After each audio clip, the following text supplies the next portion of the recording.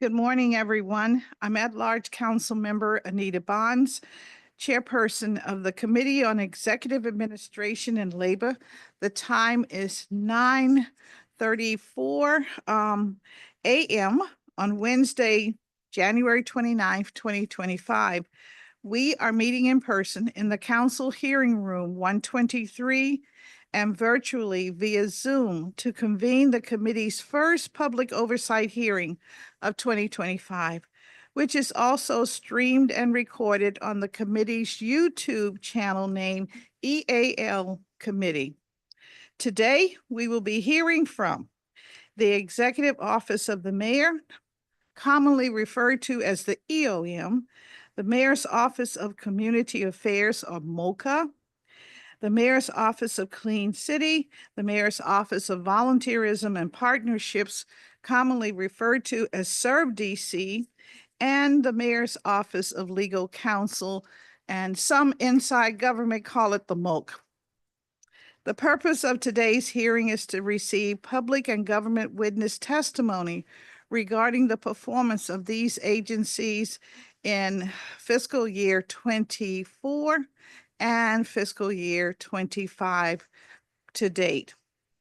I ask that today's public witnesses please keep your remarks to 3 minutes or less for individuals and 5 minutes for organizations. I'd like to note that the entire witness testimony will be part of our record, provided that we receive your written testimony. So if you have not submitted it already, please email it to the Committee on Executive Administration and Labor at ceal@dccouncil.gov, and that's CEAL at dccouncil.gov. Today, hearing is designed to give us a better understanding of these agencies and their work at the forefront of the executive branch of the government of the District of Columbia. Given their key roles, it's important that we really dwell into the mission of the agencies and get deeper understanding of the work they do and their role within the government. This is also an opportunity for the public to speak to their experiences and reflect on how the mayor's policies have impacted the city. Today, we will discuss the work that the agencies have accomplished over the past year, and that would be fiscal year 24, identifying areas of success and areas that could be strengthened. These oversight hearings are an opportunity to evaluate how we can be more equitable DC, where every resident can live up to their full potential. And so at this time, I'll recognize any of my colleagues that may have been able to join us. Today, we have, I think, as many as 4 different hearings in progress. So, all right, we're soloing. So I'm all ears to hear from everyone. So thank you very much. Before we proceed, I think I'd like to just go very briefly and talk a little bit about the agency's mission as we understand it. The Executive Office of the Mayor supports government operations and advances policy goals of the mayor. It is led by a Chief of Staff, Lindsay Parker, and she is responsible for implementing specific goals and objectives, providing district agencies with leadership, support, and oversight. And she's joined by her Deputy Chief of Staff, Stephen Walker. They also help to ensure that the mayor's policies and initiatives are communicated effectively to district residents and stakeholders, and that the district seeks public input as it envisions the future of the city.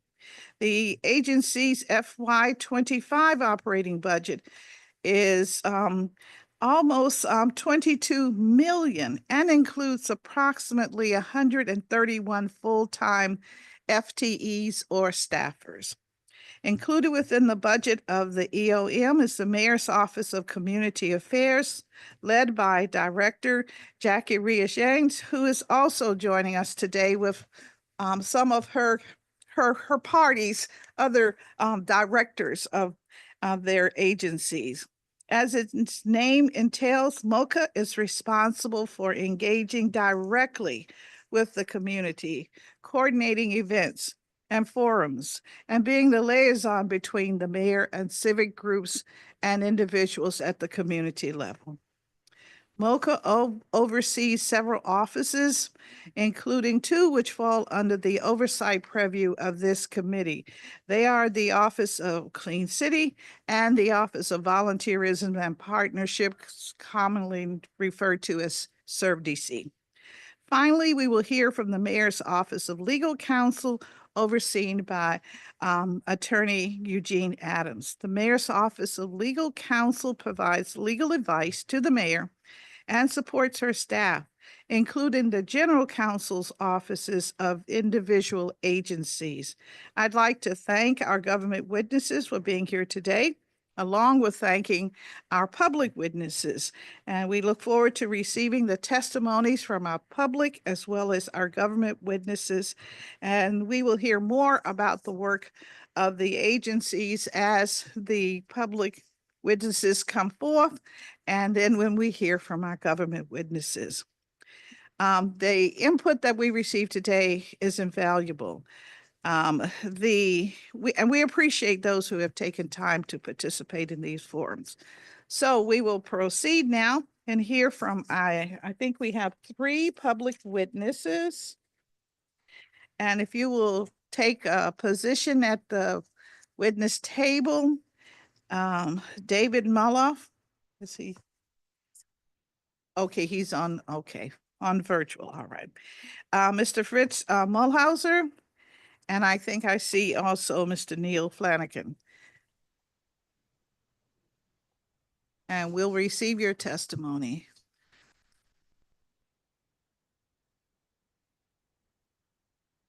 Mr. Moloff, we will take your testimony first. Thank you, and good morning, Councilmember Bonds. I am David Maloff, past president of the DC Federation of Citizens Associations, and today I have 3 respectful asks for the committee. I'm here to ask you once again to support my call for an arm's length internal review of the Department of Buildings residential permitting and inspections for DC Code Classification 3307 projects deemed dangerous. An astounding 7,000 such permits were issued last year.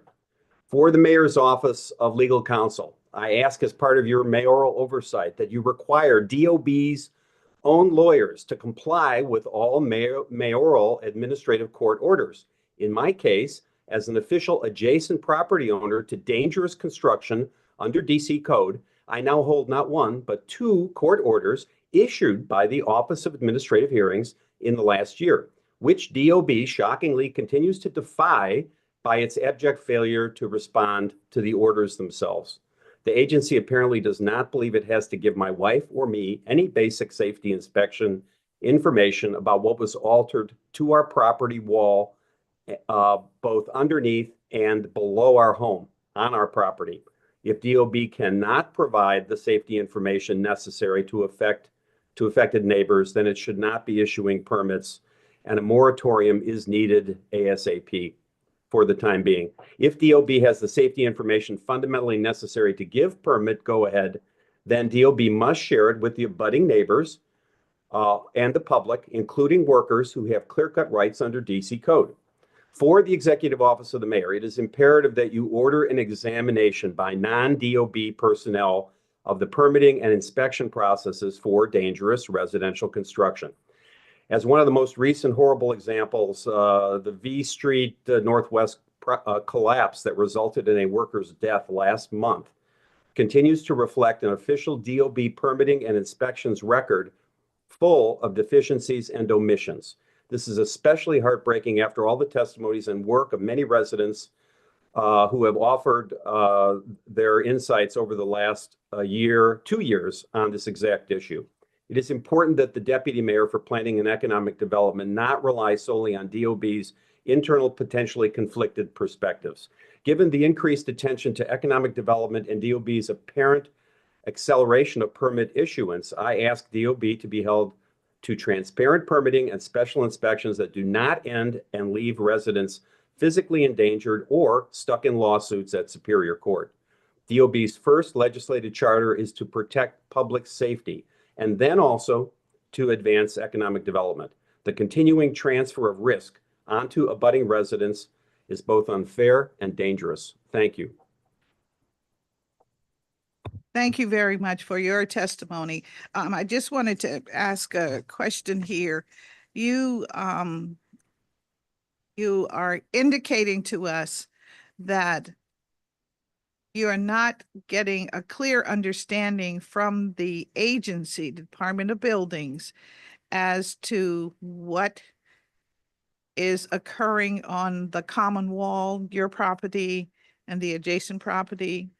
Do you have timelines when the timelines of the inspection and when you received any correspondence from the Department of Buildings? I received a one-sentence response from DOB stating that my appeal in asking for the information that was promised under DC code and on the neighbor notification forms I received, that it was not, had no merit. The administrative law judge at the Office of Administrative Hearings, a council member, ruled in December of 23, that's over a year ago, to give us the information we were promised and were entitled to. DOB appealed vigorously to not provide the information. The judge came back in April of last year and said, no, your appeal is denied. Give these residents the information that I've ordered, a special inspections report and answers to our questions about what was going to be done to our home. DOB has been absolutely radio silent on the matter for 8 months. It's unbelievable, and it's not acceptable.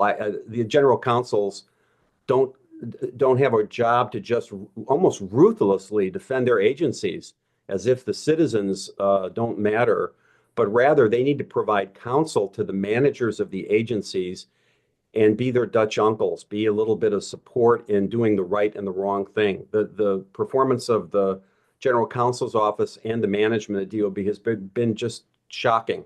And the audio transcripts of our hearings at at the Office of Administrative Hearing are quite remarkable. We have a second case at OAH. We're hoping to have a decision from a second judge relatedly for all the work that was done above our home that knocked out our historic chimneys and so forth. So we're hopeful on that. But residents shouldn't have to spend tens of thousands of their own time, and the departments should not spend this kind of money fighting their own residents and defying the orders of the mayor's own administrative court. That's why I'm here today. It's a riddle wrapped in an enigma. Thank you very much for that additional information. As you know, we have the EOM before us today. They are here present. They have heard your entire testimony at this point. So perhaps they will have a solution that they'll share with us today. So thank you very much for your testimony. And now I'd like to turn to Mr. Mulhauer and Mr. Flanagan. Mr. Mulhauer. Good morning, council Morning. member and other members watching. I'm Fritz Mulhauser. I'm the co-chair of the legal committee of the DC Open Government Coalition. We're a community group over a decade old now, devoted to being a watchdog for the transparency aspects of DC government, trying to assure that agencies carry out the open meetings, open data, and open records statutes. I'm here to talk today about the MOLC, the Mayor's Office of Legal Counsel, because they have an important role to play with regard to freedom of information requests. 10,000 people a year make those, and the system is not in good health, which we address in a variety of settings in hearings. Today, my concern is with the Mayor's Office of Legal Counsel, which may puzzle you, but recall that the Mayor's Office of Legal Counsel is not only the law firm serving the mayor, but it has a public role in adjudicating Freedom of Information Act appeals. That is, if you or I ask for a record and an agency denies it or dawdles for months with no response, you can appeal. It's fast, it should be free and fair, and there have been troubles with the Mayor's Office of Legal Counsel doing this work over the years. You recall ballooning backlogs, which we addressed with this committee year after year, and thankfully those have been reduced. The present concern today is the appeals publication task. Not only does the Mayor's Office of Legal Counsel write opinions and send them back to the agency and requester, but they're to publish them. This is required by law, and it makes sense. Everybody should know how the Mayor's Office thinks the Freedom of Information law should be interpreted. It's very complicated. It takes 100 pages in a Department of Justice book to talk about privacy exemptions in the federal law, which are the same as the DC ones. So appeals are important. There are hundreds every year. And for today's purposes, I call to your attention that the MOLC simply has avoided publishing these opinions for years and years and years. It's a low priority for a busy office that has high-profile tasks assigned from the mayor. We understand that. But we count on you to be an honest broker of the variety of demands on their time to assure they pay attention, and your committee gain their attention to solve the backlog of opinions. But the backlog of publications is vast as well. The Office of Open Government has investigated and reminded them repeatedly that the backlogs are unacceptable and a violation of law. And I'm going to have to revise my prepared testimony because in the last few hours, the office has announced to you in testimony that they'll give later that they've solved the backlog problem by backlog of publication by publishing to the DC Register and a website their opinions, but they haven't. They've established a new website that nobody can find, and it contains thousands of opinions posted in the last few hours and days. This is a latter-day conversion to the gospel.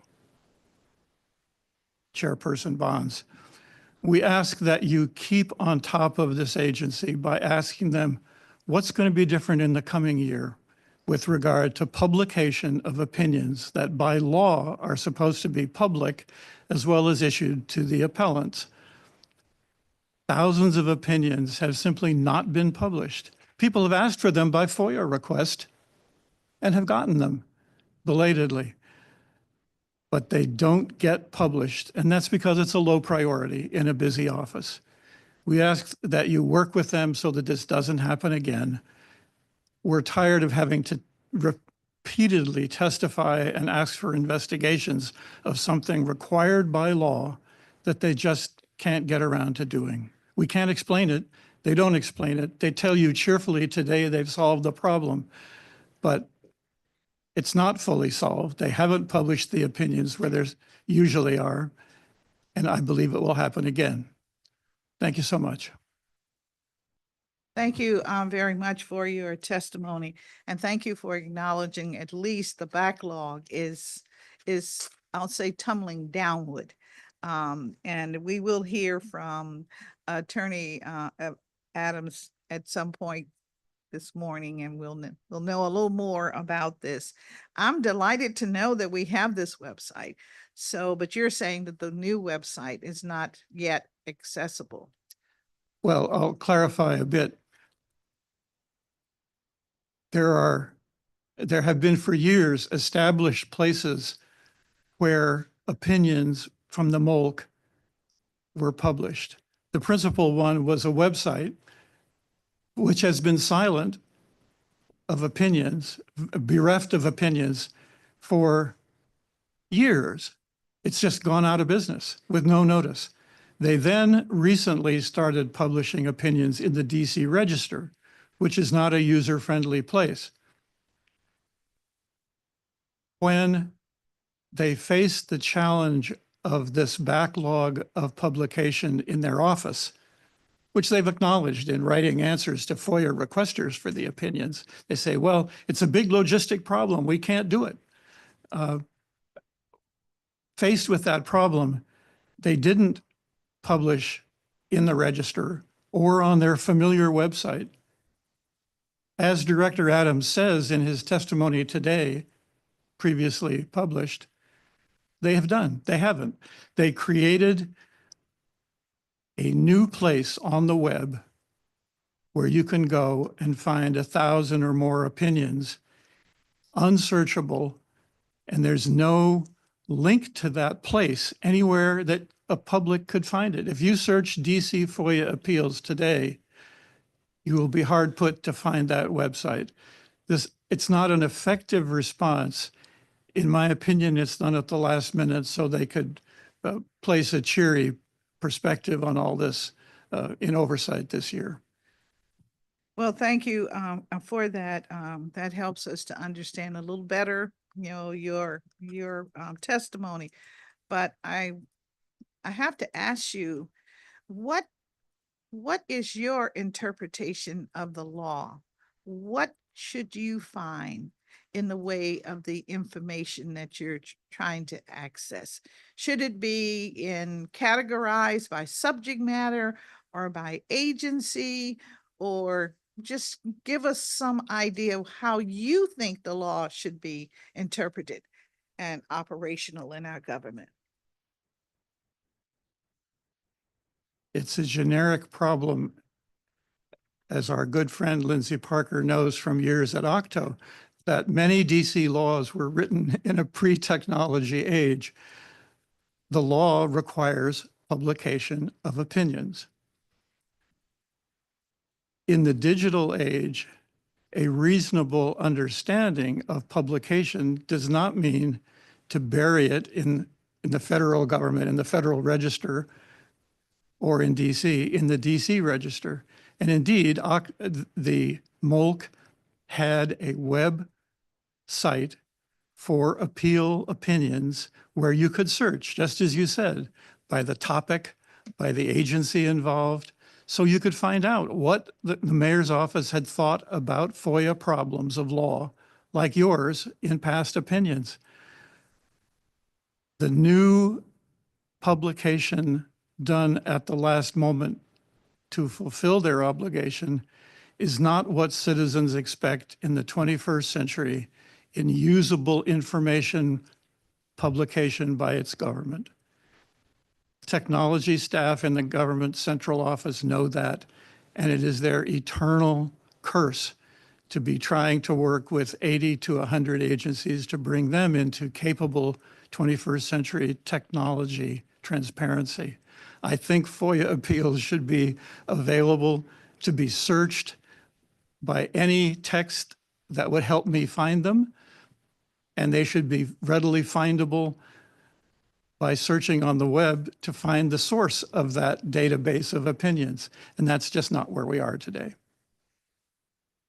And I appreciate that. And you've given us some better understanding, I'll say.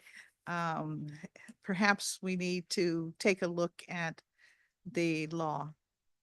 And as you indicated, there may be a need for some modifications, because you're right, what good is there having the information published if it's not usable? I understand that.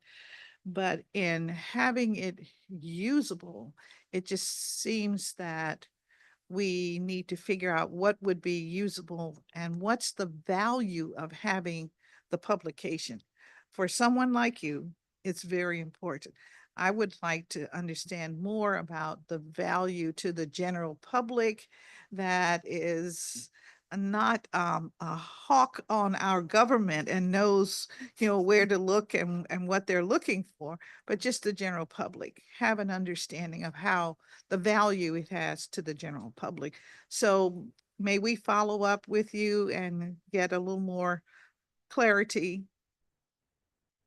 It'll be my pleasure.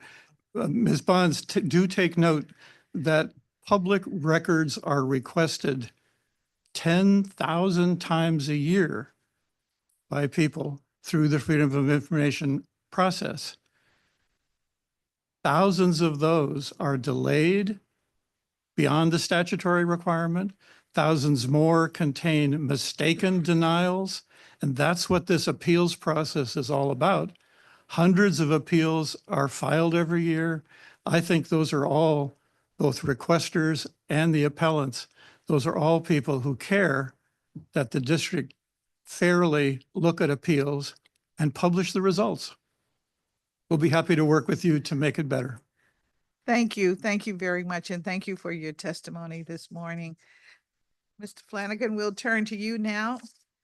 All right. Thank you, Welcome Councilmember. your testimony. Thank you, Chairperson Bonds. Thank you for the opportunity to testify today. My name is Neil Flanagan. I'm speaking on behalf of the DC Archives Foundation, a 501c3 nonprofit organization founded last year to financially support and enhance the mission of DC's largest and most comprehensive historic resource. We come before this committee to request an update from the mayor's office on the status of the new DC Archives facility. We are concerned about the significant delay in the progress of the new DC Archives facility at the University of the District of Columbia, including missing a formal groundbreaking once proposed for last October. We are concerned that the priority given to the project has slackened, leading to further cost escalations, short-sighted value engineering, and possibly cancellation, leaving UDC students with a stub of a building instead of the curricular enrichment promised by the district and the largest collection of DC history neglected once again.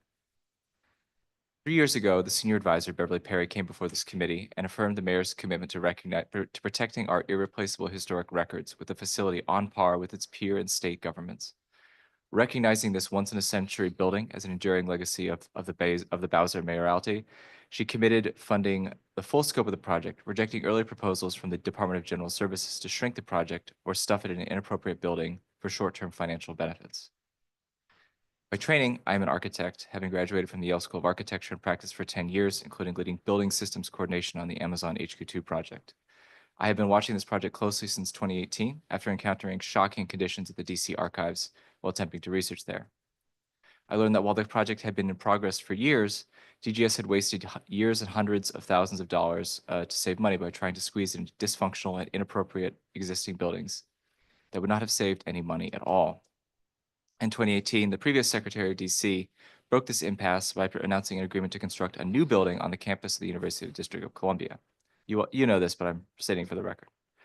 This decision was recognized as a brilliant by multiple groups because it creates opportunities for both professional degree and liberal arts education at UDC. For example, I am able to be both an architect and a historian because I took classes that required me to do hands-on archival research at Yale's Beinecke Library. UDC students should also have that chance. Since 2018, however, I have watched DGS mismanage this project further, letting costs spiral out of control, dragging its feet through periods of inflation, trying to save money by cutting core functions of the building before being forced back into the best interest of the public by public pressure, the council, and senior leadership at the office of the mayor. Thus, the commitment by Ms. Perry and the substantive movement that followed suggests our communities would finally have access to DC's history on par with the residents of other states. Over the last 6 months, however, the progress has sputtered out.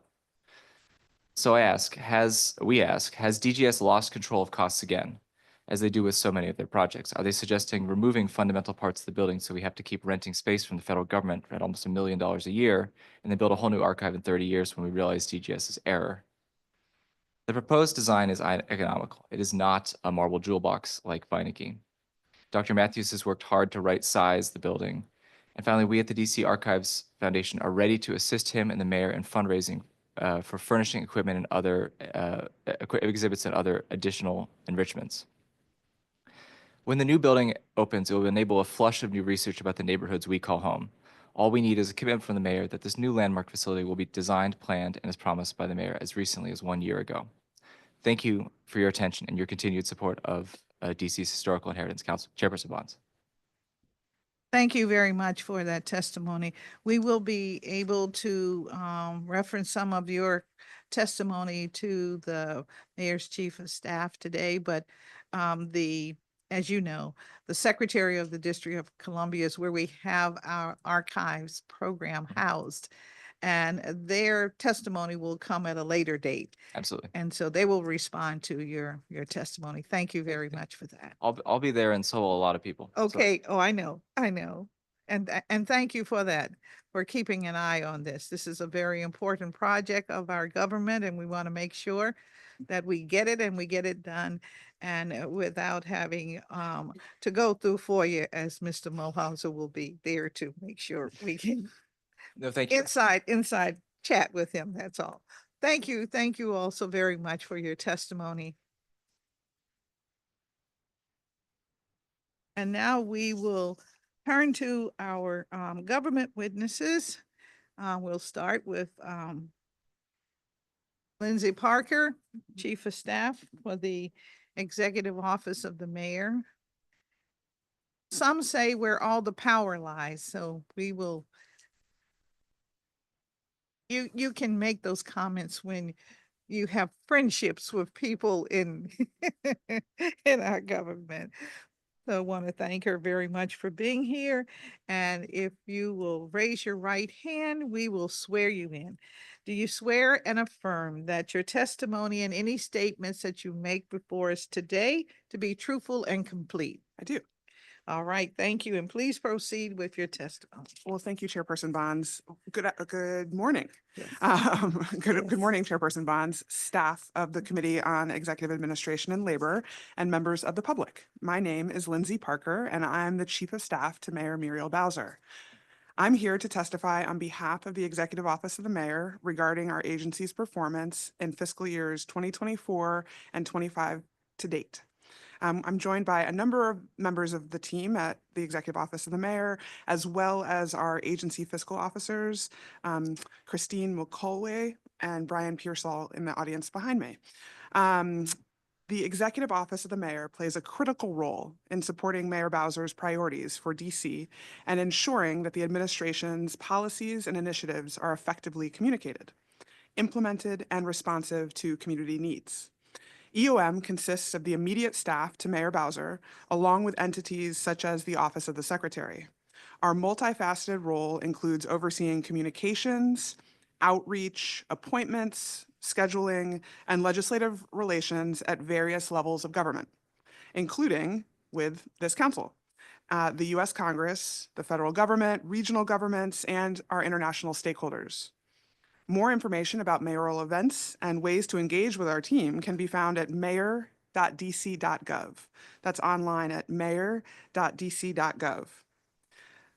Over the past year, the Executive Office of the Mayor has continued to focus on delivering responsive and effective services and programs to the residents and businesses of the District of Columbia. Together, we have worked with the community and DC government agencies to advance DC's comeback plan.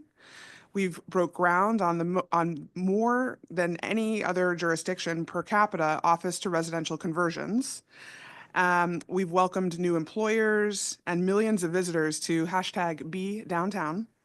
We've delivered on Mayor Bowser's promise of building 37,000 units of new housing, even before we got to 2025. We've built on our progress at the St. Elizabeth's East Campus and enrolled more students in our public schools, and many more. We've collaborated and coordinated with residents, businesses, community leaders, school leaders, public safety partners, and members of the council to put forth legislation like Mayor Bowser's Safer, Stronger, and Act Now bills, the council passage of the Secure DC Act, with your support, Councilmember Bonds, which included important provisions from both bills, was a key contributor to the 35% drop in violent crime we experienced between 2023 and 2024. Internally, we've now seen the benefits of restructuring EOM to communicate with and respond more quickly to constituents. This reorganization has increased communication with our critical partners, from labor unions to partners in Congress and more. In October of 23, Mayor Bowser announced a reorganization of EOM that created the following divisions reporting to the Chief of Staff. The Office of the General Counsel, led by Betsy Cavendish, advises the mayor and EOM offices on legal matters. The Office of the Secretary, led by Kim Bassett, manages DC's archives, commissions all notaries public, publishes the District of Columbia Register and the District of Columbia municipal regulations, and acts as a liaison between the government and the diplomatic community. The third section is the Office of Intergovernmental Affairs, led by Tomas Talamante. the IGA serves to engage local, regional, and federal governments and elected officials to address the most pressing issues and advance Mayor Bowser's priorities. This portfolio includes the Office of Policy and Legislative Affairs, more affectionately known as OPLA down here at the council, and the Office of Federal and Regional Affairs, or OFRA. Over the past year, IGA has been instrumental in planning and preparing for the presidential inauguration, leading the DC government's Presidential Inauguration Committee to ensure smooth operations. The team also protected the Federal Special Event Relief Fund and successfully increased that allocation to $90 million to meet the growing cost of hosting national special security events, of which we hosted 3 in 2 weeks just this month. Additionally, IGA organized the first ever National Housing Summit with the National League of Cities. That also happened just this month. And also planned DC welcome receptions for attendees of the Congressional Black Caucus and the U.S. Conference of Mayors, further solidifying DC's role as a hub for national and regional leadership gatherings.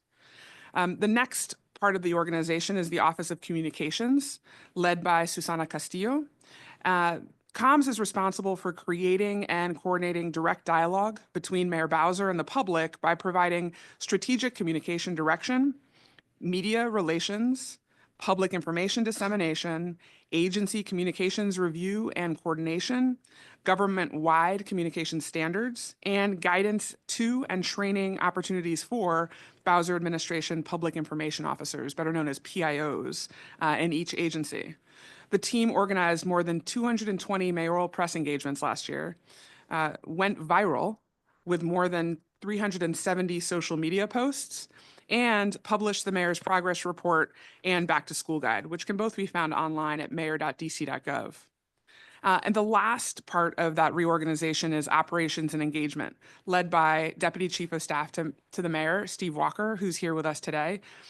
And the operations and engagement team is really responsible for improving public awareness and involvement in the work of the Bowser administration, including maintaining strong communication with our residents and businesses via our outreach and engagement offices, and by filling mayoral appointments. This portfolio includes the operations, support services, and scheduling and advance teams. It also includes the Mayor's Office of Talent and Appointments, the Mayor's Correspondence Unit, the Mayor's Office of Community Relations and Services, and the Mayor's Office of Community Affairs, including all of the affiliate offices under the Mayor's Office of Community Affairs. The team helped coordinate over 1,500 public engagement events last year in all 8 wards, including Emancipation Day and a record-setting Fresh Start 5K with 6,800 registered attendees this January 1st. Hopefully you were there, and if you missed it, it was a little cold, but we had a good time. To request a ceremonial letter from Mayor Bowser, invite Mayor Bowser to an event, make us aware of a constituent service request, head online to mayor.dc.gov, or email scheduling.eom@dc.gov if you've got a scheduling request, or just call us at 202-727-2643. And again, that's 202-727-2643, and our team will respond.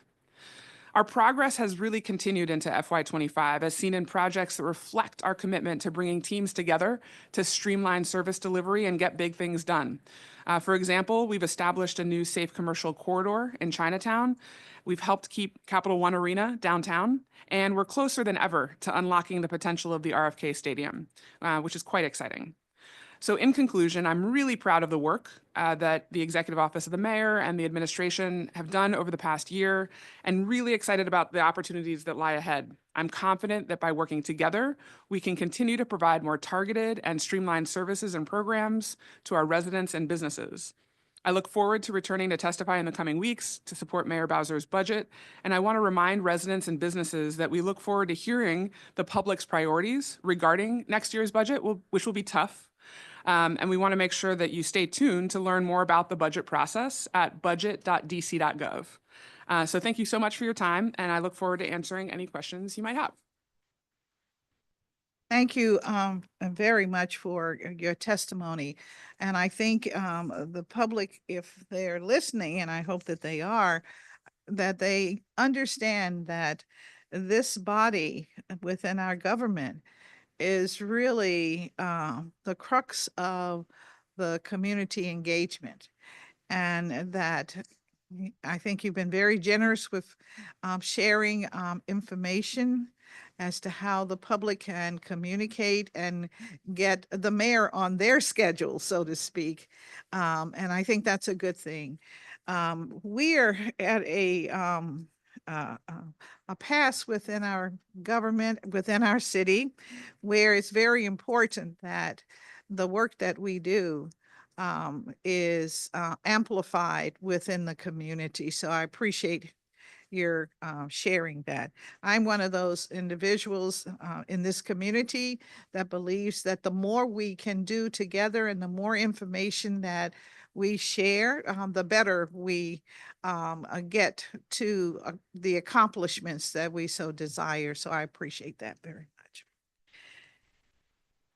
Can you just explain to us whether or not the EOM's role is different from that of the deputy mayors, the city administrator, or senior advisor? Can you describe, after giving us an understanding of how those roles are different, how they then work together to accomplish the goals? Because you've articulated, sounds like, I would say a good almost 5,000 encounters, opportunities that the public has had. And so just wanted to. Sure. Well, thank you for that question. I think the best way to think about it is the city administrator is essentially almost the COO of the city, the chief operating officer. And under him, each of the deputy mayors are responsible for their operational clusters of government. So we have the deputy mayor for planning and economic development, the deputy mayor for public safety and justice, the deputy mayor for health and human services, the deputy mayor for education, and then the assistant city administrator as well. And they all have various clusters that they're working with to make sure that the priorities of the DC government are clearly articulated to the agencies that are operationalizing those policies, and that they're meeting the goals that residents expect. So that's sort of the operational side of governing.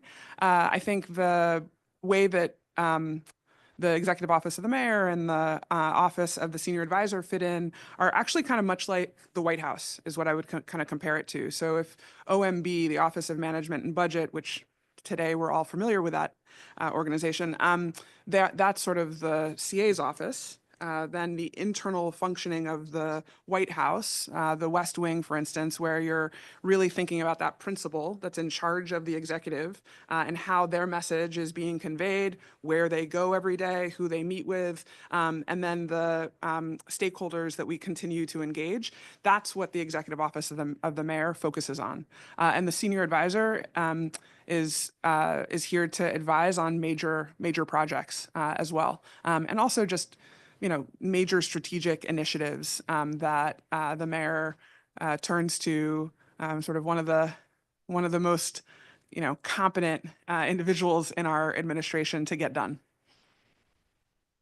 Thank you for that. And I hope that the public was paying attention, because so frequently we know of the mayor as being the rah for the public on different projects and proposals.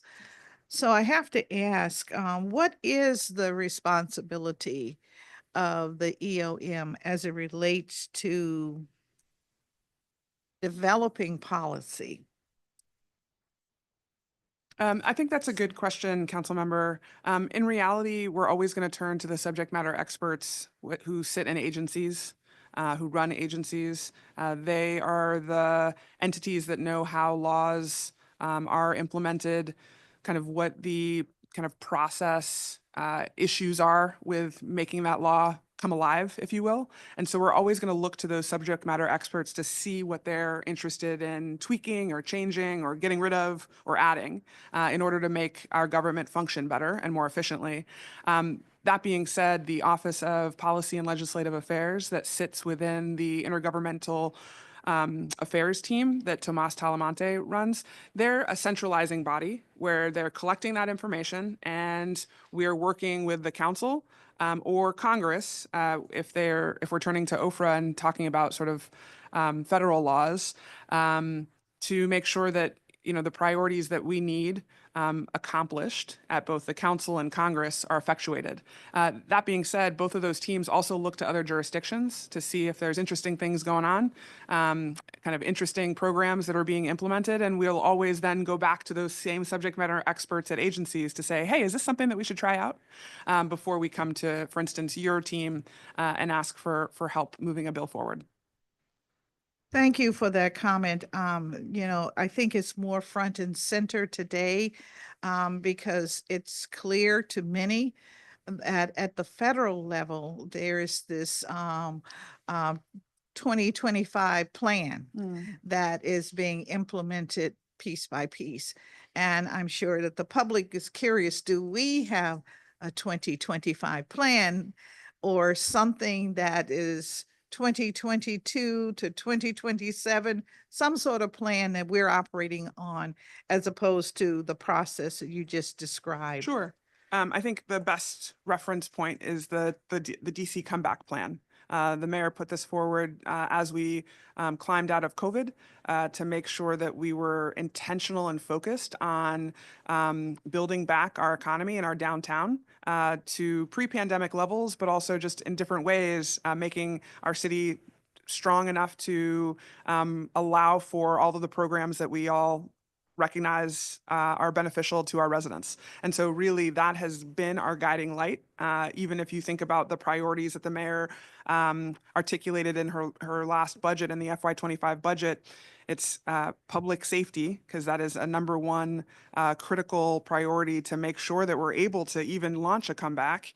That's education, because we look at education over the years in Washington, D.C. as a primary. We've got some exciting new information actually about the national report card that came out this week that has DC really shining. One of the fastest, we're continuing to improve, fastest improving school districts in the country.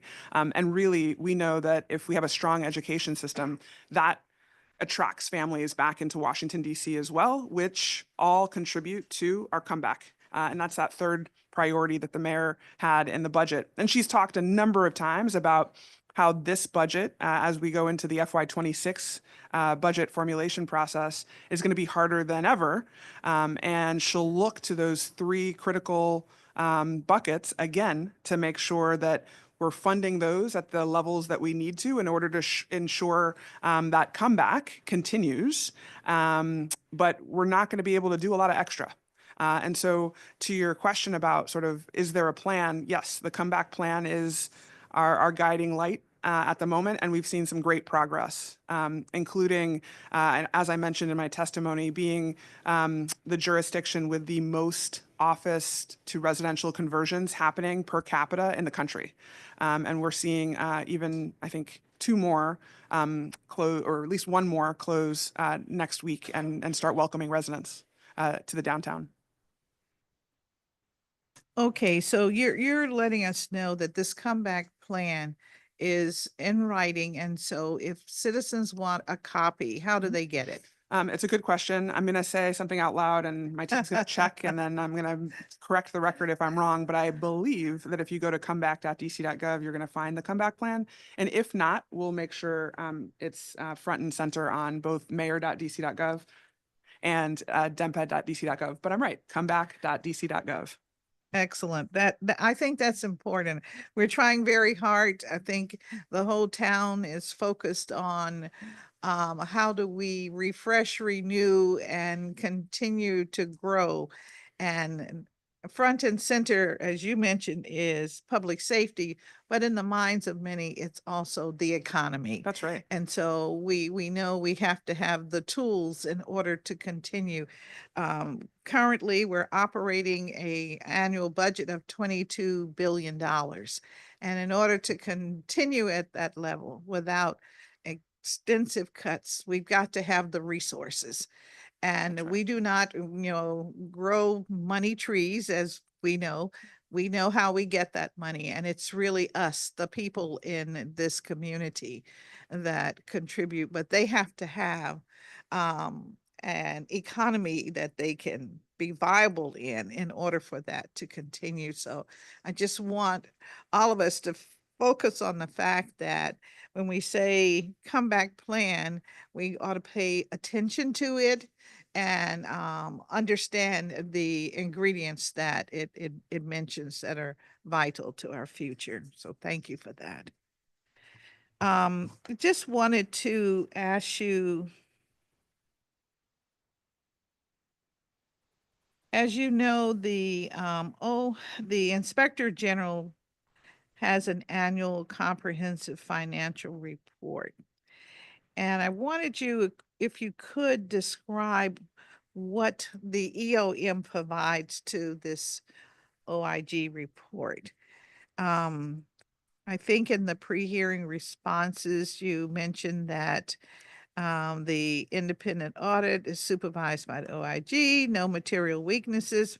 We know about all of that, but you said to your knowledge that the Board of Ethics and Government Accountability issues no findings, but I wondered if there's some inherent role that the EOM plays, or are you treated as any other agency that they audit, that they work with in that matter? That's a good question, council member. And I think that kind of goes back to your first question, which was what does the Executive Office of the Mayor do versus the Office of the City Administrator? And it's really the Office of the City Administrator, the operating entity, operating head of government that champion, like from our side. So the Office of the Chief Financial Officer and the Office of the Inspector General both work on the can we call it ACFR? Am I allowed to call it ACFR? Yeah, ACFR. ACFR is the right acronym.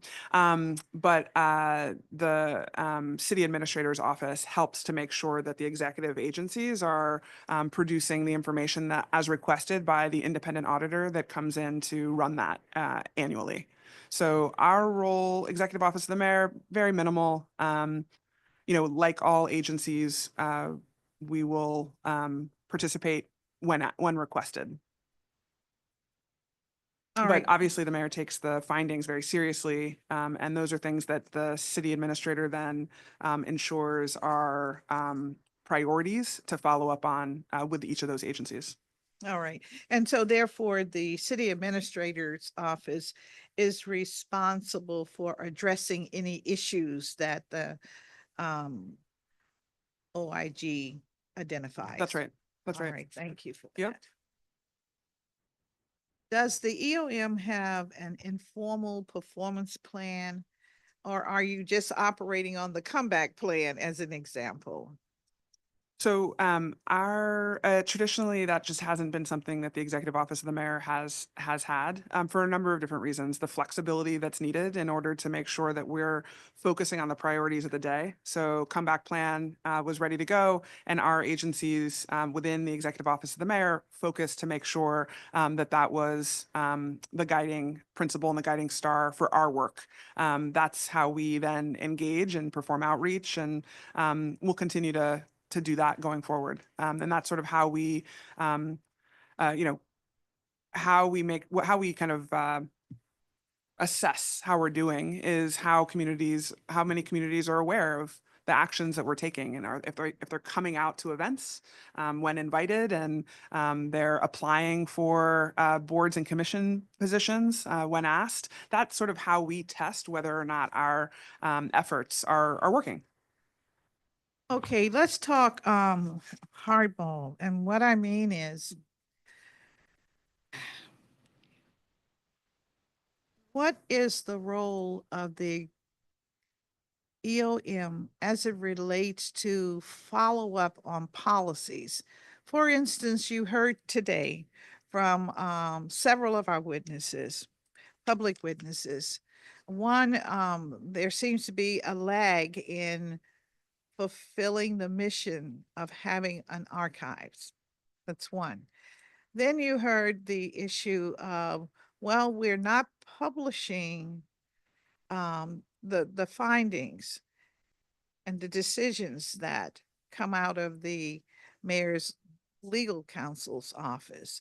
Then you heard the issue of, well, the Department of Buildings is not following through and at least acknowledging to the affected parties the situation.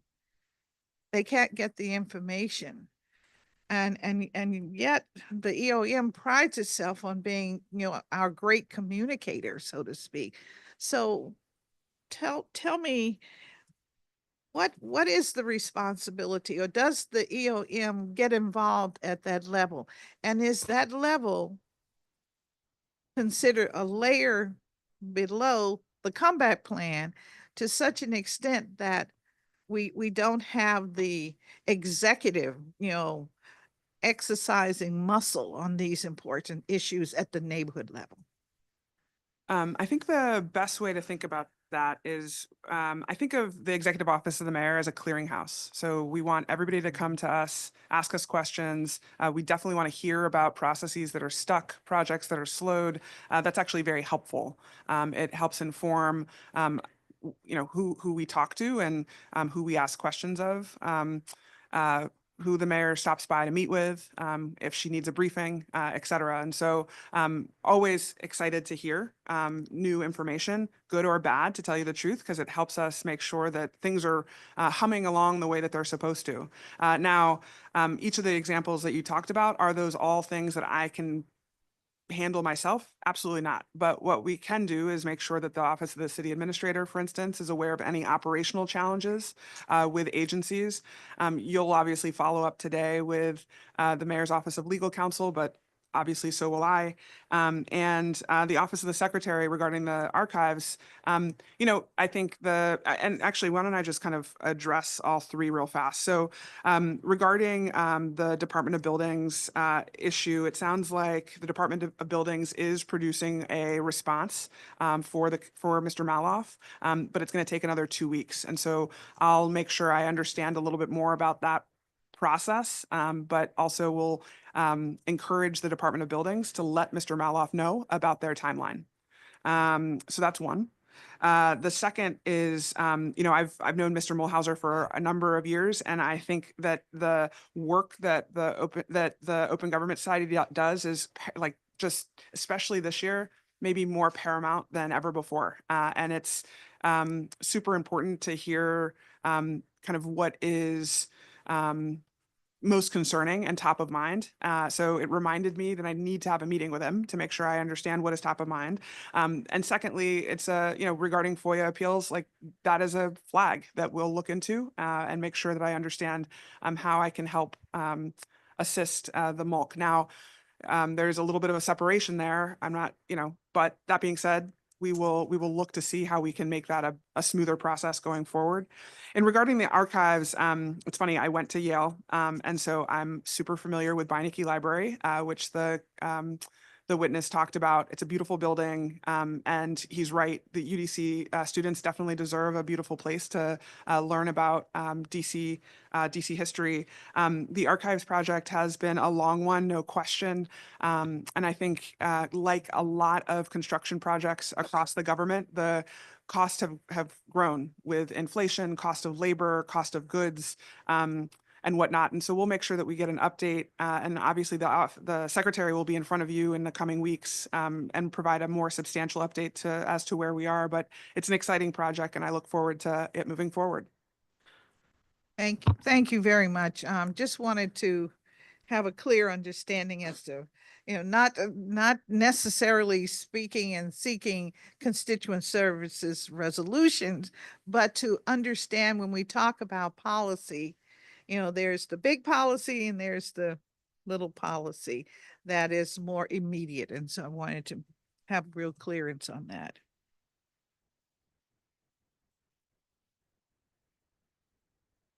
All right.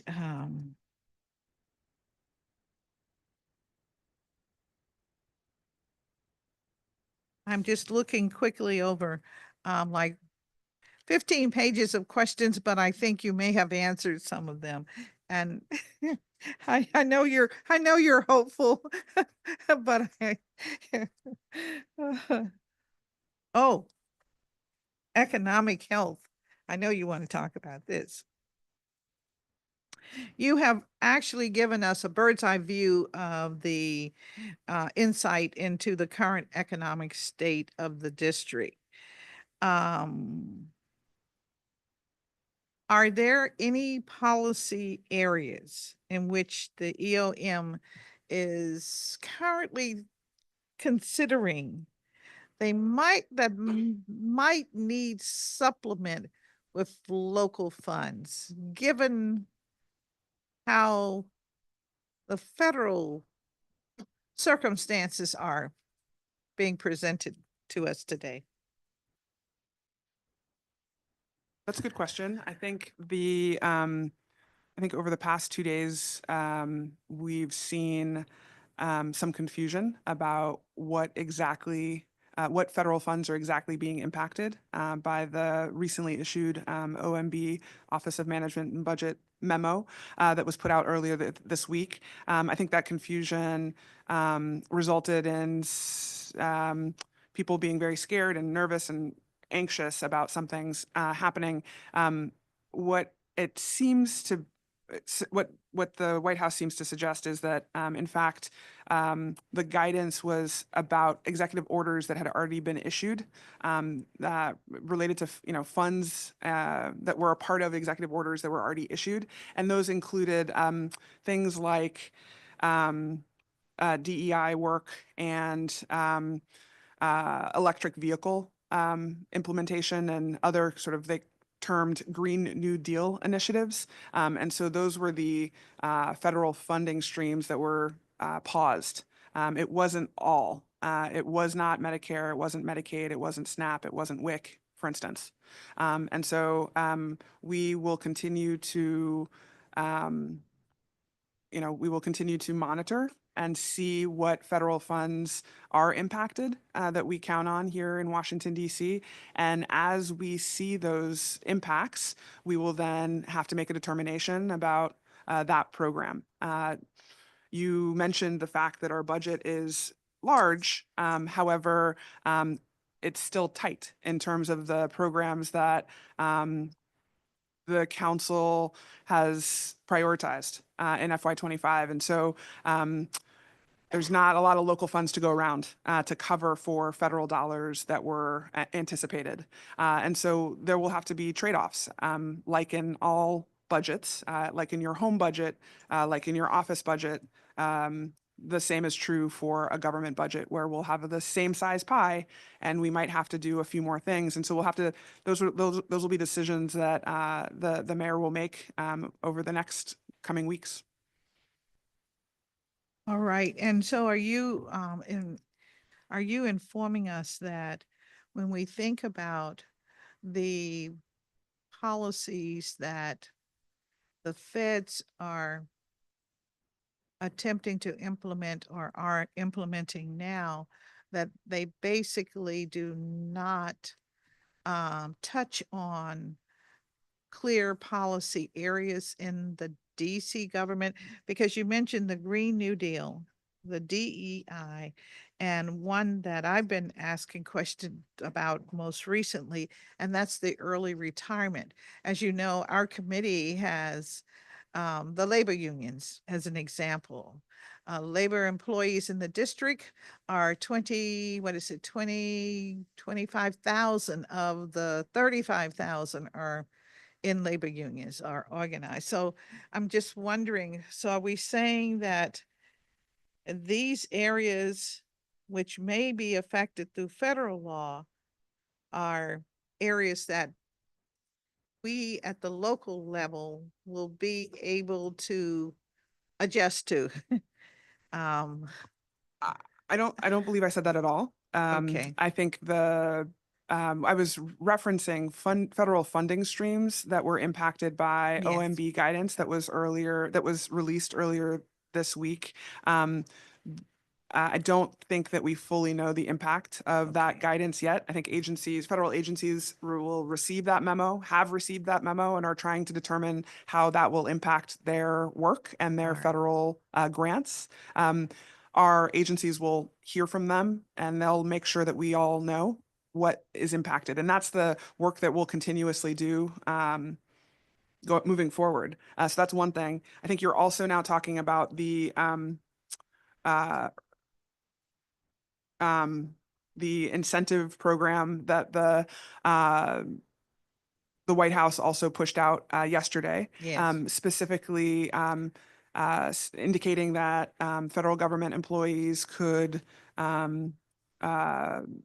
leave their jobs if they made a decision by February 6th to get paid, I believe, through a time in the future, potentially September. And you're asking if that would impact us.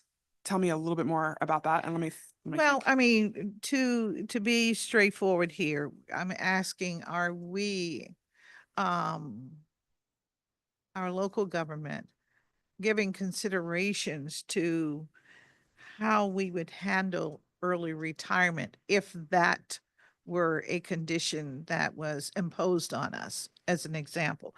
I'm also asking, as it relates to the Green New Deal money and DEI, whether or not there's a way to utilize local dollars to make sure that these programs can continue in our city. Okay. I think I think I'll need to understand a little bit more about the concerns around early retirement. I don't know if I'm completely Yeah. clear on that, but I think yep. So maybe we'll circle back on Yes. that. And I think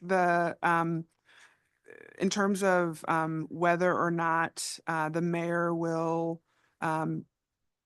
be able to accommodate with local dollars federal funding sources that get turned off. You know, like if the truth there is, like I said before, our budget is, while big, quite tight. And so if there are things that need to be paid for with local dollars, we're gonna have to make some trade-offs. And that's the conversation that's gonna have to happen. And it's not yet there. We don't yet know the impact Yeah. on the on the federal dollars. Yeah. And I recognize this is a very sensitive area, but I know that we're hearing from people calling into the office. And Mhm. so Mhm. I just, I appreciate you take the good with the bad. Yep, So definitely. thank you very much for that. The Gallery Place Chinatown Task Force, which was launched in January of 2024. What actions has the task force taken over the past year in the area of, public outreach? I think you've spoken a little to that, but the design planning, retail support, and the preservation of Chinatown. Just wondered if you have some thoughts on that.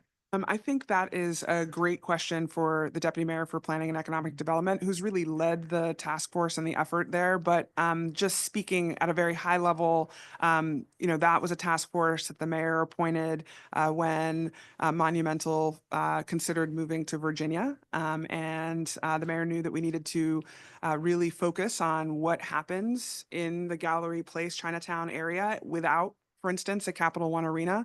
And appointed Jody McLean and Debbie Ratner Salzberg to lead the effort. And my goodness, some very smart, thoughtful people came together to put together 8 big ideas to really rethink that corridor. And interestingly enough, when the mayor and team convinced and struck a deal with Monumental for Capital One to stay, that was only kind of icing on the cake in sort of what is planned for that area.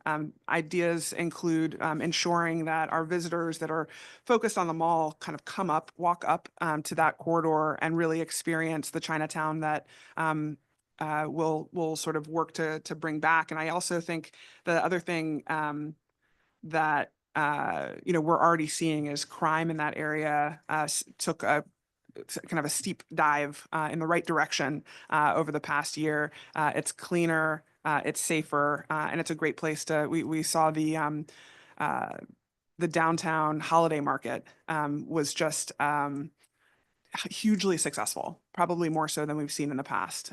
People spending their money, spending their time, buying gifts and food, and also just kind of entertaining themselves downtown in that corridor. And so the work of that committee to ensure that, for instance, the national mistletoe was up during the holidays has really sort of brought some life back into that corridor. And we're so excited that Capital One has also agreed to stay.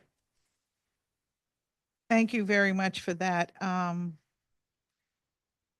Did you mention Chinatown in deaf? Okay, all right. Want to make sure. We had some questions from the public on that.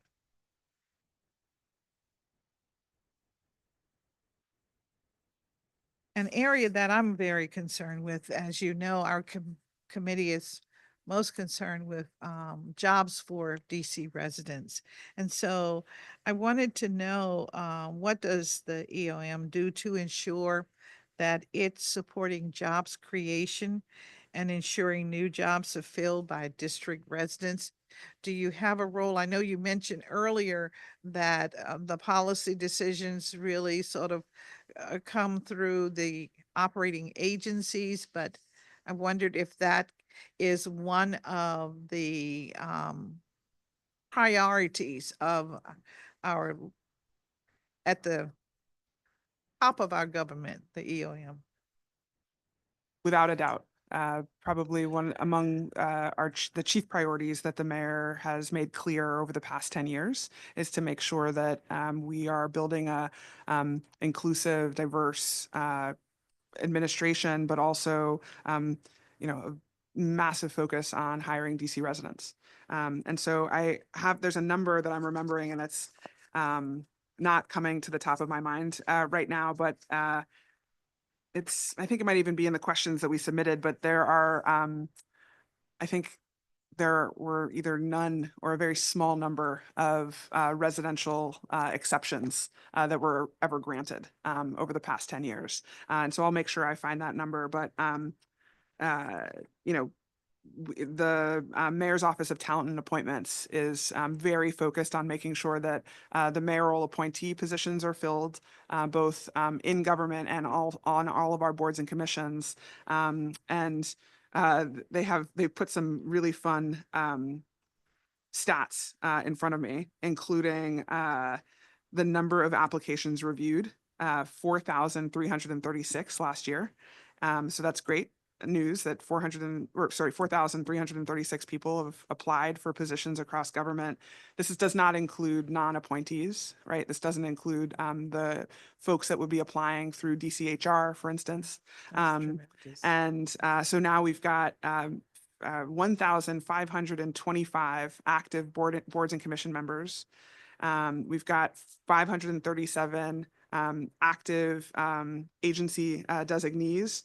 And we made 508 boards and commission appointments last year. So lots of people are doing lots of things for DC, which is exciting. You're right. And our number, we added up the information you shared with us, and we came up with, I think, only 358 vacancies in your boards and commissions. Yeah, it's not bad. Of the take it. 1,000 or so We're positions. still pushing. So the numbers are getting better. Yeah. And with 4,000 applications, do you think that we will close the gap?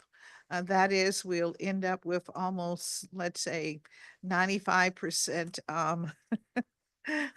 boards and commission memberships during FY25, which ends, September 30th of 2025. The truth is, it's hard to control people's decision-making, right? So you can find somebody, you can, make sure that they've had a great tenure and been in the seat for 3 or 4 or even 10 years.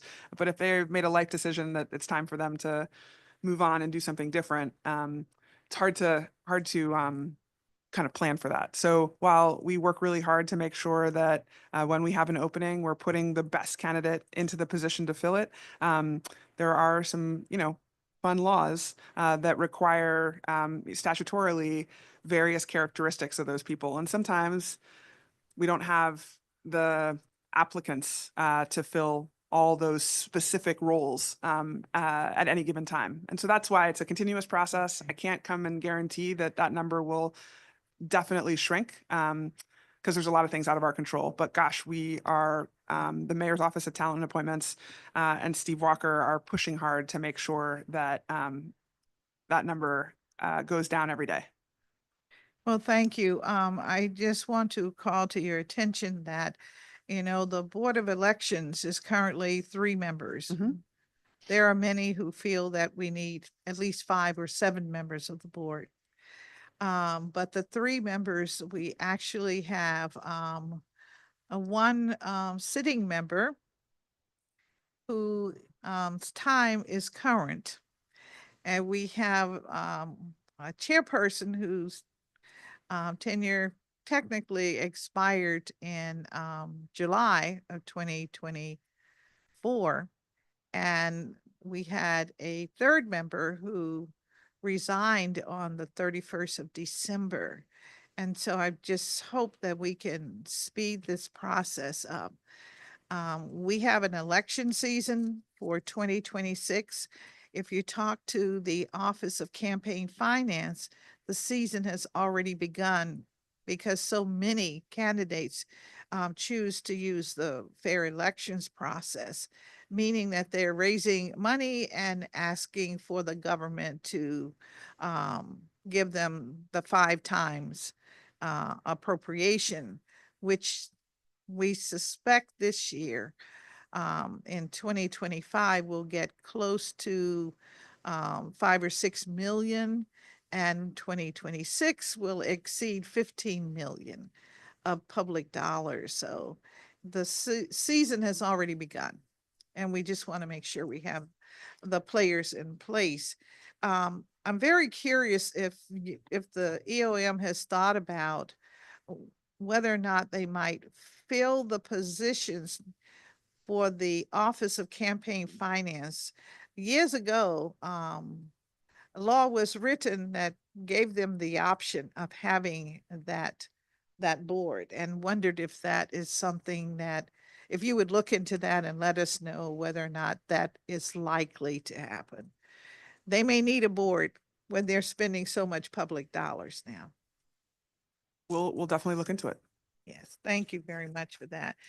I wanted to ask about the, and this is probably near the end. Okay, man, get you off the hot seat. I know you indicated you had some other things that you had to do. But if you want to stay with us all day, they will gladly hear from you. The AI task force that was created by the mayor prepared a handbook and is working with agency leads to harness AI. What are the next steps of the task force, and how can we be assured that every agency and that our committee has a copy of the handbook?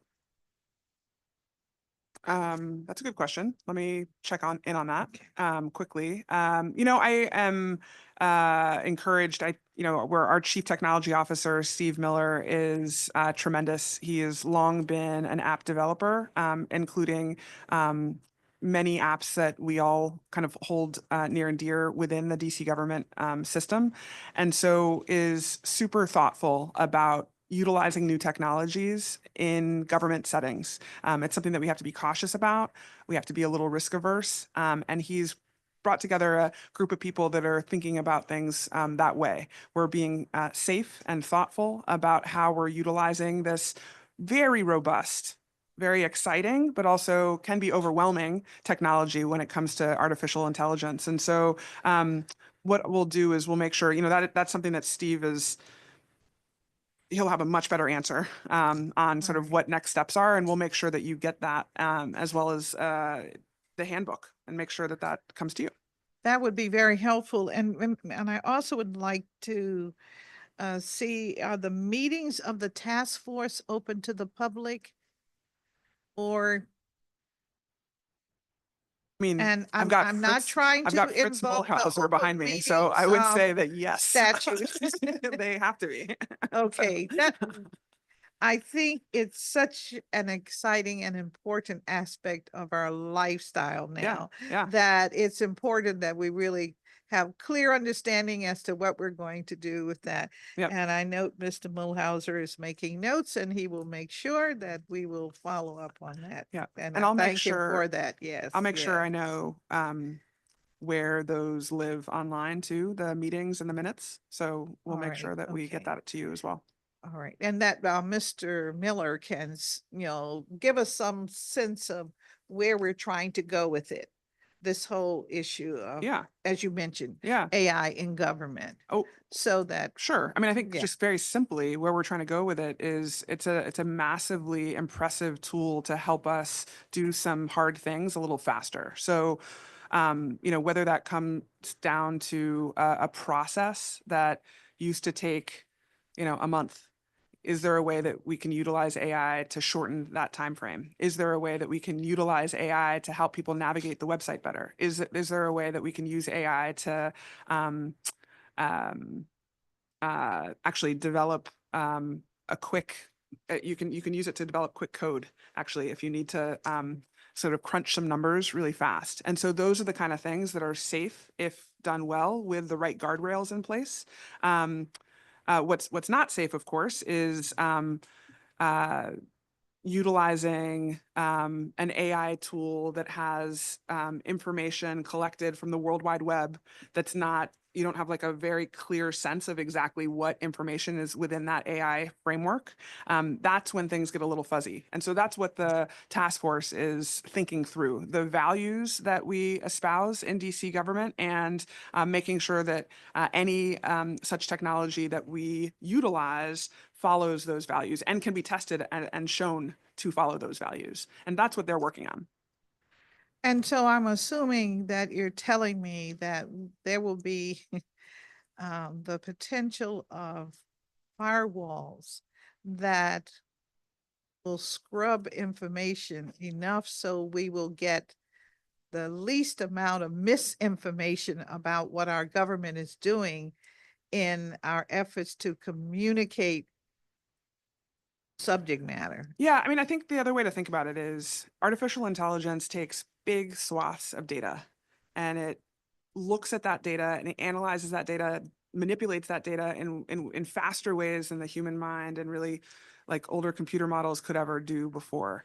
And so instead of just taking the AI models that everybody uses, ChatGPT, there's one on Google. Every major technology platform now has an AI platform. Instead of just utilizing those, having ours. So making sure that it's just the data that we're allowed to utilize, some of that open data that's on the open data website, utilizing that to fuel our artificial intelligence algorithms is sort of the way to think about it. I appreciate that. And as you were speaking, I was thinking about Mr. Flanagan's concern, about delay with the archives. And now I'm wondering, is the archives a part of this task force? Because it seems to me information is information. And we want to make sure that we don't have a lot of misinformation floating out. So just curious about that. I don't know who's on your task force. I know that I think we do not have a representative from the legislative side, but we should. Oh, I would think it okay, would make okay, sense. okay. And might even have someone from the courts too, because when we talk about DC government, people do not see the divisions. They know it's a three-part government, but they think we oscillate together to make the products of our society. So I just think it makes sense to begin to look at things from that perspective. We're not as isolated as we once were. when we got home rule. We're now, and we're a leader in the region. If you talk to COG, we're a leader in the region. And I'm just wondering how we embrace this so that all of us move forward, and we don't get left behind because we're like just that little center stuff all around us. Just a thought, Thank you. just a thought. And finally, I wanted to ask about, are you familiar with there being almost every agency has their own database system? And I wondered, what's the real value of that? It seems to me it's an expensive encounter. Shouldn't we have like Al, or Hal, remember Hal, okay. And we all sort of feed into it. I'm really trying to understand it because we get these questions.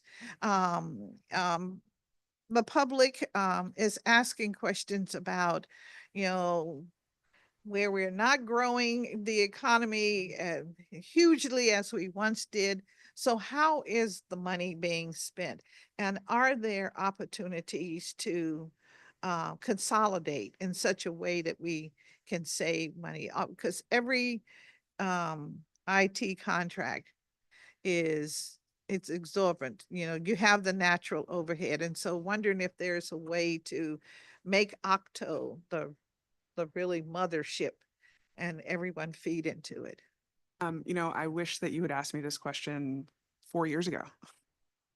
No, as had the opportunity, the great fortune to be the chief technology officer for 5 years in DC government. And that is, the answer to your question is like a very long answer that I'd be Okay. happy to talk to you about. I think the quick hits version is,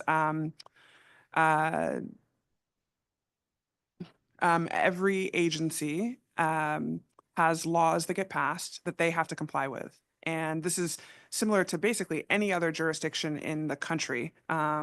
And definitely the federal government suffers from this as well, where there's a law and you need to comply with that law. So you have to build the database that's going to comply with that law. You're going to have to give people access that need it. You're going to have to allow for whoever has access to be able to crunch the number or pull the data that it specifically says in the law. You're going to have to allow for exemptions, right? Maybe only the director allows for exemptions. So the director's access has to allow for exemptions. And each agency has a different law. And so every single agency has to sit down here and testify about whether or not they implemented their system, their law, and to work together throughout government to then say, we've built this massive database that does all the things in each of these laws is quite complicated. And you have to put in place lots of guardrails, lots of protections to make sure that personally identifiable information doesn't get into the wrong hands at somebody from another agency. And so sort of, I think just the way that humans work and the way that organizations work is over time, each of the agencies built their own systems. Now, to integrate them is not something that you can snap your fingers and do overnight. It takes a long time. And again, back to those laws, some are written in a way that didn't anticipate ever having to think through this. And so I think that's actually a great space for the council and the executive to work together to think a little bit more holistically about the types of technology we all need to pursue together going forward to get things done even more efficiently. Well, thank you for that. And I guess you would have to create another task force in order to work on that. Of course. Let us know. I think it could be beneficial as we move forward. So thank you very much for that. Are there any areas that we have not pursued this morning that you want to comment on, or, parting words? I think it's important to give the EOM an opportunity to, set the record straight or add to the record if you so choose. Well, I think we just really appreciate your leadership as the chairperson of this committee. I think of you as the council person for the people, and you really make sure that you make me focus on exactly what we're doing for who. I have a whole section on seniors that at some point we'll have to go over. Maybe we'll do that for budget. But I think that your oversight over our agencies is so critical to make sure that we're thinking about how we are continuing to think about individuals and how they navigate government and make sure that that navigation gets better and better over time. And so thank you for your leadership, and we'll continue to live up to those, try to live up to those expectations. Well, thank you very much. And as a word on seniors, I just want everyone to know that there was a time in the district when we were young and getting younger. So we thought we were having a lot of children, and that was wonderful. And I'm encouraging that for those who can and will. But we're getting older now, and we're living longer. And it means that now that the nation says that the district is at the top of the heap as a desirable place to age in, it means that those from the farmlands might decide to move into this urban community. And I really do think we have to give much more attention to quality living for our aging community. I think that's very, very critical. In fact, I'm hoping that the mayor will mandate that there will be senior housing in every project. Those that are already in place, when vacancies occur, let's have a senior fill that spot. And seniors do not necessarily want to live in their own little enclave, just seniorhood all around them. They really like to be a part of the vitality of a community. And, I can tell you as a practicing grandmother, we make great attendees for the young people. So I hope that more attention will be given to seniorhood. Thank you for So that. thank you very much. All right. Thank you very much for your time and attention today. Thank you. Mhm. And now we will turn to, we will now hear from the Mayor's Office of Community Affairs, Jackie Reyes-Jans, and I guess you can be joined by Phil Thomas and Dominique Scott. And we'll take the Office of Legal Counsel later. So thank you very much.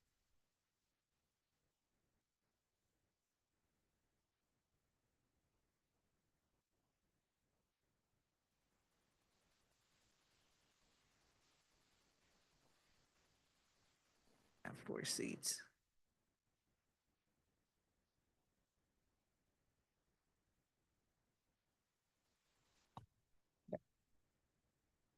All right, we'll swear you in if you would raise your right hand.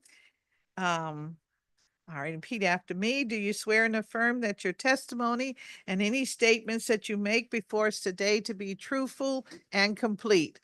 Yes, we do. All right, thank you. And Director Rios, you can begin when you're ready. Thank you and good morning, Chairwoman. Good morning, buenos días, Chairwoman Bonds, members of the staff and the committee and the Executive Administration and Labor. My name is Jackie Reyes-Jans, and I'm honored to serve as the Director of the Mayor's Office on Community Affairs and the visionary leadership of Mayor Muriel Bowser. Thank you for this opportunity to testify today regarding the performance of the Mayor's Office on Community Affairs for fiscal year 2024. The Mayor's Office on Community Affairs housed 13 cultural and constituent-based offices that serve over 700 residents of DC. These agencies are advocates and community contacts for the residents of groups across the district. Several of the offices under my purview provide language access and cultural accessibility that helps to overcome barriers so that all residents can enjoy the same services and support, whether they have been here for 5 minutes or 5 generations, as Mayor Bowser's always emphasized. As the community link to the district government, we act as the community voice in our government's actions and work. Our offices understand that throughout the connection, we can foster to develop meaningful relationships for all we serve. As trusted messengers, our offices act as a hub to disperse information in a way that is culturally sensitive and linguistic relevant to our communities. The agencies responsible for this work is including as the following: the Mayor's Office on African Affairs, who is vacant, the Mayor's Office on African American Affairs, the Mayor's Office on African Affairs led by Ali Kaba, the Mayor's Office in the Asian Pacific Islanders led by the Mayor's Office, the Director Ben de Guzman, the Mayor's Office on Caribbean Affairs, Community Affairs led by Natalie Snyder, the Mayor's Office on the Deaf, Blind, and Hard of Hearing led by Kerry Cook, the Mayor's Office on Latino Affairs led by the Mayor's Director Eduardo Perdomo, Mayor's Office on LGBTQ Affairs led by Jay Bowles, the Mayor's Office on Religious Affairs was vacant, the Mayor's Office on Returning Citizen Affairs led by Lamont Carey, the Mayor's Veterans Affairs led by Natalie Charlotte Woodward, and the new appointed Serve DC Director led by Dominique Scott, and the Mayor's Office on Women's Policy Initiatives led by Natasha Dupi. Throughout these offices, we build partnerships to engage our community, disperse information regarding mayoral and administrative projects and initiatives that provide engagement events that are culturally relevant to our community. I want to highlight some of the events and programs that MOCA participated during the fiscal year 2024. In 2024, across the 13 offices and directors, their staff hosted more than 250 events, which touch points across over 60,000 constituents. While many of these events are community cornerstones, such as Mi Pequeño El Salvador, the Lunar New Year, and the ones that our Chief of Staff just mentioned, like initiatives like the Drag Yourself to Better Health and Silver Signing Celebration. And one of the prize of my leadership is that we are expanding and developing our signature events to do bigger and better. In celebration of family connections and unification, the Mayor's Office on Returning Citizen Affairs expanded their Keeping It Real program to help connect returning citizen families with a fun day of fishing, lessons, skating, boat rides, and more.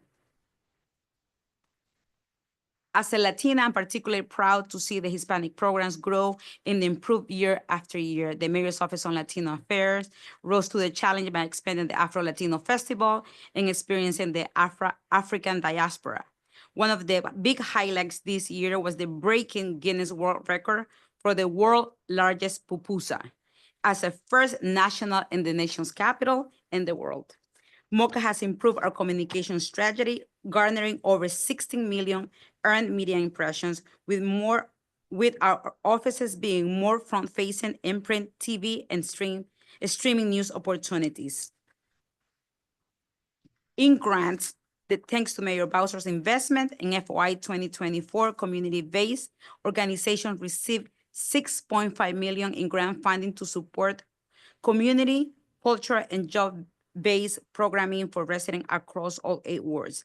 136 nonprofit community-based organizations created 166 programs targeting cultural and communities across the district. Their program reached over 500,000 residents through direct programming or events that are showcased in our diversity and DC values. I want to highlight several of the stories that successes shared by our grantees. The first from Moapia through their grantee and LED with grant funding that they launched the Navigating Your Future program, where youth met and seasoned professionals from various fields receive resources for professional development and the pursuit of brighter futures. In public safety remains a hallmark of the Bowser administrations and the office under under Oversight, continue to promote the new initiatives in partnership with the Public Safety Cluster. One of that I must highlight is the Mayor's Office on Deaf and Blind and Hard of Hearing. As with one of the newest offices in my cluster, we have excelled in ensuring that it is sometimes overlooked communities that have access to resources and services, such as initiative was partnership with the mayor's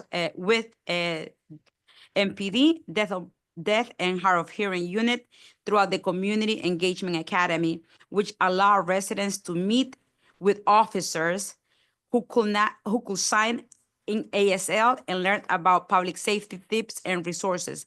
They also collaborated with Serve DC to host the first annual Deaf, Blind, and Hard of Hearing class in emergency preparedness, graduating 14 specialized volunteers who can now assist their community. In rehabilitation downtown, as we move into the new era of downtown, we continue to build up and expand our programming.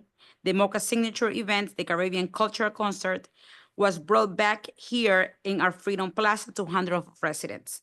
Acts from across the Caribbean diaspora perform and residents and visitors drawing crowds to this annual event.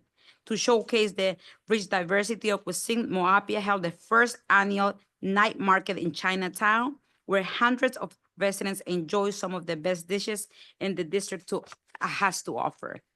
We're also assisting with bringing national events to the district. Serve DC worked with the national CERT team to bring their annual conference to the convention center, bringing thousands of CERT professionals across from the nation to experience our wonderful city.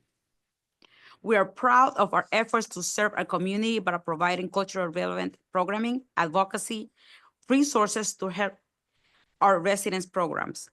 We understand now more than ever that we as a city need to come together to work both in office and in person to bring our downtown and thrive.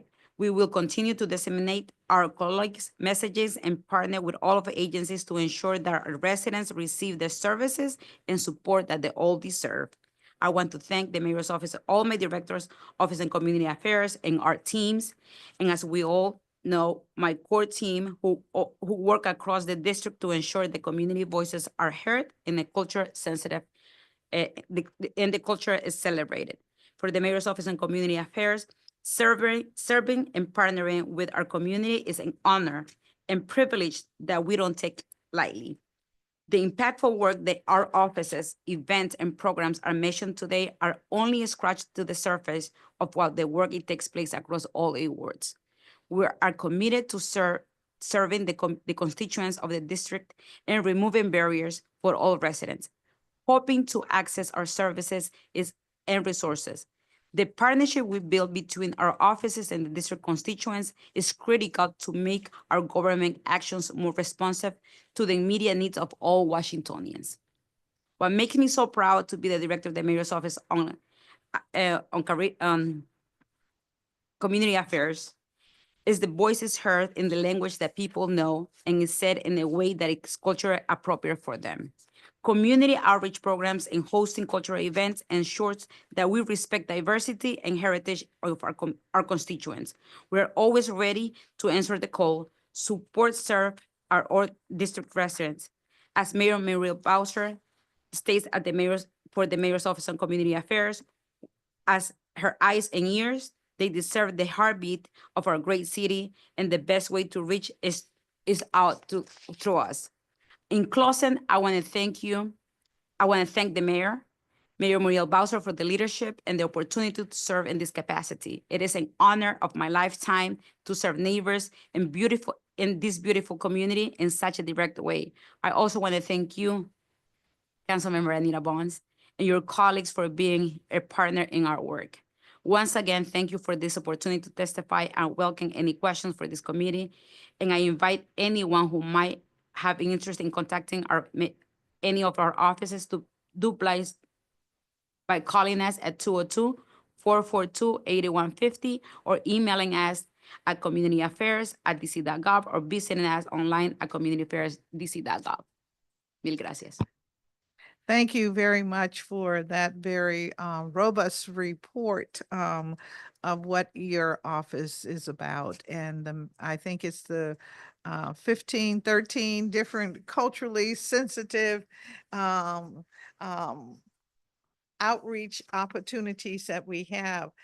You know, I asked the chief of staff, or really said, I thought maybe we were talking about 15, maybe 15, well, at least 4,000 different activities that the EOM is responsible for or puts on an annual basis. And I think you cleared it up. You made it very clear that we're reaching as many of our residents as is possible. In other words, if you're a resident here, there is a culturally sensitive activity that Yes. you can participate in. The only thing is, we did not have one that said, if you are an aging DC resident, we've got something for you. So I'll have to go back to DACL on that, Department on Aging and Community Living, but that's okay. We're all over. And remember, we're now taking over the city as a group of residents because we are aging. So thank you very much for all of what you're doing, to you and your colleagues. I think it's wonderful. And we do have programs, Councilwoman, in our different programs. We have Vida Center, and we also partner with DACO. So we are represented. Everybody has seniors in our Yes. clusters. Yeah, thank you. And I especially appreciate that you have programs specific Yes. for our young people. Yes. I think that's very important. I can remember when having the Boys and Girls Club was germane to, it was the lifeblood, or going to the recreation centers after school. And I'm not sure that we have that kind of programming, you know, in enough communities that it's making a difference. But, you know, you're putting on events at a big cost, I'm pretty sure. Nothing comes cheap in this world today. But what is your average expenditure on an event, let's say for 1,000, you anticipate 1,000 residents to attend? Yes, and Councilmember, we do a lot of partnerships. So we also take advantage of what is out in the community. So it's like, it's a merge. It's not like only holding to in the dime of the government, but we also have an average, of what a regular program will look like with our partner agencies, with their sister agencies. So with your sister agencies, is it your responsibility to um do the outreach to get people out to an event? Is that primarily your function? Or do you design the events? Or do you have input in the design in such a way you want to make sure that, the targeted culturally sensitive community actually has a say in the programming? How do you do your work in partnership with other agencies? So we are the outreach arm of the mayor, and when we work with our sister agencies, we package that in a cultural way, in a linguistic way that it will be understood to the city. If you see in my testimony, we touch more in our social media, we touch more than 300,000 people. So we have a stake on the community of like being that soft touch, and that agencies come to us and look how it could be better. Like we had the She Story, a marathon, 5K. So we partner with the Department of Parks and Recs to do that.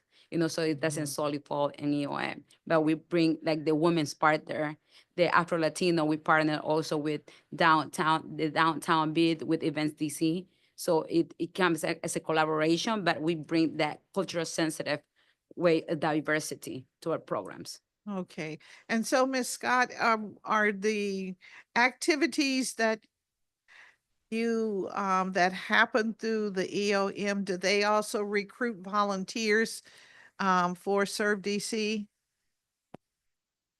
Volunteers are recruited by Serve DC to support activities in the community and the MOCA cluster. All right. And I assume when we do the Clean City activities, these various activities that you do through the culturally sensitive programming also garner some volunteers that say, well, I want to work with you. Let me know when you're doing a cleanup. I'll be there. So I'll go into more detail on that. When it comes to the Mayor Bowser Spring Cleanup, one thing we do is work with our partners at Serve DC to put all 8 sites on their portal so they can attract volunteers that way. We also work when we fall under MOCA, use the culture sensitive offices to get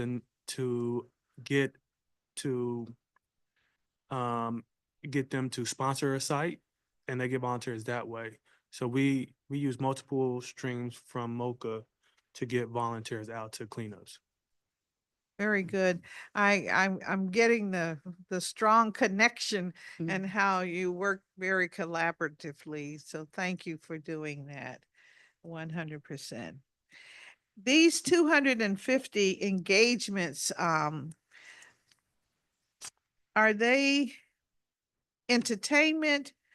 Or are they more informational, or what is it that we're Yes, doing? it's through these? it's educational. Like if you are, everything is with intention. So how we can better offer events. So throughout the programming of so I have it like in clusters, like the outreach cluster, like, so if DOES or DPR has a program, then we do the outreach arm and we amplify that message. If it is through the grants, it's more intentional. We have the mayor's priorities, like, public safety, and more like know your rights, workshops that we may have. We do a more intentional, cater to each individual office. So each office has a mission, and we have to make sure that we are meeting with the mayor's mandate and meeting all of the 6 areas. So, and then we have the language access. We make sure that everything that comes through the community affairs, everything is amplified in those languages by the Language Access Act. All right, so can you give us 3 of the mayor's mandates you just mentioned? Mhm. You want to make sure that what you do fulfills the mandates. Yes, public safety. So we have public safety education, and downtown, and health, and also Ward 7 and 8. So those are the main things, and we're all over, making sure that we're all over in these 8 wards, but in all of those and in the areas focus of the mayor. Okay, public safety, education, I guess the downtown recovery. Mhm. And Ward 7 and 8, And health, and health. and then Ward 7 and 8. Yes. Well, I don't live in 7 or 8. I live somewhere else. So I'm not a priority unless I fall under public safety, education, But- or I'm concerned with downtown recovery. Is that what you're But saying? also throughout the 13 offices, Councilwoman, you fell into everything, you touch into everything. So you are a priority in everything that you may think about it. You are a priority.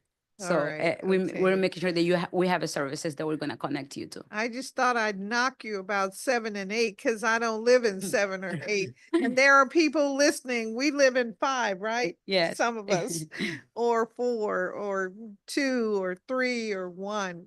Just one. But we all in all 8 words, and it doesn't matter if you have been here 5 minutes or 5 generations. So you fall into all of our priorities. I appreciate that. That's a very important statement. And thank you for reminding us of the goal of our government, that Yes. all of us matter and Yes. all of us are included. Thank you Yes. so much. That's important in today's Mhm. history of our community. Tell me what are some of your goals when you have an event for young people?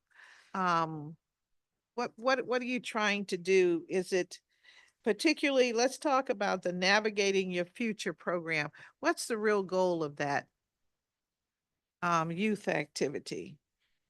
So throughout, can you What program are we talking about? It's called, I think you have in your testimony, Navigating Your Future. What, It says youth meet with seasonal professionals from various fields, oh, receive resources for professional development. So, I mean, what do you, who are these youth? Are they organized youth that are from various, school levels, juniors, seniors in high school or middle schoolers? so that's the that's the mayor's office on Asian Pacific Islander. Yes. So, and they are, yes, and so everything that we do is connecting like to new opportunities, and that's throughout the all MOCA clusters, that we have different programs, but this one specifically, they do connect people, young people in different, from different seasoned professionals, and they look them up as mentors, so that's what they, Ah. that was what the program is about. Okay, and you're saying this is a program that is administered through The mayor's office on Asian Pacific Islander. okay, Asian and Pacific And Islanders. it's do it through a grantee. Oh, it's a grant. Yeah. All right, now, is this a federal grant or is this a local grant or is it a private? This is local, everything in the Local mayor's office- dollars. Yes, local dollars. Okay, all right, well, here we go again. All right, let's say you can see I'm not necessarily covered by that commission and office. So how do young people that I may know that are not Asian Pacific Islanders have an opportunity to participate in a navigating your future kind of activity? Yes. So throughout the cluster, council chairman, women, we have many programs. Like you see, we have 137 other programs. And we are connecting, like if you want to volunteer, we have a portal, like we just had the snow team. We have young kids with chaperones to come and volunteer. So we have a program, like you just have to come in and look into what we have done before with all the programs that we have. And we are gonna connect. That's why we are very accessible throughout all the different clusters. So if I am concerned about a young person who is not Asian Pacific Islander, how do they participate in this program? Or is they or is this program organized so that young people from other cultural Mhm. sensitive communities can participate? Yes. So most of what I like to picture ourselves that we are the mayor's office on community affairs, and we package, like right now, the Department of the Employment Services is having the summer youth application.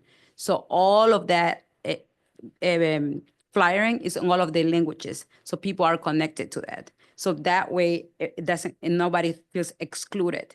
So we package the information from the main government agencies, and we package it to our different cultural offices that they might feel like, if you're African American, here's the information. If you're Asian, here's the information. If you're Latino, here's the information. If you're LGBTQ, here's the information. So we amplify those kind of programs, so nobody is excluded. All right. And so you're saying, if I hear you correctly, that navigating your future Yes. just happens to be a grant program that is organized through the Asian Pacific Islanders office. Through a grantee. Yeah. Yes. Okay. All right. And so any other culturally sensitive community could have a similar program. Yes. Okay. And that the one that is organized by the Asian Pacific Islanders office would let other young people show up and be a part of this Yep. tutoring package if they wanted to. They just have to apply. Yes. Okay, Mhm. just to apply. I want the public to hear that and to understand that we are doing our wraparound, all of our young people as much as possible. And so be in touch with the agency to see if they have any space, because when we talk about tutoring, Mm-hmm. you've got to have a tutor to be in a Yes. tutoring program. So Yes. we want to make sure that we have the space so that we can accommodate you. So I just wanted to understand what we're doing with our young Yes. people. So thank you very much for that.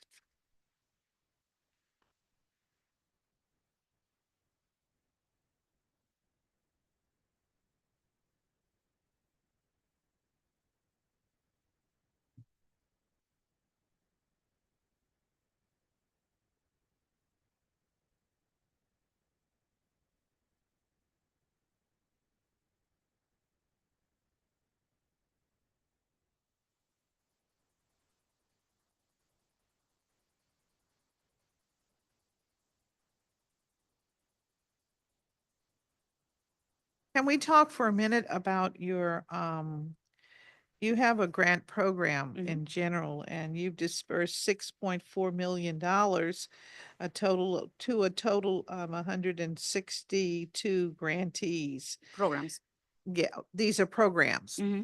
grantees. Okay. So how do you work to ensure that these grants are being utilized for the purpose that the resources have been designated? And I'm asking this because more and more we've had situations in our government where the resources have not been totally expended. Um, and I'm thinking about employment programs in particular, Mm-hmm. where individual or a grantee will have a grant to assist 60 individuals, Mm-hmm. and they end up with an enrollment of maybe 40, and only half of that, 50%, actually complete the process. Mm-hmm. So I'm just wondering, how do you, what is your assurance that the grants are being utilized? Yes, and thank you, Councilwoman, for that question. Coming from a nonprofit, and coming to the government, that was one of has been my strongest, and I feel very confident in our grant program that we have. So we have grant managers in the Mayor's Office on Community Affairs, and then by the offices that have a grant authority. But also we have a person that a grant manager who oversees that. So we have we have a timeline, number one.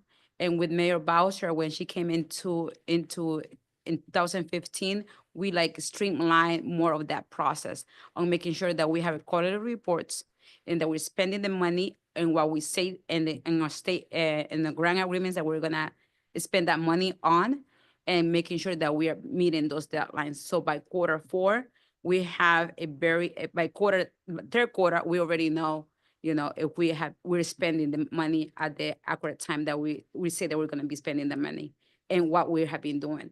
And one of the things for our grantees are like, we're supplemental. People are not solely using the Mayor's Office on Community Affairs grant for one sole program. So it's supplemental. So we have to make sure that we are spending the money on track, and we are doing it. We're keeping track on that. So I feel Right. there has been a few programs that are not, but our grant managers, they catch those things up, and then we fix them in a timely manner. So I think you're making it clear that the grant managers are checking every quarter to Mhm. make sure that We the doing project is yes. online. We Okay. doing site visits and making sure that they have Okay. all the documentations, like as clean hands, everything that is on. All right. Yes. And so are any of these grants based on the number of individuals that are served, or is it more we put on the program and those that come? In other words, do you have some definitive results that you're looking for? Yes. So we are making sure that we are covering all of our angles, right? Like, okay, what services are needed, and then the outreach aspect. I always would like to go back to, like, if the service, we're connecting people to services, but on attendance, is that what you're asking me, the attendance rate? Okay, I could go back to you on that, on like what is the attendance rate for each program? All right, I I think, cannot answer right now. I think when we publicized that 162 Yeah. grantees occurred, or Mhm. programming, as you call it, Yeah. occurred in 2024. We want to know, Yep. how many people were served, what was the goal, Mhm. and what was the outcome? Yes, yes. And for that, when I was the mayor's office on Latino Affairs, I used to have tamales con la directora, and I would go in and make sure that we are seeing kids, right? Like, you can tell me anything and report, but I'm very hands-on. And some of my directors, they go in and they also, they stop bys, but just to make sure that we are seeing, in-person clients. All right. Constituents. But I can get back to you on like the attendance rate. Would you please, and would you also give us the names of these grantees, Yes. the 162? Mhm. And if it was a grant to reach a certain number of individuals, indicate what their goal was, Yes. and then what the outcome So, was. Councilwoman, is 136 nonprofits, but 166 programs. So there are some nonprofits that have multiple programs. All right, great. Okay, I think that information would be very, very helpful. Yes. And can we get that information Yes. in 2 weeks? Yeah. Okay. Thank you very much. And are these grants awarded competitively, or do you Yes. put out a request for? Yes. Okay. Yes. We can also provide that. We have a timeline. All that right. The notification goes out. All right. Then we have community people that put the reviewers, then it comes, we have a whole process that we can All share right. with you. All right, thank you. Thank you very much. And now we want to hear from Clean City. Mr. Thomas, you're up, and thank you very much. Thank you. We're still in the Good morning, here. so good morning, Councilwoman Nita Bonds, members of the staff for the Committee of Executive Administration and Labor. My name is Phil Thomas, and I'm honored to serve as Director of the Mayor's Office of Community Relations and Services and Can immediate. you pull the mic a little closer? Yes, ma'am. All right, there you go. Thank you. It's good right now? Mhm. So, All right, All right, I'll start over. okay. Good morning, Councilwoman Anita Bonds, members, staff, and Committee of the Executive Administration and Labor. My name is Phil Thomas, and I'm honored to serve as Director of the Mayor's Office of Community Relations and Services and immediate past Director of the Mayor's Office of the Clean City, under the visionary leadership of Mayor Muriel Bowser. Thank you for this opportunity to testify today regarding the performance of Clean City in fiscal year 2024 or FY24. In FY24, Clean City continued a strong year of community partnerships with organized pillars approving 62 Adopt a Block applications, partnering with 66 district residents-led community cleanups with 550 plus volunteers participating in those cleanups, and distributing 1,886 doggy bags at dispensary posts. And mind you, those are the black doggy bags and the roll bags as well. For anyone watching today and interested in organizing a cleanup, become an Adopt a Block captain, or helping ensure a beautiful city, please visit our website, and the direct link is adoptablock.dc.gov. Clean City is a resource and community for government connections as we foster and develop relationships for all that we serve. As a trusted manager for our office, acts as a hub that works with the Department of Energy and Environment, the Department of Public Works, and the Department of Health, Rodent and Vector Division. Through the Mayor's Office of the Clean City, we build upon partnerships to engage our community, dispensing information regarding mayor and administrative projects and incentives, attend engagement events like Department of Public Works Annual Truck Touch, ANC 4B Earth Day Resource Fair, Delta Sigma Theta Federal City Community Day, Martin Luther King Day of Service, and the annual Sustainability Fair in Ward 2. Our office continues to connect constituents to relevant information and critical resources, the services necessary to keep the environment friendly, safe, and healthy. This is especially true as we bring back our downtown with more events and businesses. And we would like to remind every resident that DC is open and we are ready to engage with visitors and residents who want to make this an enjoyable, amazing community. The motto of MOCAs is that we are the eyes and ears of the mayor's office, and Clean City bridges the work of agencies and community partners to achieve a clean, safe, healthy District of Columbia, and Clean City does that by our signature event, Mayor Bowser's annual spring cleanup, happening at the end of April this year. Our roll-off days, as we just dropped the calendar a couple weeks ago, council member. And this year we're doing 2 in each ward. Previously did 1, and the first one is on February 8th in Ward 1, Prep View area. And mind you, as a Ward 5 resident, our biggest one is in North Michigan Park, which will be our 4th annual this year, which usually brings out about 2 40-yard dumpsters as well. We collect a lot of debris during that as well. But we have 2 in each ward, so we'll have 16 this year. Such engagements keep us closely connected to ensure constituent issues and concerns get addressed, appropriate resources are introduced, and issues that require immediate action are handled promptly. The connection also influences and problematic efforts and strengthens our outreach in our community.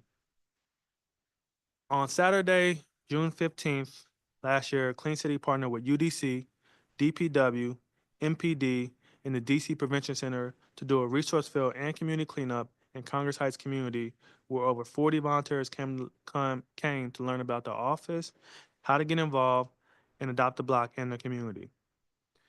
In the course of FY24, we partnered with Safe Passage, the Office of Gun Violence and Prevention, the Office of Safety and Neighborhood Engagement, to do a community cleanup in neighborhoods in which they service. Last June, we worked with our partners in Anacostia, Susan Quarters, Buena Vista, Bellevue neighborhoods by doing a community cleanup with Violence Interrupters and other partners as well. As a matter of fact, Safe Passage, DMPSJ cluster organized one of the sites during Mayor Bowser's spring cleanup. I know we talked about that earlier today as well. Clean City is proud of our efforts to bridge the work of agencies and community partners to achieve a clean, healthy, and safe District of Columbia and a green, fair shot for all Washingtonians. Clean City serving in partnership with our community is an honor and a privilege that I do not take lightly. The impact work of our office, events, and programs I mentioned today only scratches the surface of the work that takes place across all 8 wards. Clean Cities continues to serve as a central point and contact for gold champions within Mayor's administration for preventing and reducing litter and trash population. I like to thank Mayor Muriel Bowser for her leadership and the opportunity to serve in this capacity. It's on to serve my neighbors in a beautiful city in such a direct way. I also want to thank you, Councilmember Bonds, and your colleagues for the opportunity to share the work that Clean City is doing. In closing, I want to invite residents, community groups, and anyone who wants to be interested in joining and hosting community cleanups by calling our office at 202-727-6377, emailing us at cleancity@dc.gov, or visiting us at communityaffairs.dc/MOCC. Again, that's communityaffairs.dc.gov/MOCC. Thank you for this opportunity to testify, and I welcome any questions from you, Councilmember. Thank you very much for your testimony. As you were talking, I was thinking about how wonderful it would be if we devoted maybe at least twice a year to maybe in the spring and the fall to neighbors across the city being engaged in cleanup on their blocks. There was a time in my neighborhood when there was a senior who would be out and she would sweep the sidewalk, for maybe 2 or 3 houses, and it caught on and someone else would do, but of course that requires people to be home during the day. But keeping our community clean is very important. I also had a neighbor on the weekends would bring, he would be on his knees with scissors, getting all the grass that was trying to grow in the brick. And he bought his vacuum cleaner. Okay. So there are people who really, really want to get involved. We also once had a program where once a year in the spring, we would have access to mulch and go with our buckets to a said location, get the mulch. And sometimes we would get some flora, there would be plants that were available. And I just wondered how readily are those opportunities available today? Oh, yes, ma'am. I'd definitely like to Oh, talk about this. Um, They are? Excuse me, we have a fire alarm drill that we must participate in. They just gave us clearance that we need to do that. So if we would leave now, I'm going to recess our hearing. And we'll be back when we can, if we can.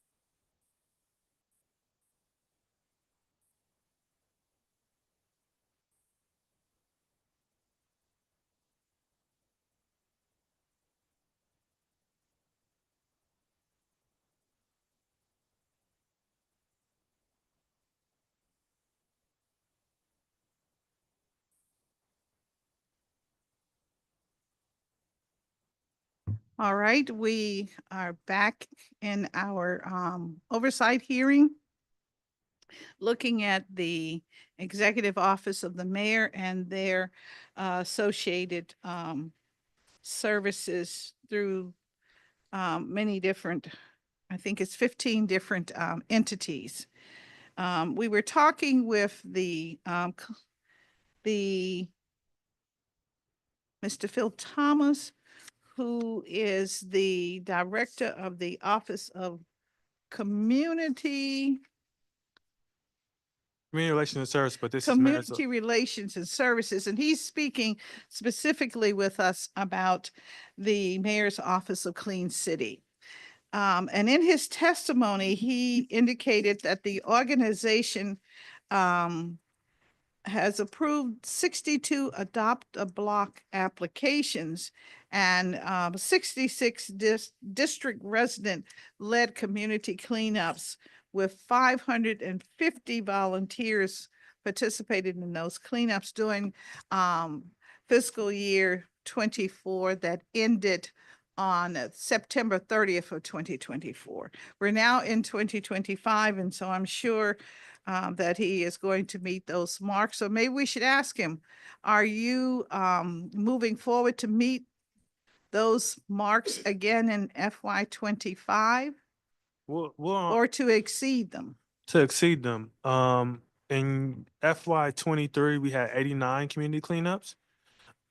We hope to surpass that number or come close to that number as of we did in FY 23. To answer your last question before the fire drill, Councilmember, regarding the mulch and the plant, we did a event like that in Ward 5 in Bloomingdale Civic Association. We did a partnership with them doing Mayor Bowser's Spring Cleanup, where that civic association donated plants. The mayor's office of the Clean City brought mulch and the dumpster, and we had and then Care First did a barbecue. So it was a collective partnership doing Mayor Bowser's Spring Cleanup in Ward 5, where we did the same thing that you're talking about, bringing out mulch and plants as well. But we only did that for Ward 5, though. Well, I thank you very much. And while it's just a few blocks from my Adobe, I'm hoping that you'll come a little south into Truxton Circle next time. And our civic associations, we have 3 that will work with you on that. We have Hanover, Bates Street, and we have a new one that's just formed that is interested in being a part of these cleanups. I think this is a way to get all of our community members engaged in something. And I know that this is one of the objectives going into the future. We're getting to be an old city, and we want to keep our beauty. And I agree with you, Councilmember. And we are starting the Mayor Bowser Spring Cleanup, picking out locations and working with the organizations. So I'll definitely keep that in mind for the Ward 5 location. All And right. maybe we can bring out the schools in that area as well. Oh, yeah, that would be great. Now, the schools in the area, we have elementary, and I think we have one middle school program, but primarily they're elementary. But the kids would love it. Mhm. And, you know, they're very resourceful and would like to be engaged. So, Yeah, especially a school like Mundo Verde, which is a great Yes. school. So yeah, absolutely. yeah, thank you. That would be wonderful. Be sure to, as a neighbor, let me know. Make sure I get a flyer to my home, and we should engage the ANCs for Oh, sure. we always do. Always. do. Yes. Yes, ma'am. Yes. I had thought that my commissioner would have, new commissioner would have been on the point in getting the ice out of the alley, but the sun has finally worked. But it was very treacherous, and I don't know if you've heard from the commissioner from 5E. So on my other capacity, 01. yeah. So on my other capacity at Mayor's Office of Community Relations and Services, we definitely work with Department of Public Works on areas that we heard from commissioners and from residents about icy sidewalks and icy alleys and stuff. Well, I'm happy that today, which is the usual refuge pickup day in my neighborhood, worked because this would have been 3 weeks without pickup. And so we're very happy that we were able to, I mean, the ice was treacherous, ice almost 2 inches thick. And that whole, and we have, where two alleys come together, a little bit of sliding. So we understood, but we were, in fact, I went out and got some rodent protective bags. And we were going to distribute them if we missed this week, but thank goodness it happened. So I guess we can call your office when these situations occur. We may have snow again. We may have ice again. So we could call your office and let you know where there's what seems to be dangerous ice in alleyways, because the Public Works does not clean the alleys. So we would direct that to Department of Public Works. Oh. As that is one of their responsibilities, but we work very closely with Department of Public Works. So we would coordinate efforts. All right. Well, that brings to mind, do you think maybe when we have the alerts that neighborhoods that have alleys, Wards 1, Ward a little bit, I'm in the and Ward 5 and 2, where we have a lot of alleys, we could maybe make sure that neighbors either can pick up a bucket of sand. I was thinking if we had sand, kitty litter, we could have spread that and that would have stopped the sliding. I wish you would take a look at what we can do as neighbors. If we had the supplies, we might be able to do something about it. I remember years ago when we were susceptible to a lot of flooding in the Bloomingdale Truxton area where we actually had cars moving in the water. Okay. Before we got we had the big dig here and the replacement pipeline. We actually picked up bags, the sawdust bags, to prevent the flooding in our basements. So just wondering if you would take a look at that. It might be with climate changing that we may have a need, and I think community would be willing to participate as they have done in the past. You would take a look at that.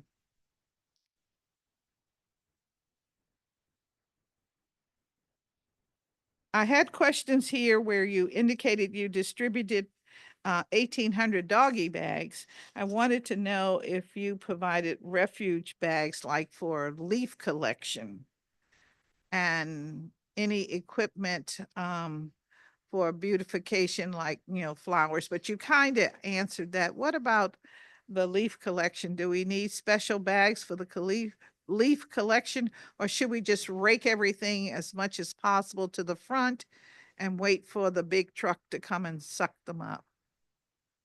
I know in some neighborhoods they have bags. Yeah, so I would refer to DPW's policy on that, as they wreck everything to the curb. I know some individuals paper bag, as the mayor says, plastic is a no-go. Right. But yeah, wreck them to the curb. And then I know some individuals, I say wiser individuals, need help raking. And I think voluntary partnerships, and then I know MOCAs as well, but we come out and help rake leaves as well. Yeah. Mhm. Well, I know that And we've we done it. all appreciate the public trash cans that you stationed in some neighborhoods near, the corner stores, as we call them.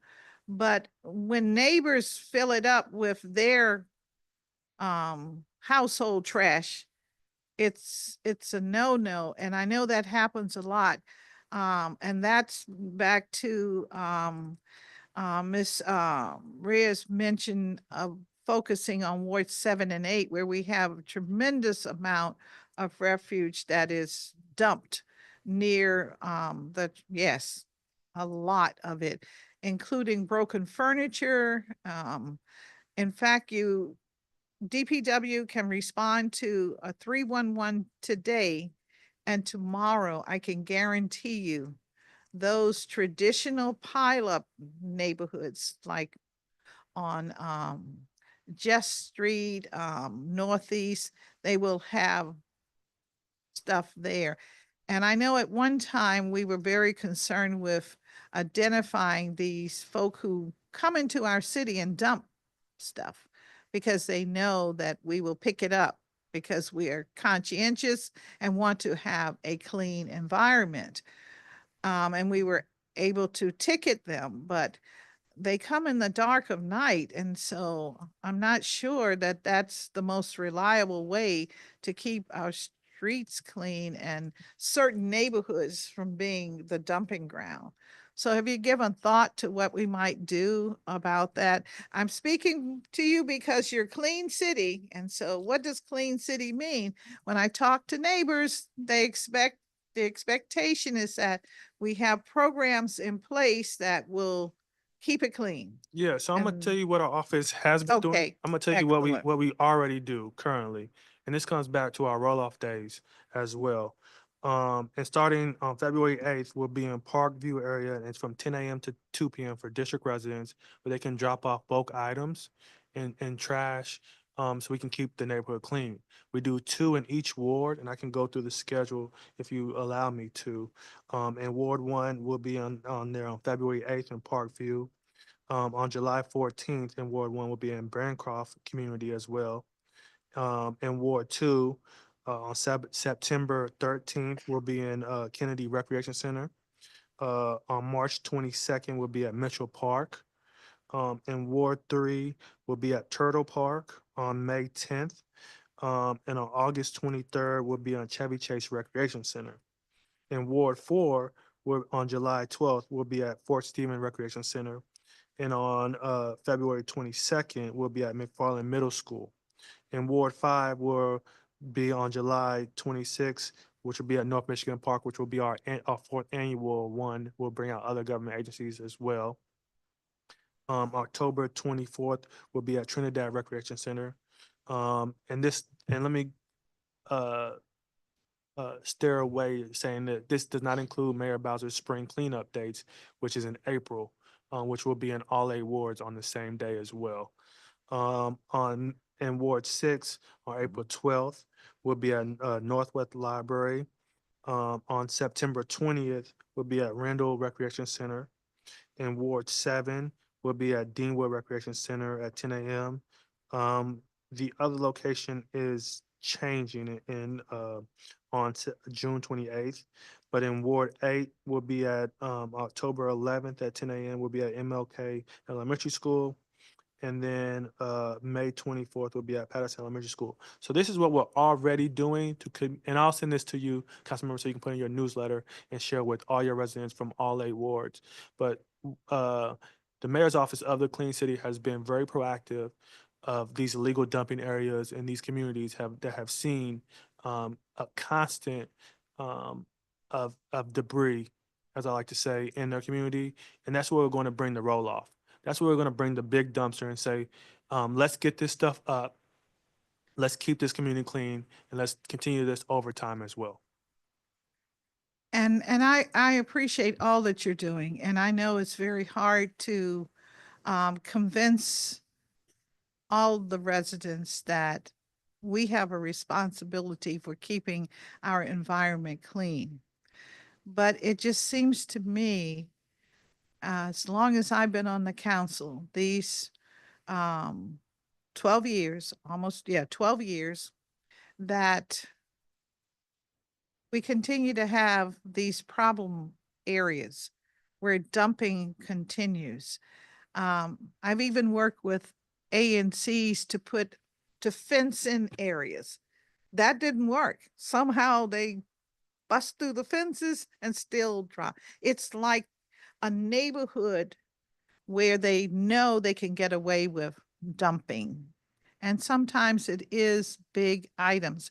You recall a few years ago, we had all of the tires that were being dumped. So I'm talking about areas that are customarily dumps. So my question is, if we put a dumpster there, that almost says it's okay to dump here.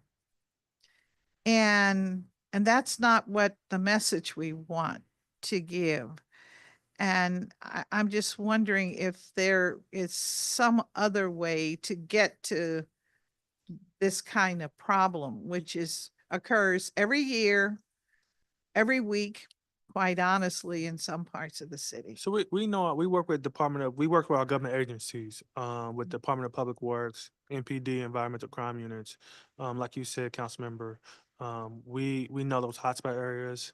We have installed cameras in some of those areas. It's an ongoing effort, between all government agencies to do their part, to do our part to keep the city clean. And that's what it comes back to, the mayor's office of the clean city, keeping it clean, healthy, and strong.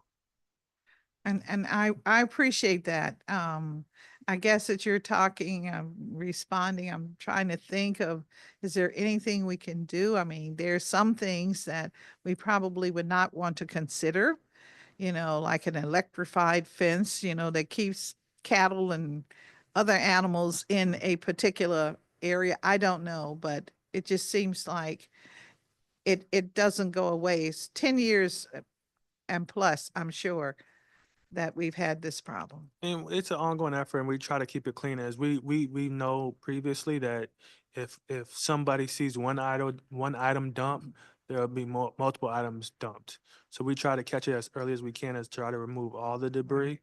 But it's an ongoing effort. All right. Well, then I have to ask, do we have a dedicated crew of individuals that know that this is the area that they look after week after week after week? Every year, this is where they have to focus because we know those areas are going to be littered. So I would say that it's not just a designated crew. It takes all of us, all district residents, as nobody knows your street better than you. So as much as a government agency can go there and know the hotspot every day, we also need the resident to also help with that as well. Okay, thank you very much. I'm sure we have exhausted that.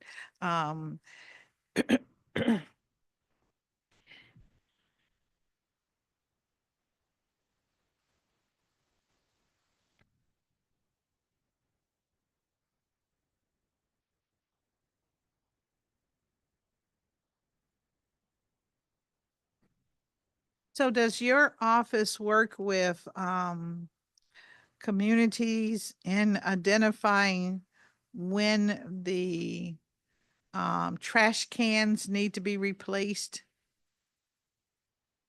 For clarification, you're talking about public litter cans, or what are you? Yes, Um, not the public ones that are on the corner, but that are in the back of people's homes that are issued to a resident by address. Is that solely the responsibility of DPW to identify when a can needs to be replaced? I do not know the answer. I have to get back to you on that. But I know residents do call the mayor's office. They do go to DPW's website when they want to get the little can replaced. And it may not need a full replacement. We gotta put that on the record as well. It could just be the lid needs to be replaced. So it's a different type of scenarios. Okay. Out of curiosity, if you had to articulate 3 or 4 major concerns or issues that your staff is working on, your ward staff, what would they be? Are they primarily trash issues, or are they other kinds of things? I would say that the biggest issues or the main issues that my staff is working on currently is one, working with the Department of Health Rodent and Vector Unit with the rodents in the District of Columbia and find those hotspots as well. I would say illegal dumping and working with Department of Parks and working with Department of Public Works on those hotspots. And then I would say Adopt a Block keeps us very busy as well. Residents are enthusiastic of taking ownership of their block and keeping it clean. I'm sorry, I missed the first item that you mentioned. You Ye- mentioned illegal dumping and Adopt a Block. So I'll repeat it for you, Councilmember. I would say the first one is working with the Department of Health, Rodent and Vector Unit on finding those hotspots for rodents. I would say the number two is working with Department of Public Works with dealing with legal dumping in those hotspots. And then number three is the Adopt a Block application. Okay, Keeps it there. well, we're going to talk rats for a minute because it just seems to me that we should have, we have a regular cycle for leaf collection. Why can't we have a regular cycle for baiting rodents? So I would I'm talking citywide. a citywide, right? And I would direct that question to the Department of Health, Rodent Control, Rodent and Vector Unit. When it comes to rodents, we work very closely with them when it comes to one, prevention flyers in the neighborhood. As you can see, in FY24, we distribute 3,688 flyers, and that's not just in English, that's in all languages. And then this started FY25 to date. We distribute 635 flyers to residents about rodent control and rodent prevention. I think we also have worked with the Department of Health Rodent and Vector Unit on N311 OUC on finding those hot spots or finding those 311 requests that people send in and making sure that we go out and that Department of Health, excuse me, goes out and baits those areas and those communities regularly. And I would say through the Mayor's Office of Community Relations and Services and then Mayor's Office of Community Affairs, residents call us as well when they have when they can't get somebody from 311 about rodents, and we also work with the Department of Health Rodent and Vector Unit to focus on those areas as well. All right. So for the, you're director of the Mayor's Office of Community Services. Can you give me let's say the three major issues that your staff, your team deals with? Yeah, so since I'm the director of Mayor's Office of Community Relations and Services, the big issues depend on the ward. I can't give you three specific issues because each ward is different, as you know, at large councilwoman. So each issue is different per ward, but also our staff is very busy out in the community. They're in the community 3 days a week, Tuesday, Wednesday, and Friday, talking to residents, addressing issues, being very proactive, and engaging residents on trying to solve the issues that resident has. Yes, I kind of understand that concept. But what I'm asking, if you had to look at a profile of your office overall, what are three issues that sort of come to the surface that you get constant, comments and discovery in community on?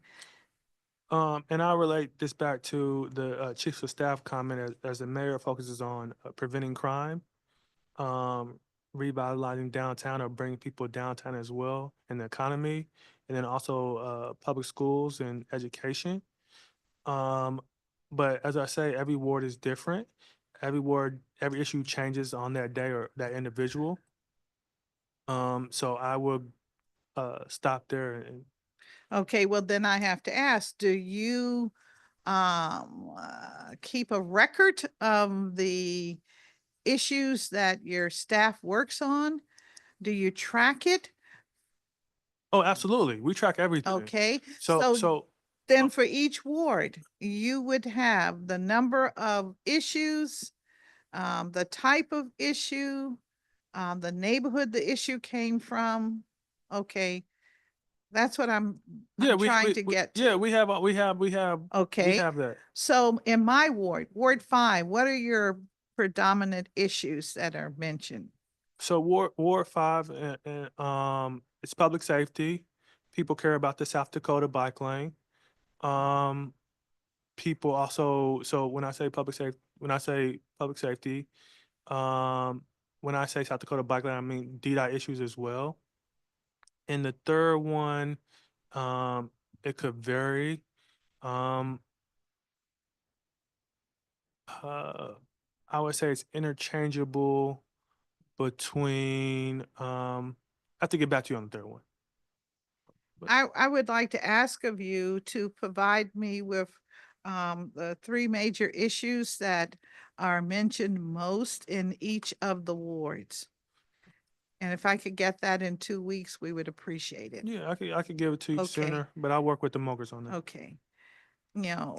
I remember back in the day when I had the occasion to do the sweeps in the wards. There were 1 or 2 wards that didn't have issues and other wards had many issues. And so that's what I'm trying to understand. Where are we with the issues? As you know, I've done this work a very long time, and it is important to have a sense of whether or not we have the same kind of issues, probably from 10, 20 years ago, that we have today. It might not be. It may be that we've evolved into something else, but I think for a historical perspective, it would be worthwhile to know, and it could also inform us as to those elements that make community that we really need to be most concerned with. Like, for instance, what happened here today, the fire drill. I thought it was a fire drill, but it ended up being a real electrical occurrence in the building. So it stands to reason to think maybe we need to be making sure all of our electrical systems in the building are operational. I learned that from conversations with the fire department back in the day. If you get a little problem, then you need to check your system. So I'm just trying to understand where we are in our government and what has changed, if anything. So I appreciate the indulgence. So thank you very, very much. So that's where I'm coming from. 2 weeks. That would be very helpful. I'll work with our staff at Opla and they'll give it. Yes, work with it. yes, of course. Of course. Thank you for your testimony. And now we Thank you will for your turn. service. Yes, thank you. And your service. Testimony and your service, most definitely. And now we'll turn to Ms. Dominique Scott, who has informed us that she is brand new. So she probably will present some new creative ideas, but she's going to talk about the Office of Volunteerism and Partnerships, which has this quirky kind of name, doesn't seem to be an acronym, but Serve DC. Welcome. Thank you. Good afternoon, Chairwoman Bonds, members of the committee, our witnesses who are joining us today, and members of the public. My name is Dominique A. Scott, and I have the distinct honor of serving as the Chief Service Officer for the District of Columbia and the Director of the Mayor's Office on Volunteerism and Partnerships, known to most as Serve DC. I'm pleased to be here today before you to discuss the progress and performance of the agency over fiscal year 2024, FY24. Serve DC is the Mayor's Office on Volunteerism and Partnerships, and in the past year, we've worked relentlessly to create cohesive systems and programming that reflect the Mayor's vision. Today, I'm proud to share evidence of how we have crystallized the power and possibilities of our mission by bringing diverse constituent groups and resources to the table, connecting funding, knowledge, and service opportunities to residents, business leaders, and philanthropic entities alike to create shared solutions for our city. Serve DC's collective actions support Mayor Bowser's commitment to actualizing our city's comeback by supporting opportunity-rich neighborhoods, impactful businesses, and thriving people.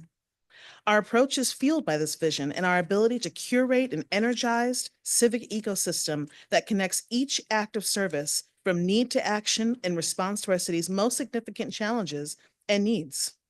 Through grant funding, strategic partnerships, volunteer service opportunities, and targeted capacity building, Serve DC continues to meet this moment with dexterity, action, and impact. I plan to use my time today with you to provide evidence from our FY24 performance outcomes and how we are actively answering Mayor Bowser's call to be bold, think big, push the envelope, and above all else, win for all Washingtonians. We recognize Serve DC's critical role in achieving this goal and continue to posture our time and efforts to serve as a connector, curator of service, community convener, capacity builder, and conductor of donations and resources that our city and residents across all 8 wards deserve. In FY24, Serve DC maximized our impact by being a chief connector, not only collaborating with our intra-district government agencies, but also by connecting socially responsible corporate and philanthropic partners to our most deserving communities and needs, and connecting local communities and faith-based organizations to meaningful volunteer, funding, and capacity building possibilities. Our volunteer and donations portal is one of our most vital vehicles for connecting Serve DC to its thousands of constituents and partners. This virtual platform, launched during the onset of the global pandemic, enables Serve DC, along with 308 DC-based organizations and agencies, to highlight the program's missions, programmatic features, and diverse volunteer opportunities. To date, 11,171 registered volunteers have joined our network and remain ready to respond to any of the 200+ active volunteer opportunities hosted by organizations across each ward. Through our volunteer portal, Serve DC connects and deploys Mayor Muriel Bowser's DC Volunteer Snow Program in times of inclement weather.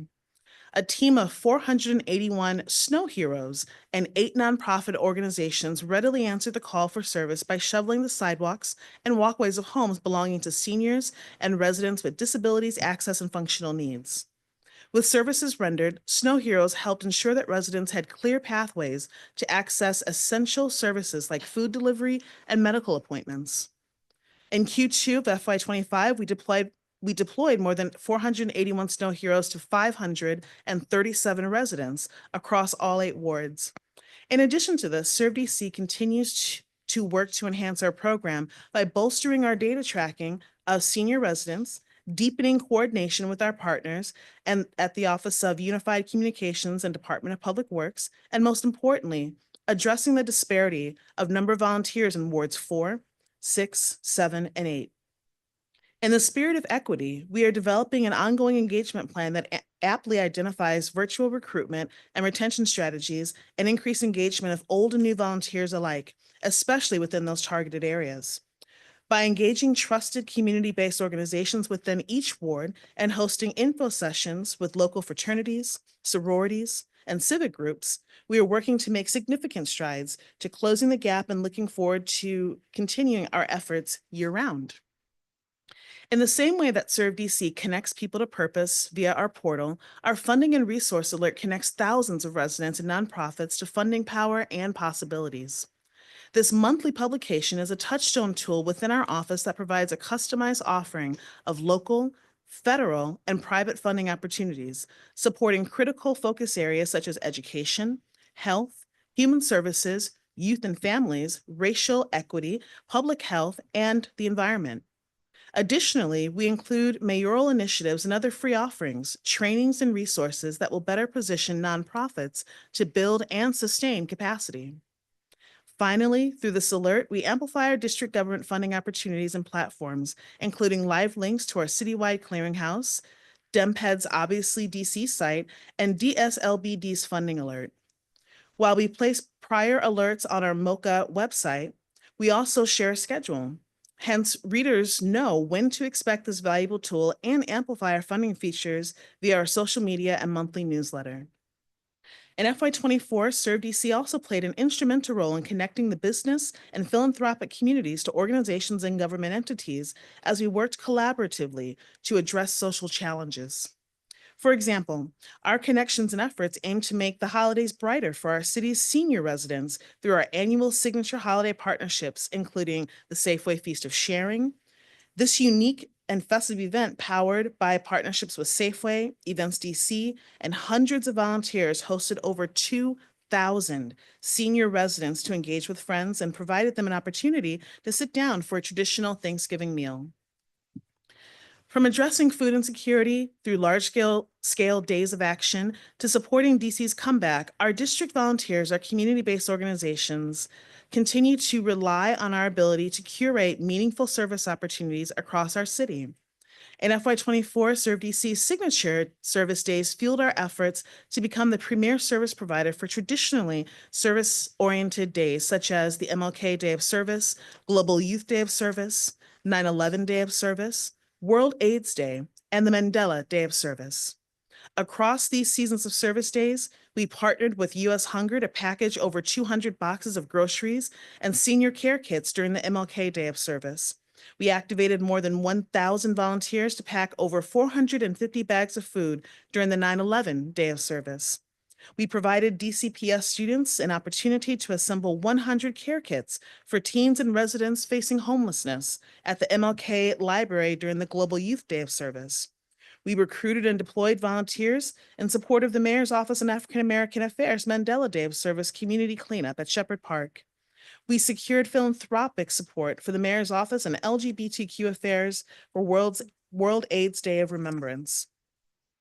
As the district's commission for national and community service, Serve DC continues to commit to increasing the capacity of residents, local communities, faith-based organizations, and nonprofits.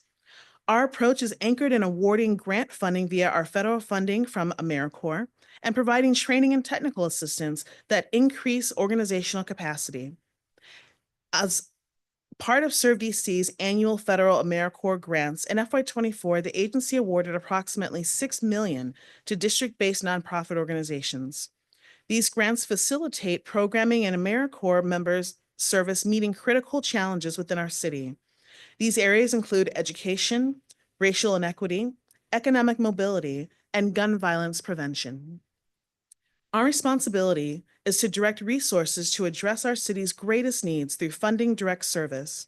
Through our AmeriCorps programs, Serve DC is positioned to deliver critical services to our residents. In FY24, Serve DC was able to award AmeriCorps planning grants to 3 organizations. These grants are critical for supporting organizations in their efforts to assess needs, develop effective strategies, and build the infrastructure necessary to launch successful AmeriCorps programs. They enable organizations to thoroughly plan and refine their service projects, develop new AmeriCorps member positions, and prepare organizations to create sustainable impact. In FY24, Serve DC served as a compliance conductor for over $24 million in-kind and financial donations to support some of our city's most significant priorities.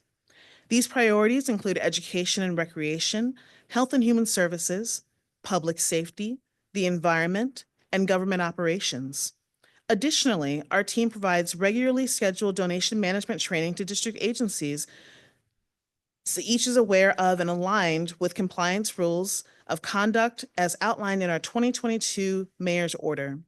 Serve DC continues to play an integral role in our city's review and approval of donations. This is done in consultation with the Board of Ethics and Government Accountability, or BEGA, the Mayor's Office of Legal Counsel, MOLC, or the Mayor's Office of General Counsel, OGC. In FY24, Serve DC continued to enhance and use its quarterly donation reports to provide a clear and visual representation using charts to more clearly demonstrate essential data such as donation type, source, allocation, names, dates, and amounts of each donation. This is now housed at the Mayor's Office of Community Affairs, or MOCA's, website. At Serve DC, we maximize our knowledge and understanding of our city's significant challenges and design and curate active and equitable pathways for all to create shared solutions. To do this, we ensure that the mayor's priorities are met. This statement has provided all we have done to promote the mayor's vision of revitalizing downtown, promoting public safety, and promoting hiring in FY24. Serve DC also seeks to increase the capacity of our community's resilience in response to any national disaster, emergency, or crisis. We aim to achieve this by equipping residents and community-based organizations with life-saving, sustainable training and skills. We continue to provide a whole community approach, as preparedness is a shared responsibility and calls for the involvement of everyone, not just the government, in the preparedness effort. In FY24, through our Community Emergency Preparedness Response Team, CERT program, CPR, FA, AED training, and our Summer Youth Emergency Preparedness Academy, or SYEPA, we provided over 120 community resilience trainings to residents and stakeholders. Additionally, we partnered with community serving organizations and graduated 82 DC CERT adult volunteers and 38 DC CERT youth volunteers. Graduates included participants at the Fontroy Center, located east of the river in Ward 7, and for the first time, a cohort comprised completely of deaf, hard of hearing, and low vision students from Gallaudet University in Ward 5. To expand our reach, we aim to train 20 new residents per ward, totaling 160 new CERT members by the end of FY25. For the 7th consecutive year, Serve DC participated in DC Startup Week, DCSW, the fastest growing startup community in the DC metropolitan area, with over 13,000 entrepreneurs.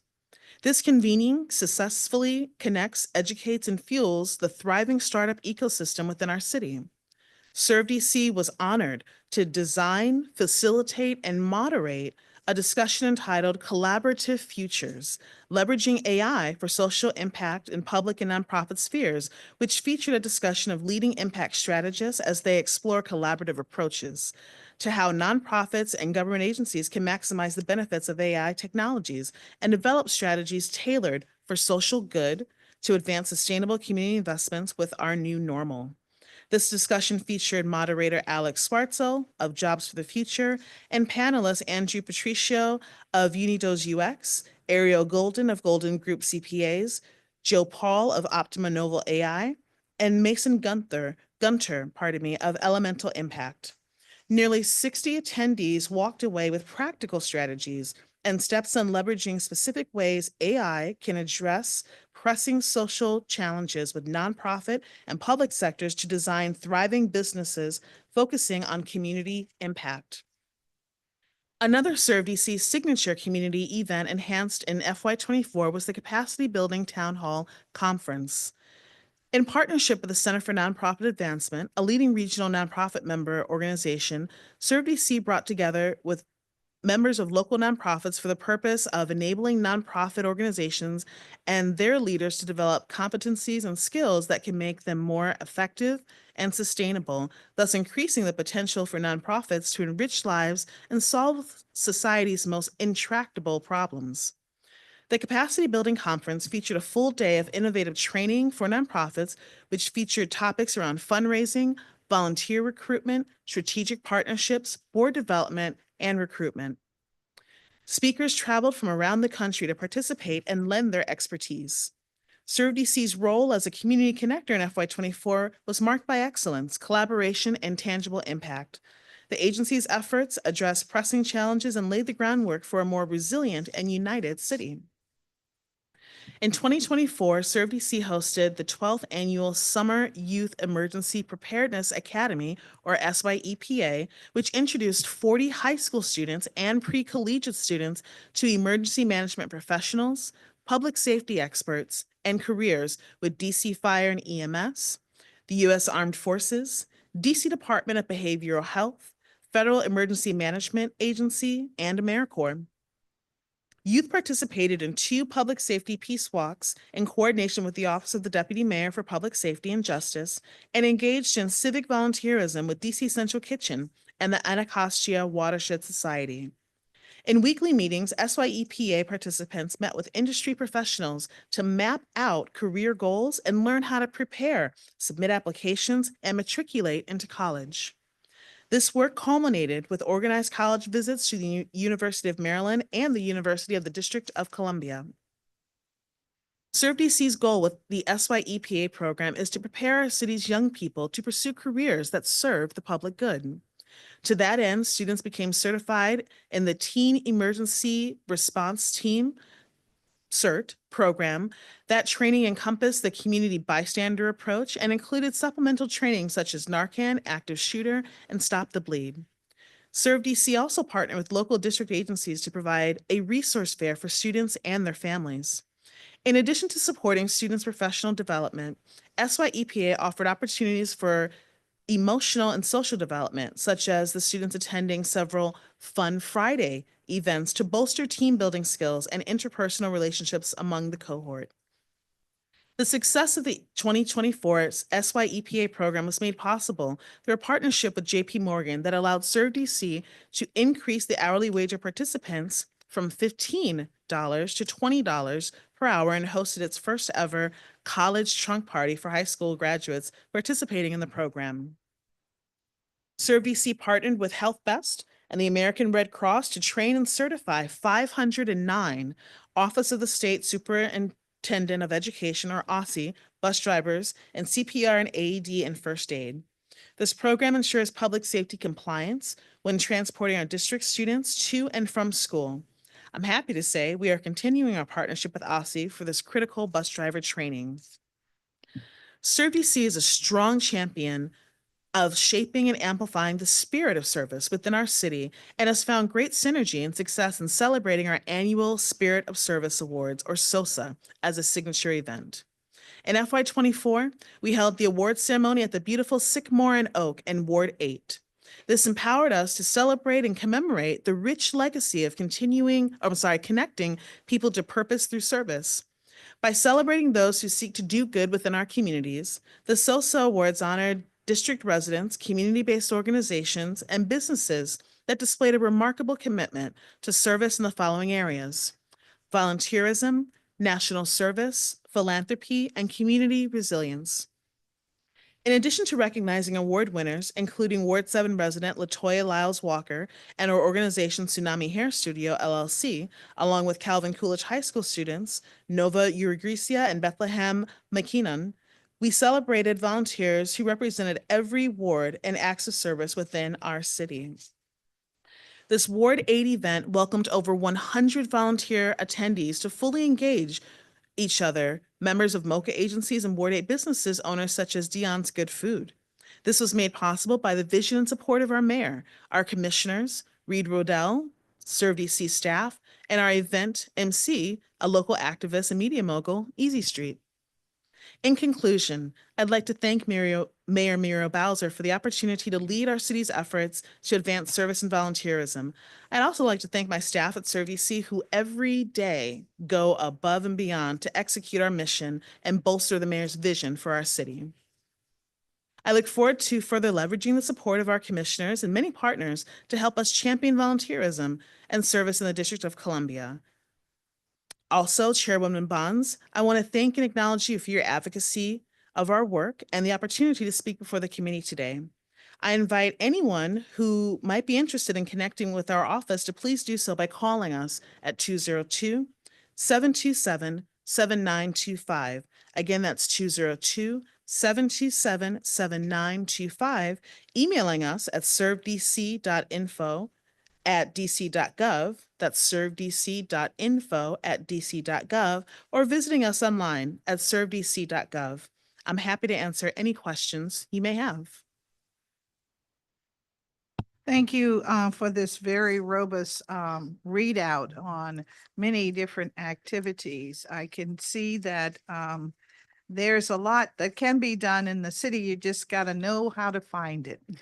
And I think by posting your contact information, and has been posted all day, it helps our community to become better connected to these outstanding programs. So thank you all very much for that. I do have a couple of questions.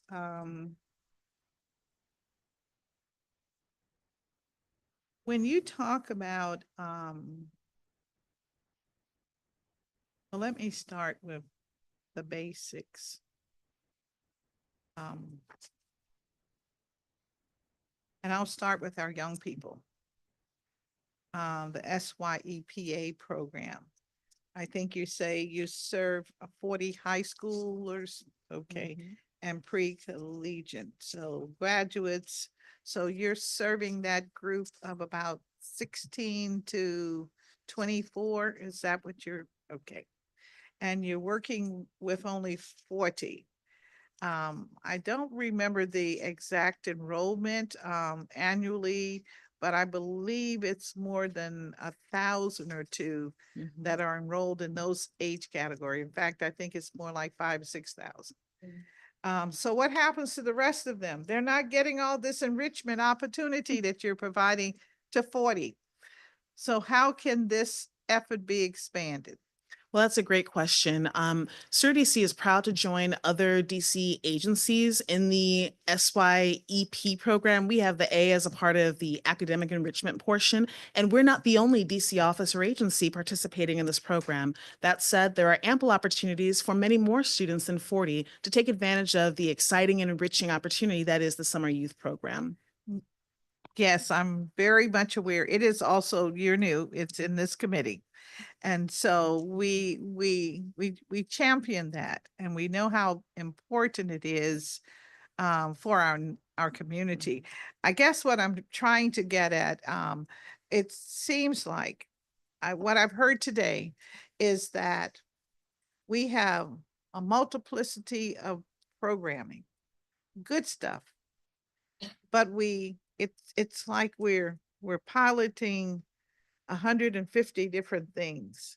And I'm just wondering, how can we latch on to 4 or 5 of those and make them big so we can have more people to participate and to take advantage of the skill set. As you know, we want to improve the outcomes with our young people in their school curriculum. And so I think these enrichment programs help a great deal. It certainly garners their attention. You know, I was mentioning earlier about Police and Boys Club and programming afterwards.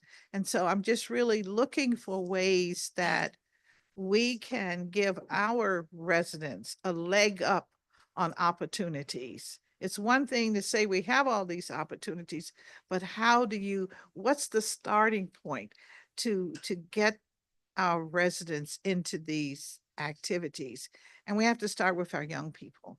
And how do we get their attention? Sounds like all this fun stuff coupled with education and skills learning has great merit. And so I'm trying to figure out, how do we get more of our young people in it? Because it can cause them to identify 1 or 2 career, destinations, latch onto it. And then that says, I want to finish high school. I want to go on, to this trade, whether it's in college or a trade. But I'm just trying, how do we really get their attention so we do not have what we just witnessed a few days ago? A family of 3 young guys, 14 and 16, committing an offense, major offense, against another youth. And they started by stealing a vehicle.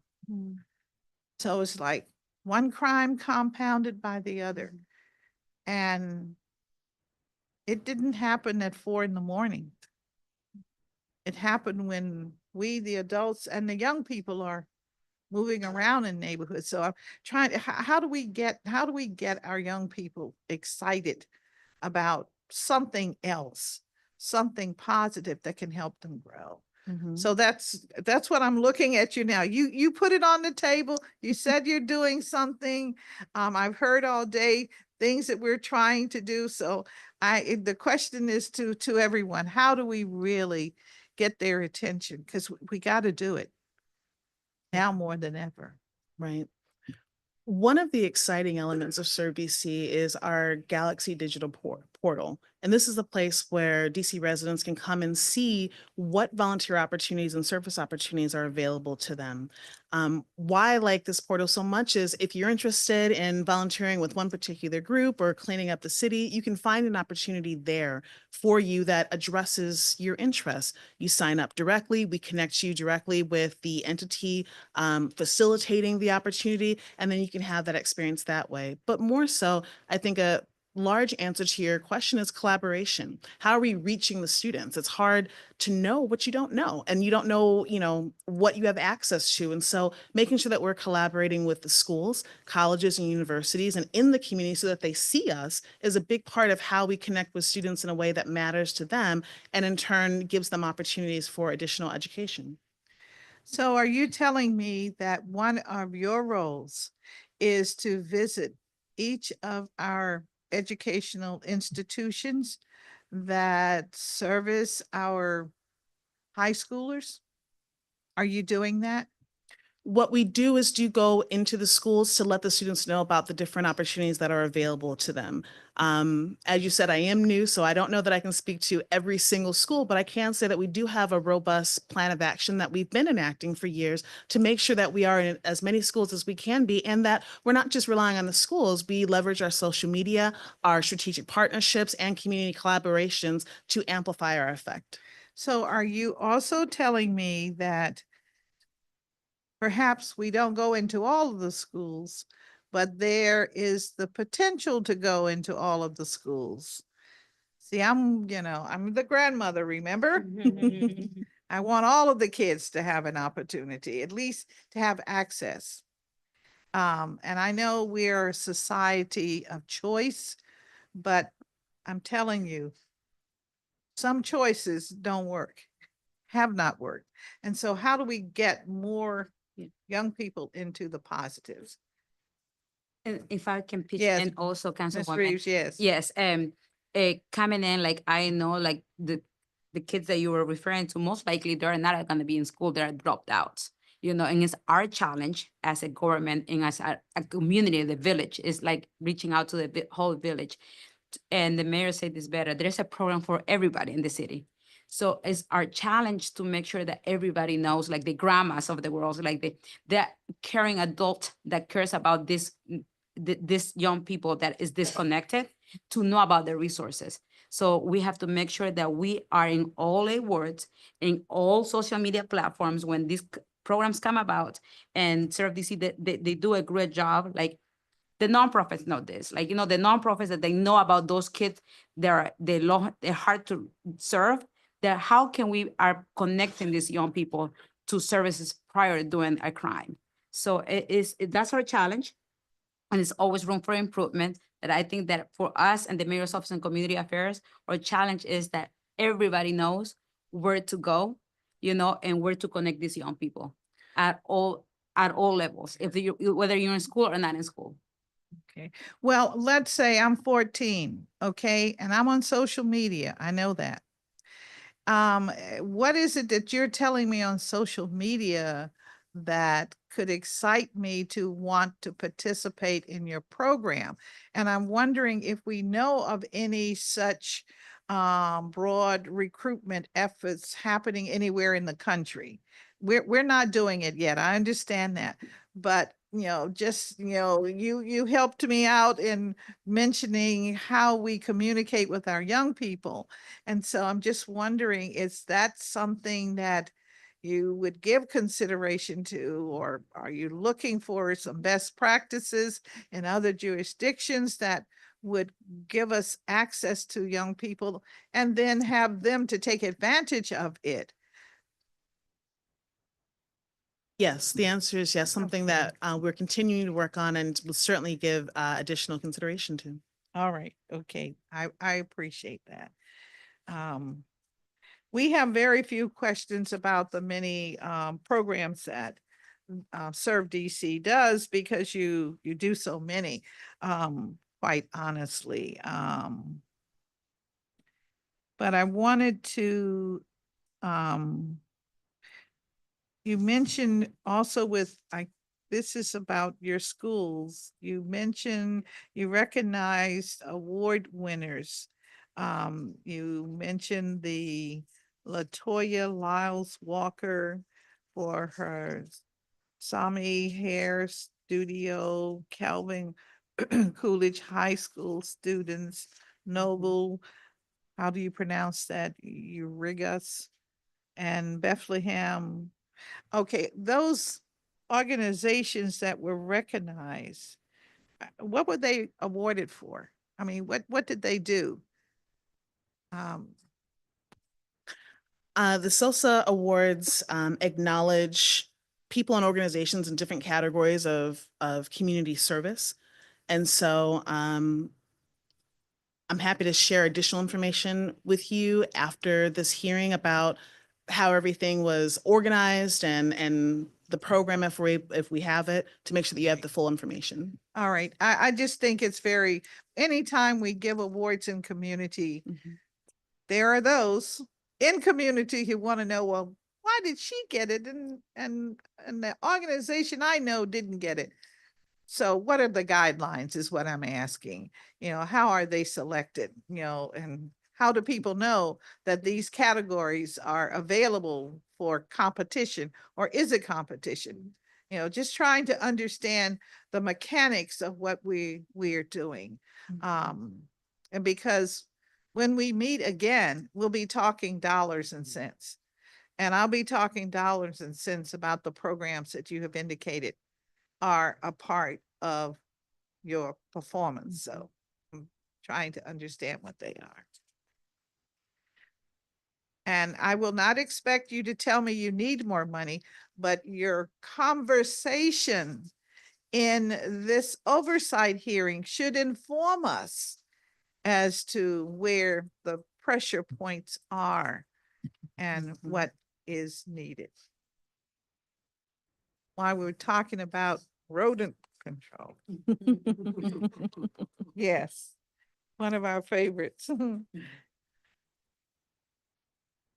Well, I wanted to zero in on the fact that your office, Serve DC, is funded primarily through federal dollars. And do we have the budget, or what is our budget for 2025, FY 2025? Has the new federal government in any way impacted that? Or do you see there being impacts? We are continuing all of our programs. We don't yet know what the impact will be, but and the impact of any federal freeze, we just don't know that at this time, but we hope to have updates soon on that. All right, so we do have programs that are ongoing We do. that are funded for FY 25. We do. Do we have any of your programs that are funded into FY 2026? I'll check on that and get back to you. It is, Please? yes, it's Okay. possible that we have some 2-year grant programs through AmeriCorps, but I just want to verify. Yes, please let us know. It is our understanding that if it's already funded, then it is funded. So I want to make sure that, we have what we need.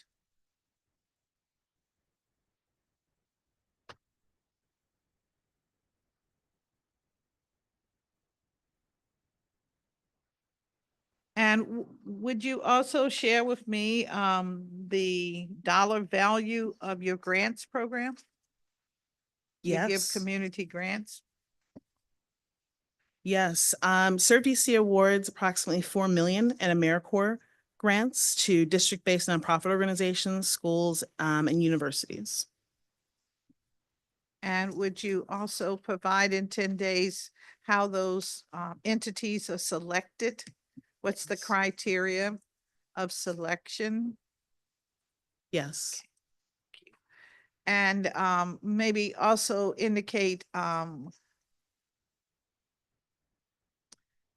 who does the selection. And what I'm asking, is there an exterior grants selection body? And if so, is it appointments made by the mayor or made by the federal government? Since this is federal money, just trying to understand how we move money around in this city that is really all taxpayers' dollars. And I just want to know. Yes, we'd be happy to provide that. Thank you. Thank you for that.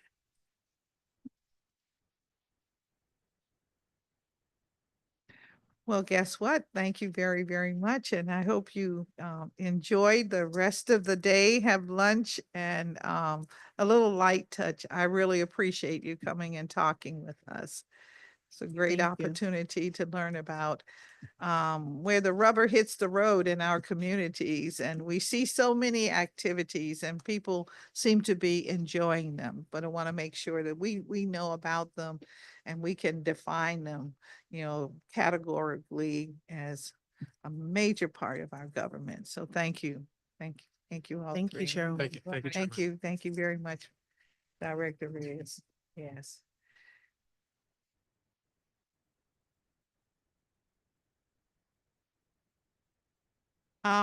Just so everyone knows, 7 minutes ago, the federal government rescinded the freeze on federal grants.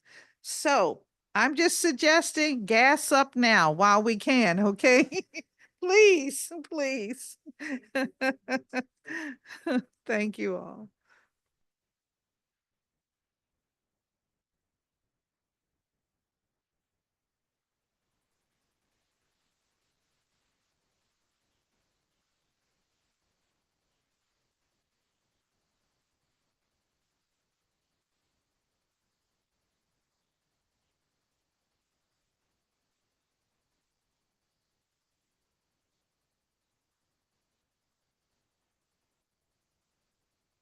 Now we're going to ask the Mayor's Office of Legal Counsel to step forward. And I'll just quickly review this. That office is the legal arm of the executive branch of the District of Columbia government. Its primary responsibilities are to provide legal advice and support the mayor, her senior staff, including deputy mayors, agency directors of subordinate executive agencies directly and through oversight of more than 40 agencies, general counsel offices. The duties include interfacing with the Office of the Attorney General on litigation matters and other issues, working closely with the Office of Risk Management to reduce avoidable operational, legal, and financial exposure for the DC government, resolving interagency legal issues on behalf of the mayor, overseeing the representation of agencies in investigative matters before the executive branch of the federal government, Congress, and the Council of the District of Columbia, and supervising outside counsel in matters where the Office of the Attorney General is recused from matters or otherwise not available.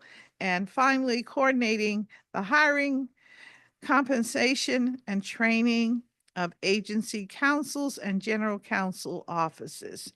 The MOLC, as is commonly referred to, adjudicates administrative appeals of Freedom of Information Act decisions made by the government agencies on behalf of the mayor, and it tracks reported allegations of sexual harassment claims by city employees. And now, Director Adams will swear you in. Okay, raise your right hand. Do you swear and affirm that your testimony and any statements that you make before us today to be truthful and complete? All right, thank you very much. And you can proceed when you are ready. And thank you for your patience. I know we've been here for a little while. No worries, Madam Chair. Good afternoon, Madam Chair, committee staff.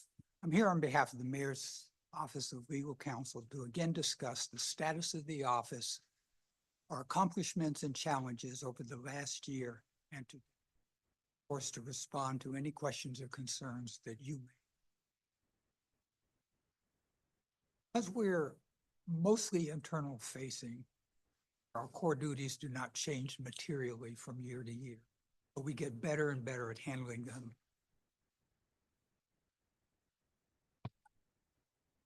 Is that better?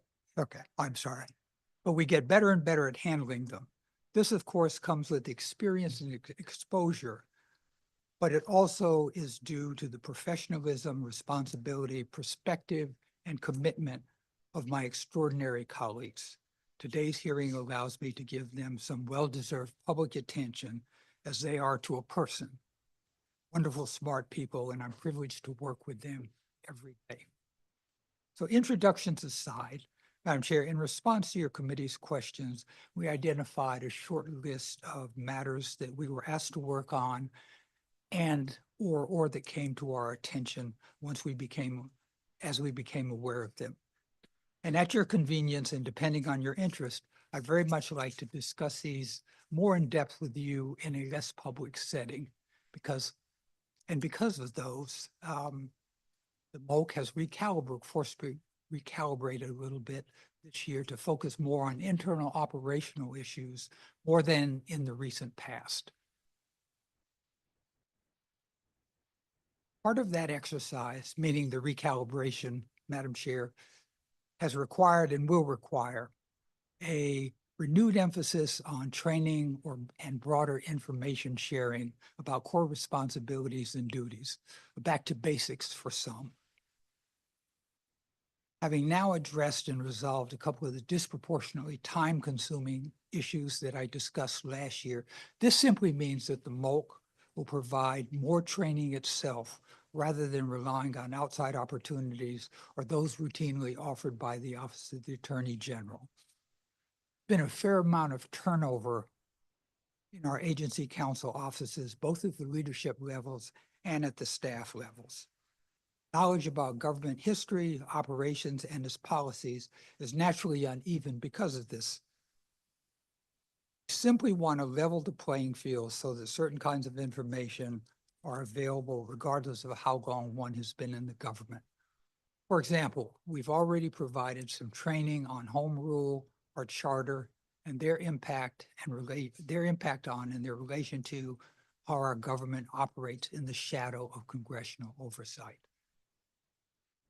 We anticipate training on council activities, their procedures, and the legislative process, train on government contracts, buying, selling, and leasing property by the government, business and occupational licensing, DC's healthcare system for those residents who don't have or can't get their own, our social services network, and the like.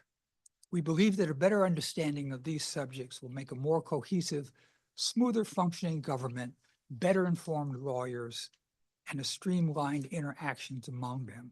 So these sessions are being planned even as I speak to you today, Madam Chair. And we will try to make the process simply more interactive than we have in the past by inviting subject matter expert lawyers in our agencies to make some of the presentations as we move forward.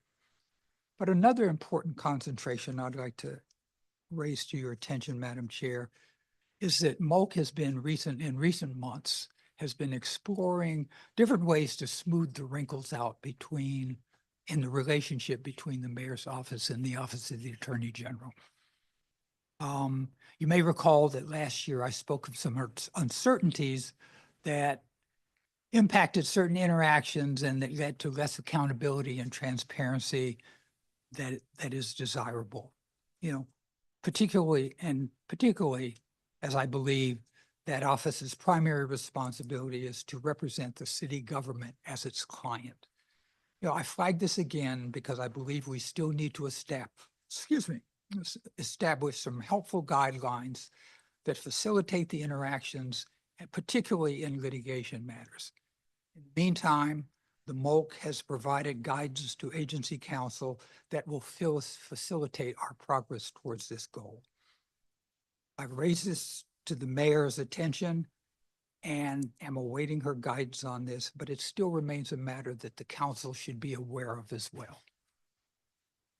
And so with your permission, Madam Chair, I'd like to switch gears and talk about one of your favorite subjects for the MOLC. And I'm talking about FOIA matters.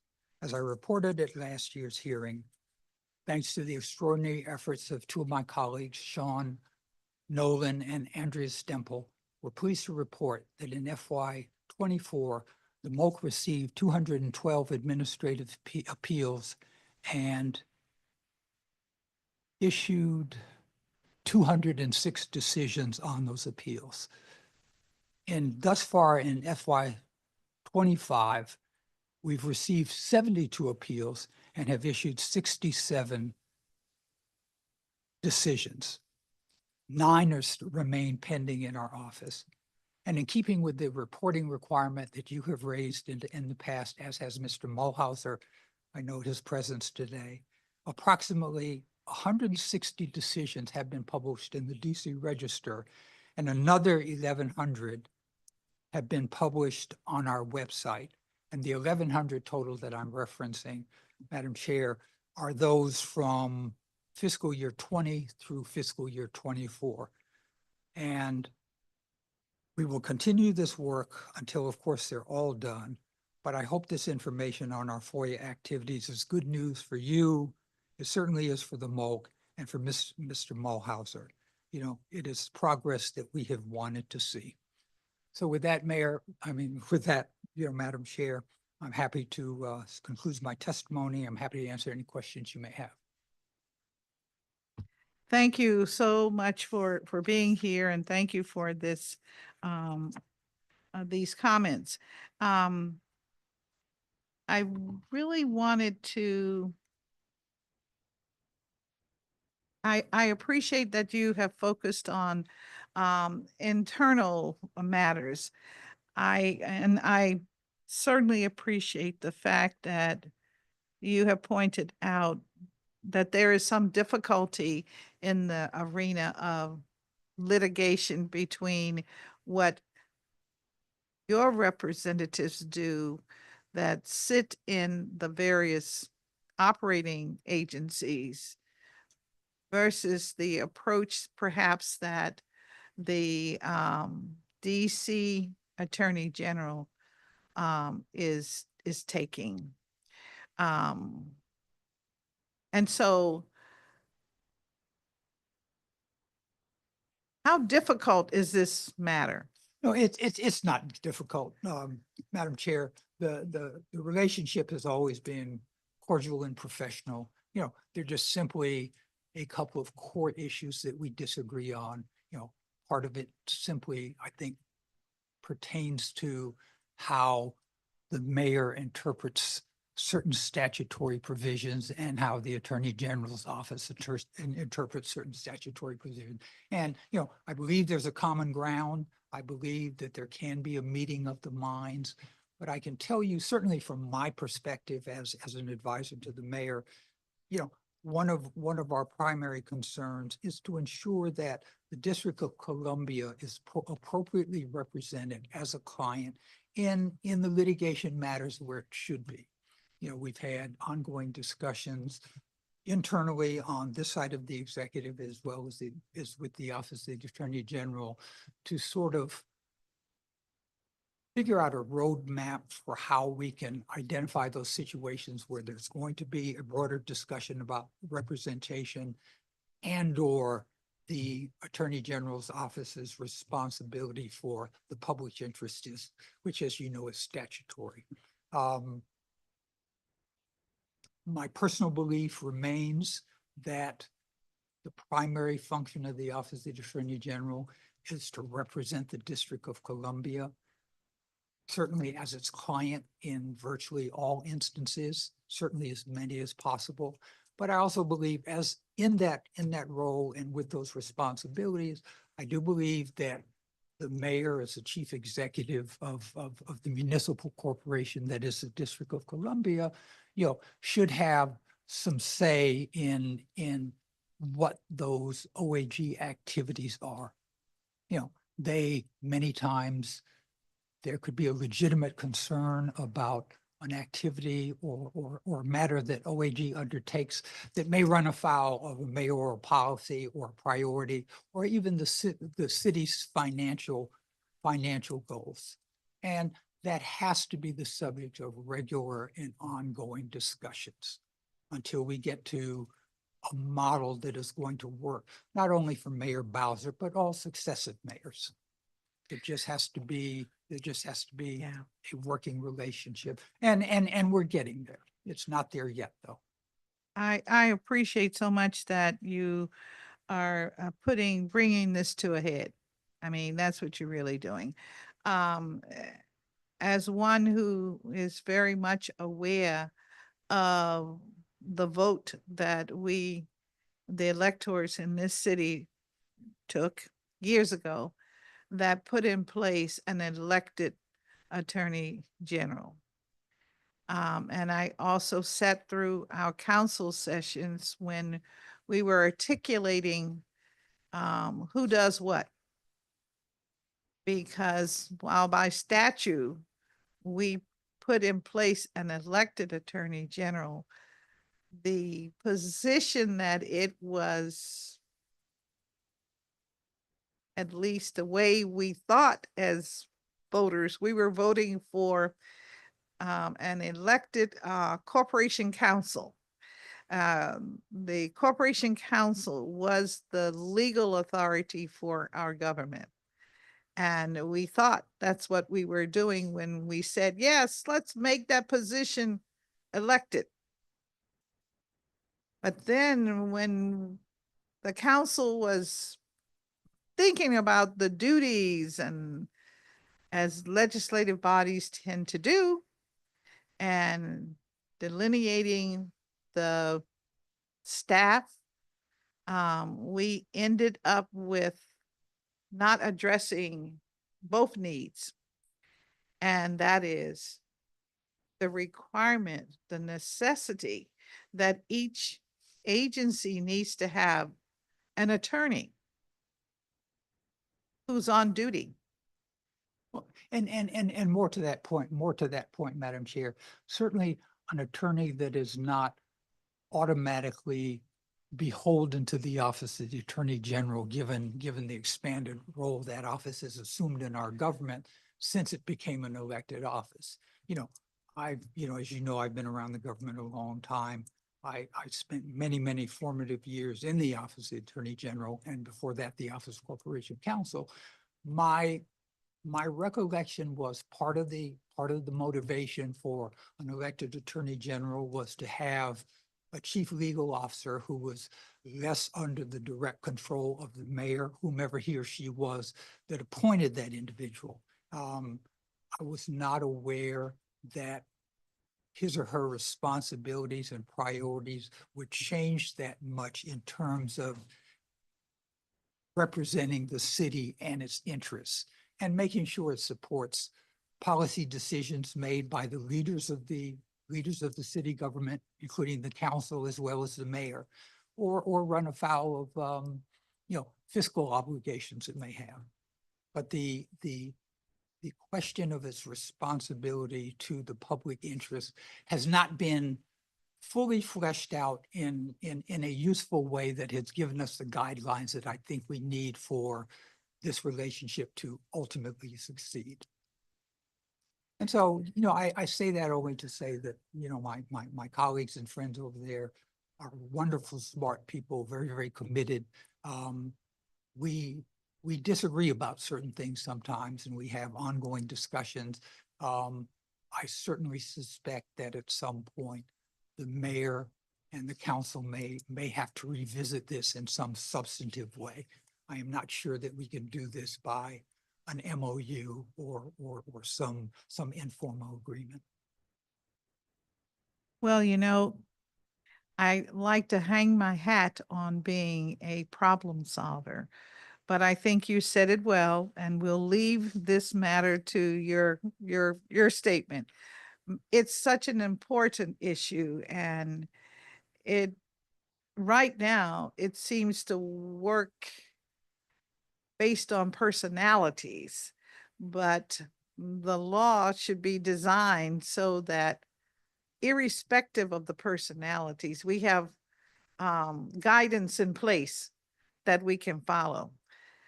And I was just thinking, even if we had Supreme Court for the District of Columbia, that would not solve it. Agree, agree. It would not solve Agreed. the matter you're discussing or you Agreed. put on the table. I thank you for your bravery of putting it on the table today. I appreciate it. Or my stupidity, Madam Chair. I'm not sure. which. Both, but that's okay. We appreciate it very much because it is recognized that it is an issue. And so thank you for that. I did want to really ask you a little bit about okay, all right. Wanted to ask you a little bit about the duties that you have that are articulated for your Office of Legal Counsel. And I wondered if these duties, how frequently in executing these duties do you bump up against a different opinion from the DC Attorney General? Very, very rarely in those instances, Madam Chair. The issues primarily, or the discussions primarily arise as they relate to litigation matters. You know,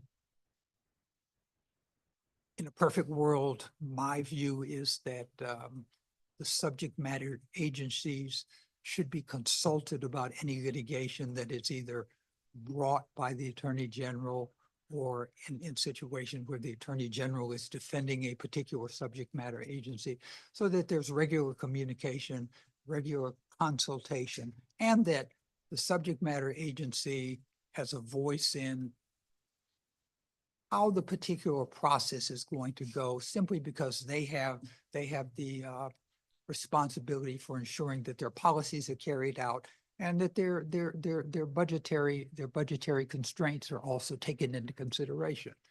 And the situation where this probably most arises is when the Office of the Attorney General, who statutorily has responsibility for all legal matters involving the District of Columbia government, makes a decision about settling a particular case, for example.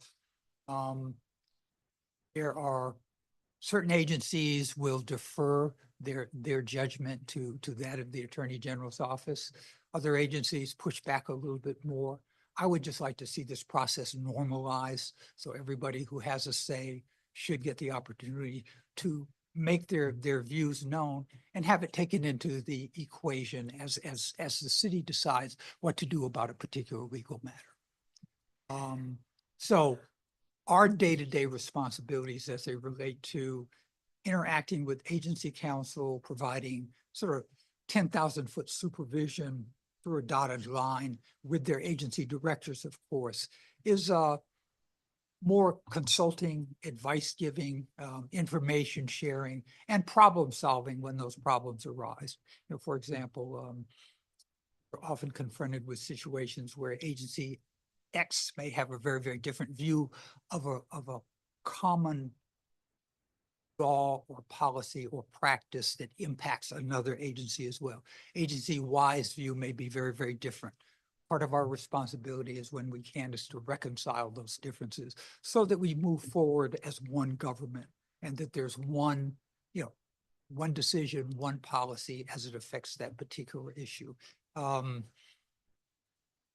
Also, when requested, speak on behalf of a particular agency to the Office of the Attorney General. And it's usually about a litigation matter. Sometimes it may be about a contract matter. Sometimes it may be about a situation where OAG has required legal sufficiency or has declined to provide legal sufficiency about a particular issue. We intervene in those situations, have a perfectly professional, normal discussion, and we attempt to resolve them to the satisfaction of everyone. Does it work every single time? No, ma'am. But is that our goal? Absolutely. I hear you, and I think this is a more serious issue than many are aware of. We know that the DC Attorney General supposedly is taking the lead on legal matters on behalf of our government. But you and I know there have been times when the agency has said, we're not moving forward on anything. Where within the operating agency, there's a desire to get, redress on a matter. And so I think we really need to zero in on that. I would love to have a little more conversation with you, At your convenience, Mr. Madam Adams. Chair. This is important. And to the point that you just made, the converse is equally important to us as well. Situations where Yes. OAG, through its legal authority, undertakes a particular case or issue or Yeah. matter. And, what I would want, again, this is me, what I would want in a perfect world is let our mayor know, see what she thinks about this. If it's something that the council has the ability to weigh in or the responsibility to weigh in, that should fly too. Yes, because I was This- just thinking the council has a council. Yes. So I'm sure there's another part to Exactly. this equation. Exactly. But the So We when have- all is said and done, who's on top? Who is the bottom line? Because we've got 4 or 5 things that, well, so where is the point of decision? it is my understanding and belief that the mayor and the council run the city government. Notwithstanding the elected status. Well, the council appropriates the money. The mayor operates the Yes, agencies, yes. which is the operation of the government. No? No, and that's absolutely Okay. correct.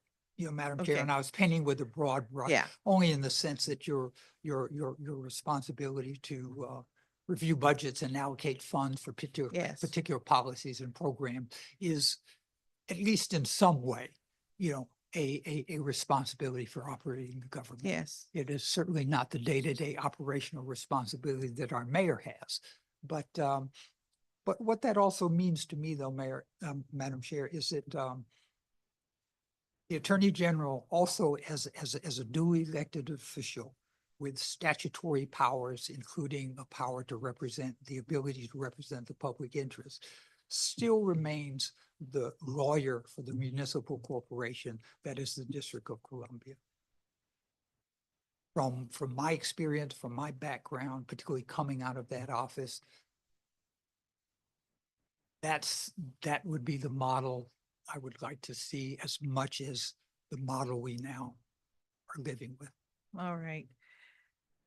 We do need to have more conversation on this. And I know you know that. So thank you. And we'll get on your calendar. Okay. Definitely.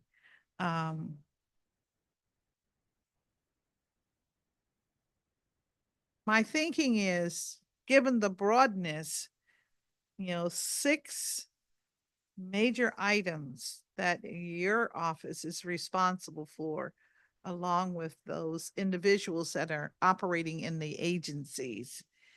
I wonder about staff. I wonder if your staff to get done what your mandate is. Because I know that the DC Attorney General is staffed far heavier than you are, No, agreed, but they, like 100 times. in fairness, though, Madam Chair, they have a different responsibility. Well, you just articulated their responsibility. Well, Yeah. But again, Yeah. I qualified by saying that was my opinion, and I certainly don't want to speak for the mayor or the council or anyone yeah. else. But one of the additional assets that the executive office of the mayor has is that, keep in mind that the agency council who work in the subordinate agencies also report to her essentially through my office. Okay. And gotcha. so So she you has have a very broad. exactly, stroke. she has a Gotcha. All cadre right. of probably close to Okay. 150 lawyers. Now, they're sourced in different agencies, Yeah. but they work for her. And in fact, one of the practical concerns that we run into is that all the lawyers who work for the city government, regardless of whether they're on OAG side or the mayor's side, are all part of one lawyers union. And so the Attorney General, as an elected official, has done some things and enacted some policies that my side simply can't, because we report to the mayor. And so when we sit down with all the lawyers and negotiate new collective bargaining agreements, these often come up. They relate to remote work, telework, days in the office, things like that. They, in some instances, relate to pay. And there are a host of other things that sort of come up during the normal course of union discussion, simply because they're two separate groups combined as one, but they report to two different leaders. I'm so glad you're talking about unionization, because one of my biggest concerns now is this arena called management rights. You want to shed some light on that? I get a lot of feedback from the unions that feel that there are things that they need, perhaps things that they want, but certainly things that they need. And yet during union negotiations, they get pushback because the point made by the government officials is that management rights, you can't talk about that. Management rights, management has the right to set that standard. The union does not during negotiations. So can you help me with that? And to that point, Madam Chair, and I do not profess to be an expert in this area. I have some limited experience, but certainly I work very, very closely with our wonderful director of OLRCB, who I consider he and his staff are the masters at this. That said,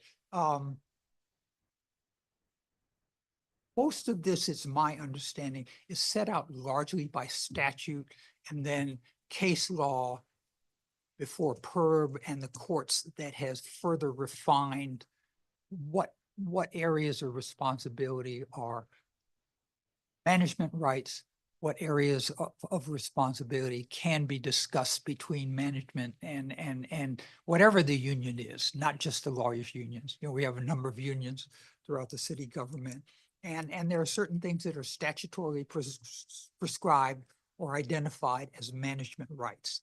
And management then has the discretion to discuss them or not as the mayor deems fit and advises OLRCB.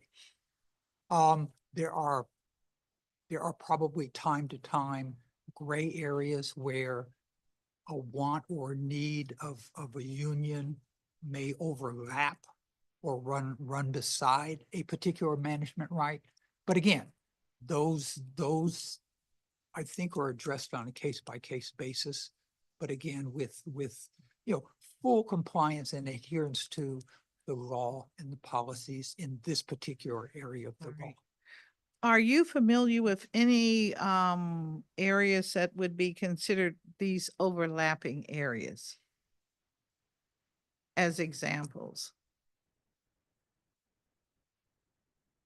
None come to mind right now, partly just because we're in this setting, and if you give me a couple of days, I can certainly consult you- with the lawyers in my office that do the union negotiations on a regular basis. And I promise you, we'll get you a very, very short list. That would be very helpful Okay. when, perhaps when we have our conversation, we could talk about that. Because you recognize that those entities are also in this committee, so Oh, I'm no, no. very nervous about this, yes. Absolutely understood. To learn, I absolutely want to learn understood. what it is that, how far we can go. Appreciate that.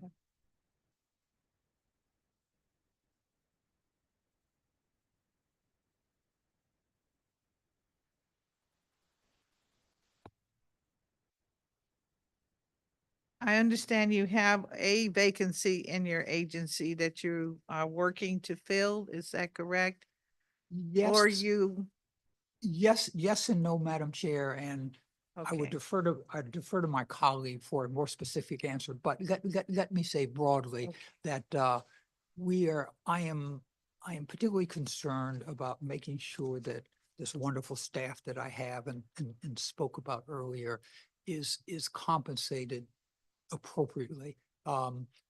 What I did with some of last fiscal year's money was we cannibalized one of the vacancies to see if we could find money to give them salary adjustments.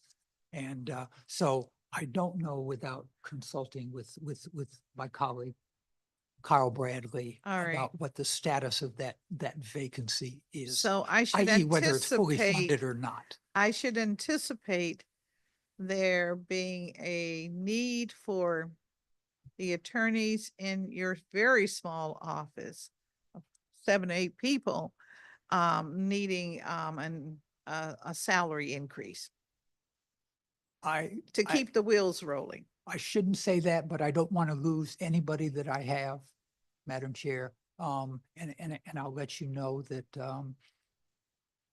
they supervise and advise and work with, literally on a daily basis with lawyers in the agencies that make substantially more than they do.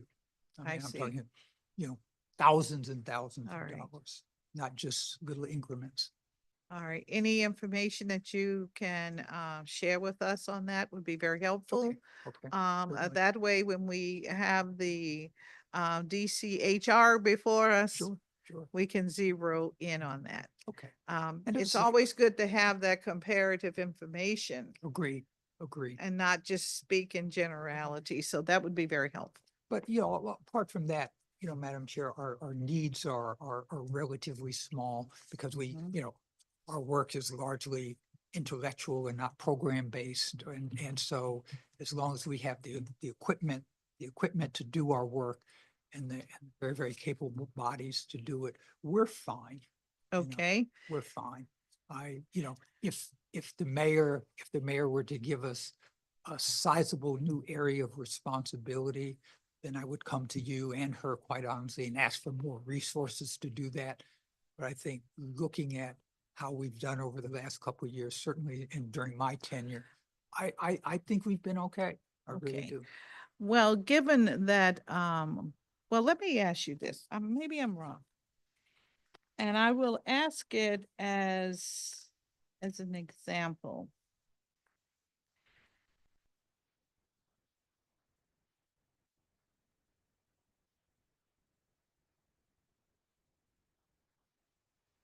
As the mayor's legal counsel,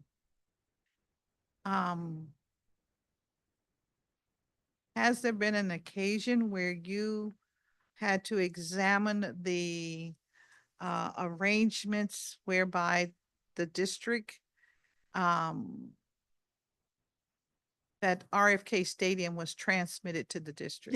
Yes, we, and I think in response to one of the committee's questions, Madam Chair, I gave you sort of short bullet points of some of the things, some of the highlights of the things that we had worked on this year.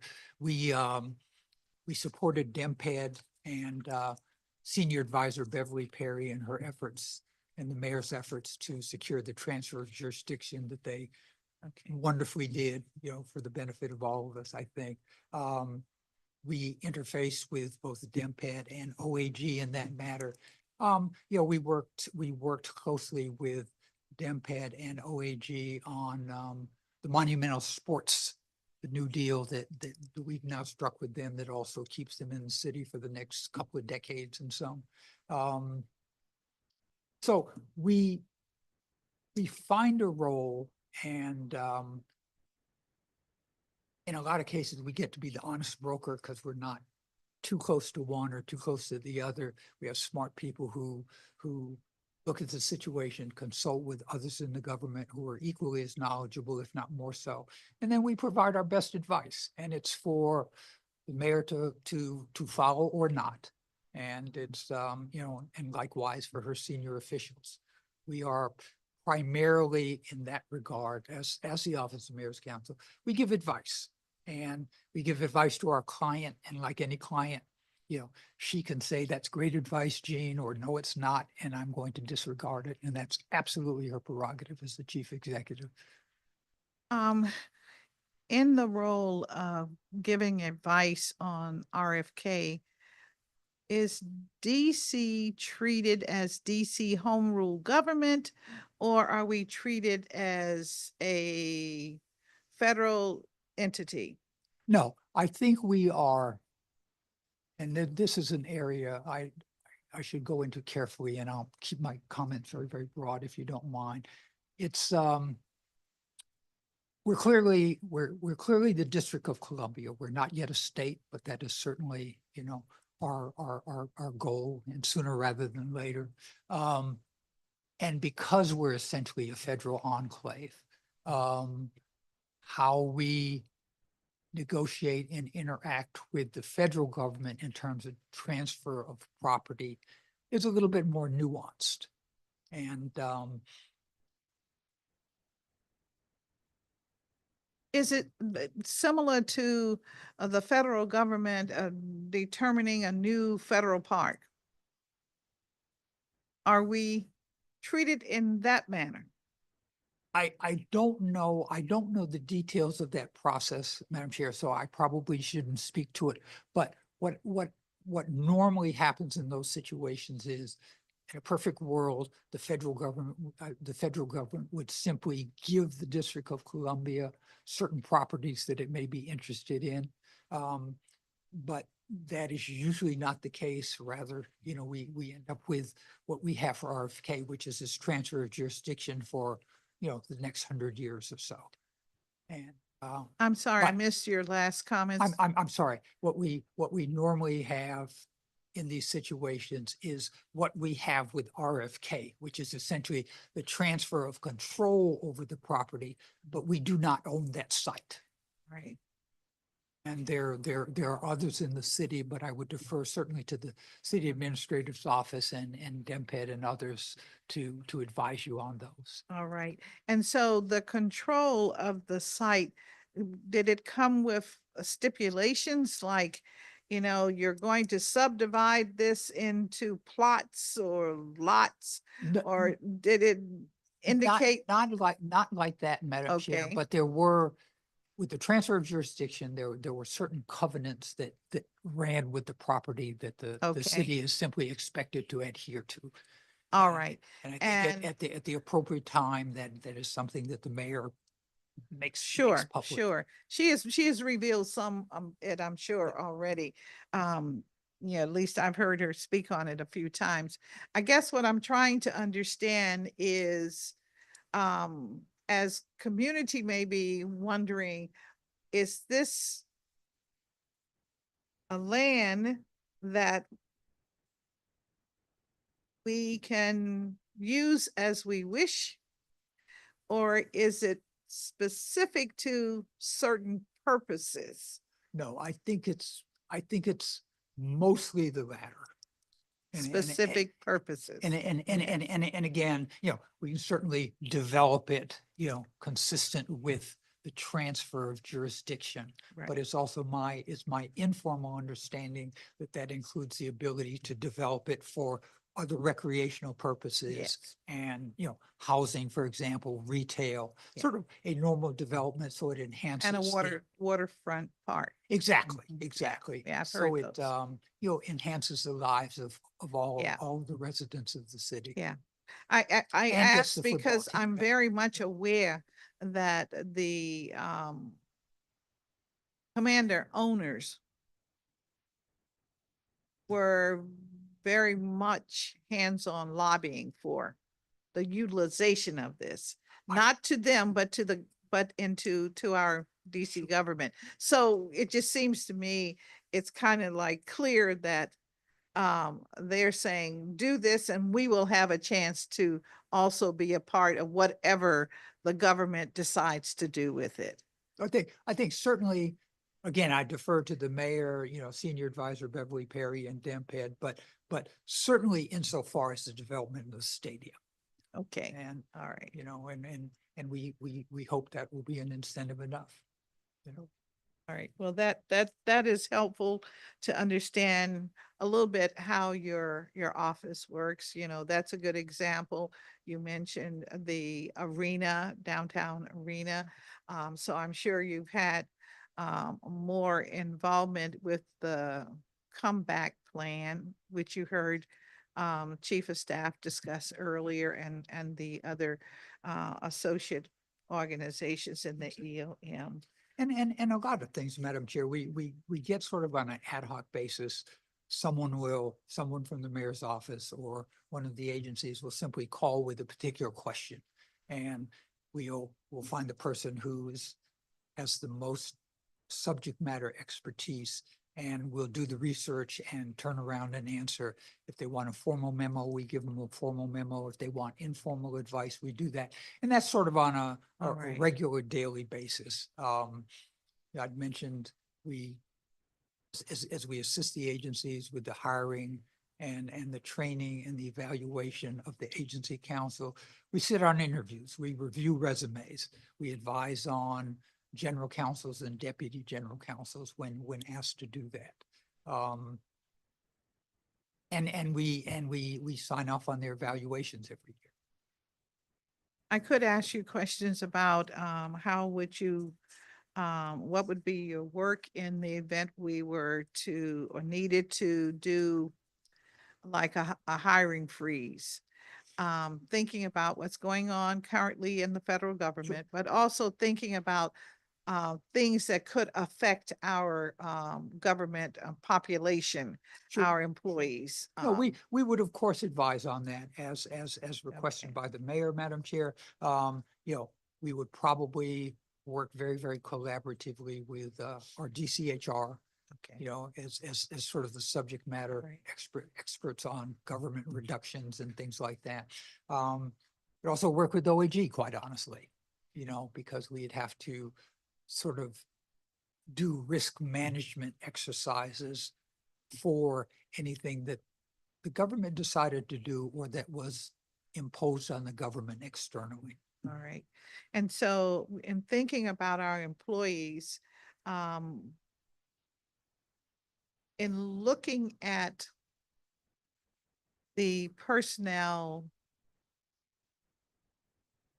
procedures, I'm especially concerned about one where I understand that agency directors can actually put their employees on leave without pay, administrative leave for a few days, up to 10 days. You mean That's as a something. disciplinary matter, Yes, Madam Chair? exactly. And that's something that you would have provided some advice on? We Or would, is it just done straight by the book, whatever the language is at the OEA or PERB? As an the example. last time I checked, Madam Chair, and it's been a while, I admit, our personnel regs are pretty clear about what we can do and can do. And, I'm not aware of certainly many instances where we don't follow the rules. If and when there's a concern about that, or it comes to our attention, we certainly jump right in to suggest, hey, this way might be a better way to achieve the goal that you might be achieving, you might want to achieve at agency A. And we handle those on a routine basis too.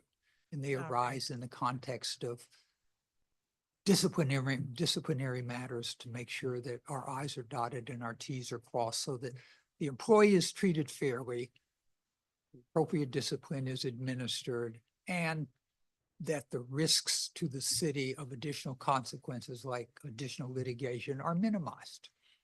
Right. And so therefore I have to assume that the work of the Office of Risk Management is one of the areas that your office becomes involved in through their general counsel. Yes, yes. yes, and we work very, very closely with them.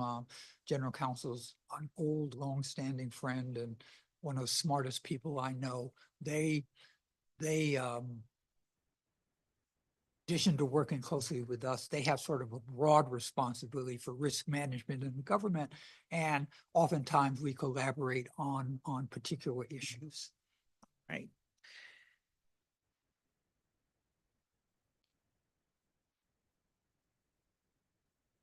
What is your role in handling the sexual harassment allegations in the government? I thought at one time you maintain a directory or We do. listing. We Okay, are. do you one- still one do of- that? We do, we did. All And- right. And in fact, to that point, Madam Chair, a new one came in today, actually. So, and we simply put it in our records because you're right, we're the repository for Yes. those kinds of cases and decisions. And as a practical matter, in those situations, except for the unusual events that we discussed last year, we normally advise. And, the expectation is each agency understands the process. They have the appropriate personnel in place, including a sexual harassment officer who Right, knows the rules and the policies and presumably follows them. right. Now, there may be questions from time to time given the particular experience of a sexual harassment officer. We advise in those situations as the need arises. I know that the operating agencies are following the mayor's order and her second correct, yes. version of the order. That's correct.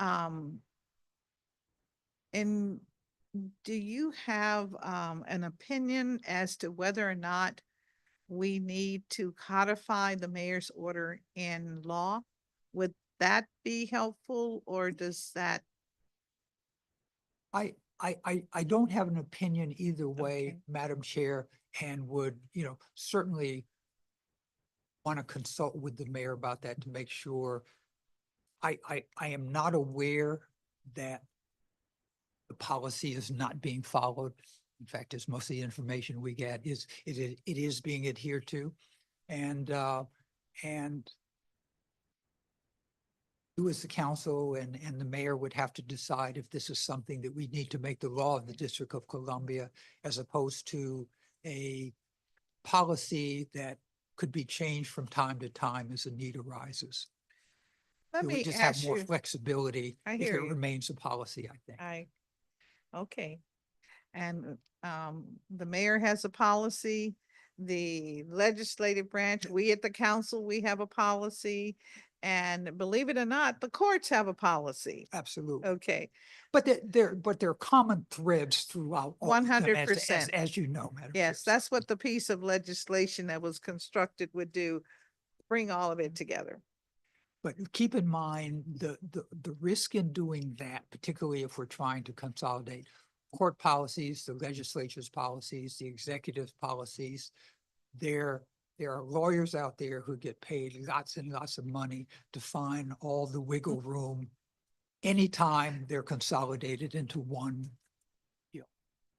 big thing. I see. So you are somewhat advising that if it's not broken, don't try to fix it. No, I'm simply, I'm simply advising it's something that I think the appropriate people should discuss. And if we were invited to the table, we'd obviously have an opinion. All right, you may be invited to the table. So thank you very much on that. How do we, as a government, handle general harassment? Not sexual, but just where you've got an employee. How do we It is, handle you know, that? again, that's captured in our personnel regulations regarding discipline, chapter 36, if I'm not mistaken. Could be wrong, but I'll check that. But there are, as you know, depending on the nature of the offense or the complaint and the people involved, there's progressive discipline, which is very much a part of what we do in the city government. And so Oftentimes, MOC is called on to decide if a particular discipline is too much for the offense. And you know, had a situation a couple of weeks ago where that could have been an issue, but turned out not to be. But we were consulted by the affected agency, and they were just, you know, is this too much or too little?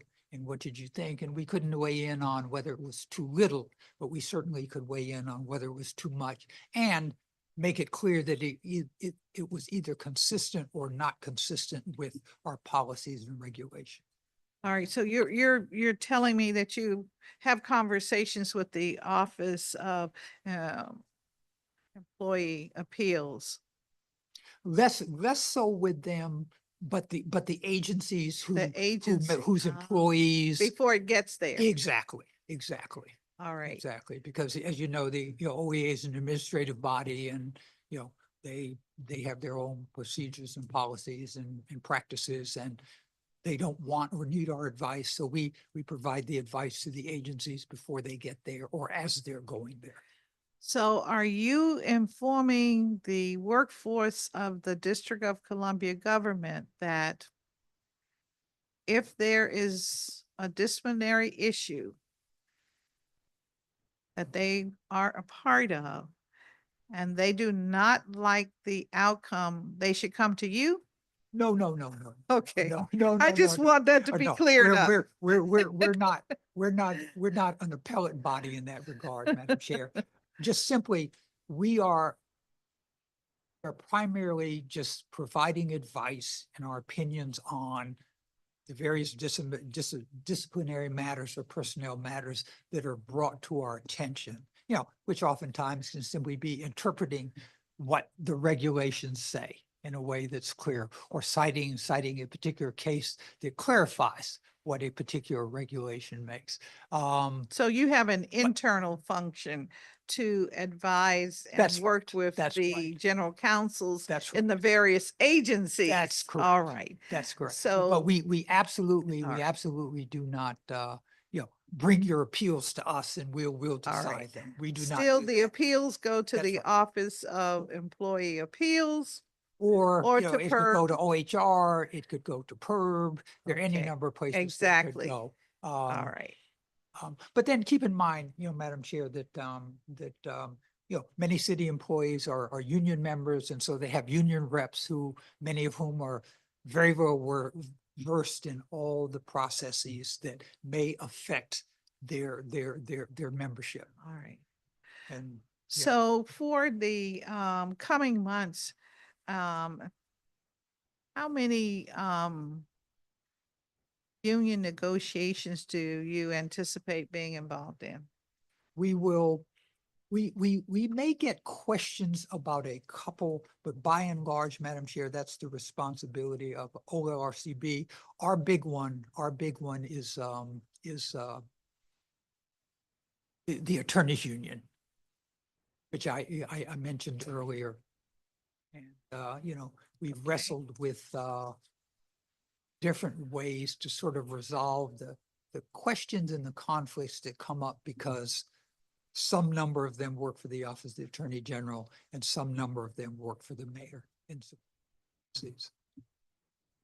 All right. Well, I'm going to get you that list of areas where they overlap. So you yes, can- please. That would be great. And thank you for informing that you have an updated sexual harassment directory. And we'd like to get a copy of that, of course. We keep it current, and I'm, you know, as I Okay. mentioned earlier, we were hoping that you'd be particularly pleased about FOIA. So Yes. Well, let's move to your favorite subject. You and Mr. Millhauser, okay? Let's talk about the FOIA appeal, and let's talk about just coincidentally today, you published the 1,100 opinions. Am I correct? no, they weren't published today. They have been, they date back from fiscal year. You said 20 20 to 24. 24. We have been putting them up on our website, and we wrestled with, and I'm glad you mentioned this, Madam You Chair, have a 'cause I new can- website, right? I'm sorry? You have a new website. No. Or it's not new. working or We've had one. something? It is an enhanced website Ah, and it is probably underused, but it's underused primarily because of our responsibilities in the government. You know, not that many people are interested in the MOLC unless they want to know Yeah. something about FOIA. so you're saying But- you have, The- and you've been putting them up since 2020. No.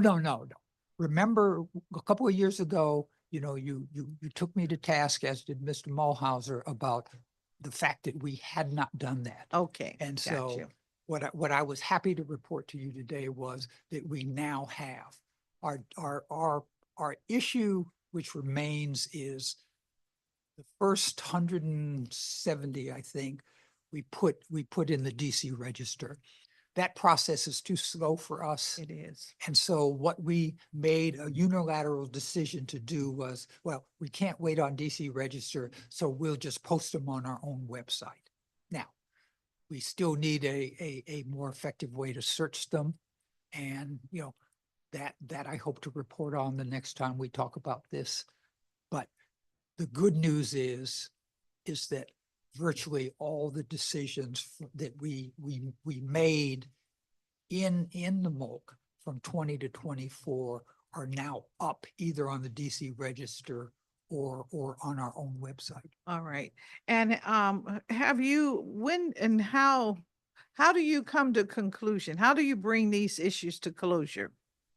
Well, we will get the FOIA appeal from the individual who's been denied by a particular agency. We'll review it. We'll probably consult with the agency to get additional information or to clarify a particular issue. And we will look at and apply the applicable law and make that decision.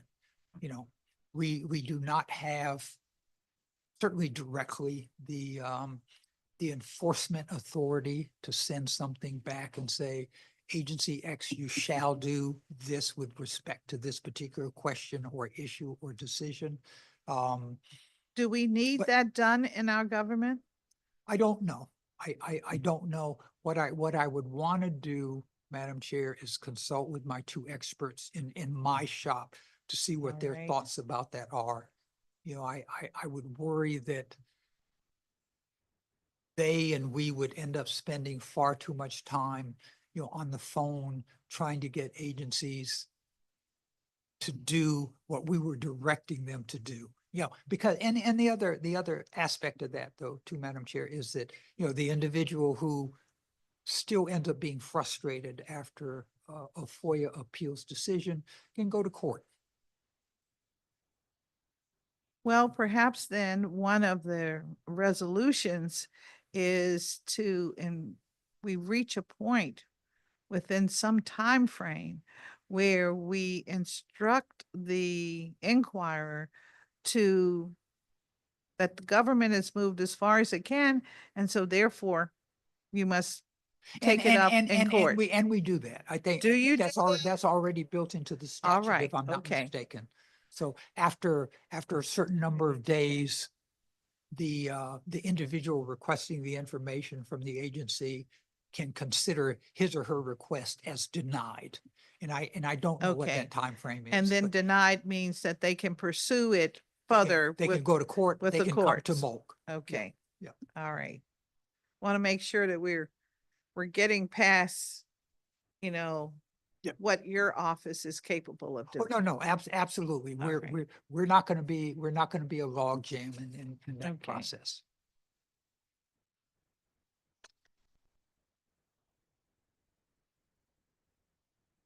Does your agency conduct annual performance evaluations of your employees Informally, Madam Chair, informally? I Okay. mean, I sit down with the staff. Usually it'll depending on the time and their availability, our schedules. It's usually in the spring or the summer, and we sort of discuss their performances over the year. If I had more time, I should probably do them in writing, but I don't. Is And- there a mandate that the operating agencies must conduct Yes. It is. Yes. And are you considered one of the operating agencies? Or are you considered a part of the EOM? I'm really, I think the latter. I think You're part of we're the part EOM? Yes. Yes. okay. And So part of our responsibility in the EOM is to oversee I the see. aspects of the lawyer's work in the subordinate All right. agencies. So that be the case, it sounds like you would not be expected to do a formal performance review. But is the EOM in our government treated as a agency? Or is it treated as an umbrella? Good So question. if you're But treated it's- as an agency, you still have the responsibility to formalize your performance evaluation. Let me raise that with All the right. very, very capable I'm giving you counsel, some issues general to counsel to ponder. Yes, you know, sir. to the EOM, Ms. Betsy Cavendish, who will Okay. know the answer to that question. All But right. the other part of my answer to that question was, it's also a super agency. I understand Yes, that, sir. but what does that really mean? Well- You know, you mentioned earlier that the issue about taking policy and turn it into law would give attorneys to look for the uh, quotation mark, look for Well, the all the wiggle room. commas and That's all, that's right, all of the holes that. But And so as you know, are Madam we Chair- now talking about there, we need to know what we are. We continue to talk about this home rule government. We want to be a state. What did they do in other states?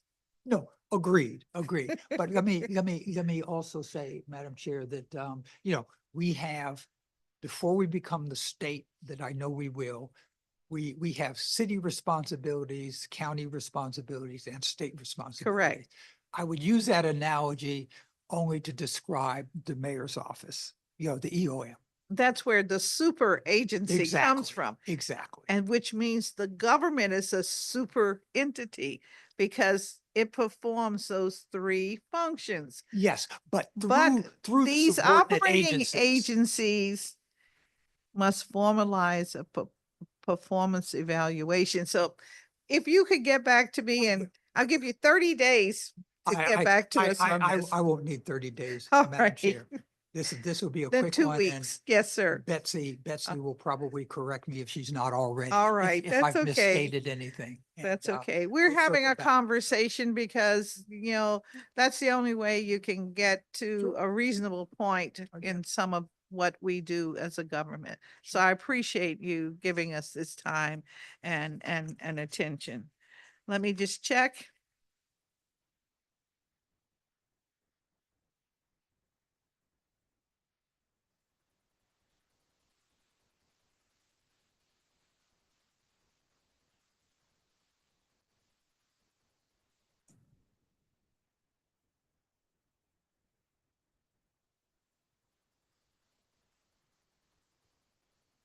Last question. Sure. In FY 23 and 24, you held 4 trainings each year. What's the reason for the lower number of trainings than you've held recently? Just 'Cause you just volume of work, volume of Madam work. Chair. That's all it is. Okay. And, you know, I mentioned certainly last year that we spent a remarkable amount of time essentially dealing with 2 or 3 big matters in addition to the other things that we did. We just simply didn't have the bandwidth. And it's why part of my testimony today was focused on what we intend to do in the current fiscal year, partly to make up for that, but to also address the concern that I think I and my colleagues have seen, meaning sort of the high turnover that we've had over the last year or so, and the need to establish some benchmarks for all of our general counsels, deputy general counsel, and their staffs. It's just gonna make us better as a government. It's gonna make them better as law offices, either at the agency level and for our benefit as well. I appreciate your candor. But that's the Miss- only I reason. really do. And it leads me to understanding that having a individual in your shop that is focused on training and employee enhancements might be a direction to move in. No, exactly. And we have that now, have that now. Yeah. So no need for additional personnel. Okay, To me, we got it. I can circle We back hear on you. that, Yes, we hear you. Madam Chair. We want this government to be first class in all No, aspects, as you I know. know that you do, and Yeah. we appreciate your support all the time, and you've always been very, very gracious with us in my shop, and so it's never a chore to come and see you. So All right, okay. Well, let me get to the bottom. Okay. Well, thank you very much, Mr. Adams, and for your office. And with that, we're going to conclude our hearing today. I want to thank everyone who participated in our performance oversight hearing for their contributions. We learned a great deal, and we hope those who watched have a better understanding of the work of the EOM, MOCA, and MOLC, and what they have undertaken during the past year. I believe our city is better for their work, and their future and our future as a government, as a community is bright. If the public has any additional thoughts or would like to submit written testimony regarding the performance of these agencies, please upload it to Hearing Management System at dccouncil.gov, or you may email it to seal@dccouncil.gov, and that's CEAL. The hearing record will close in 10 business days. That is on the 12th of February at 5 p.m. And I would like to urge anyone who is interested in submitting written testimony before that date to please do so. With that said, again, I want to thank our witnesses, and I want to thank those who watched in the community, and those who came down, bothered to join us today in person. Thank you for being here. We appreciate having you with us, because what we're doing in this committee is so exciting, right? We do a lot of the compliance work of the government, so that's not usually particularly exciting. So whenever we have anyone from the public in the audience, we get all excited about it. So thank you very much.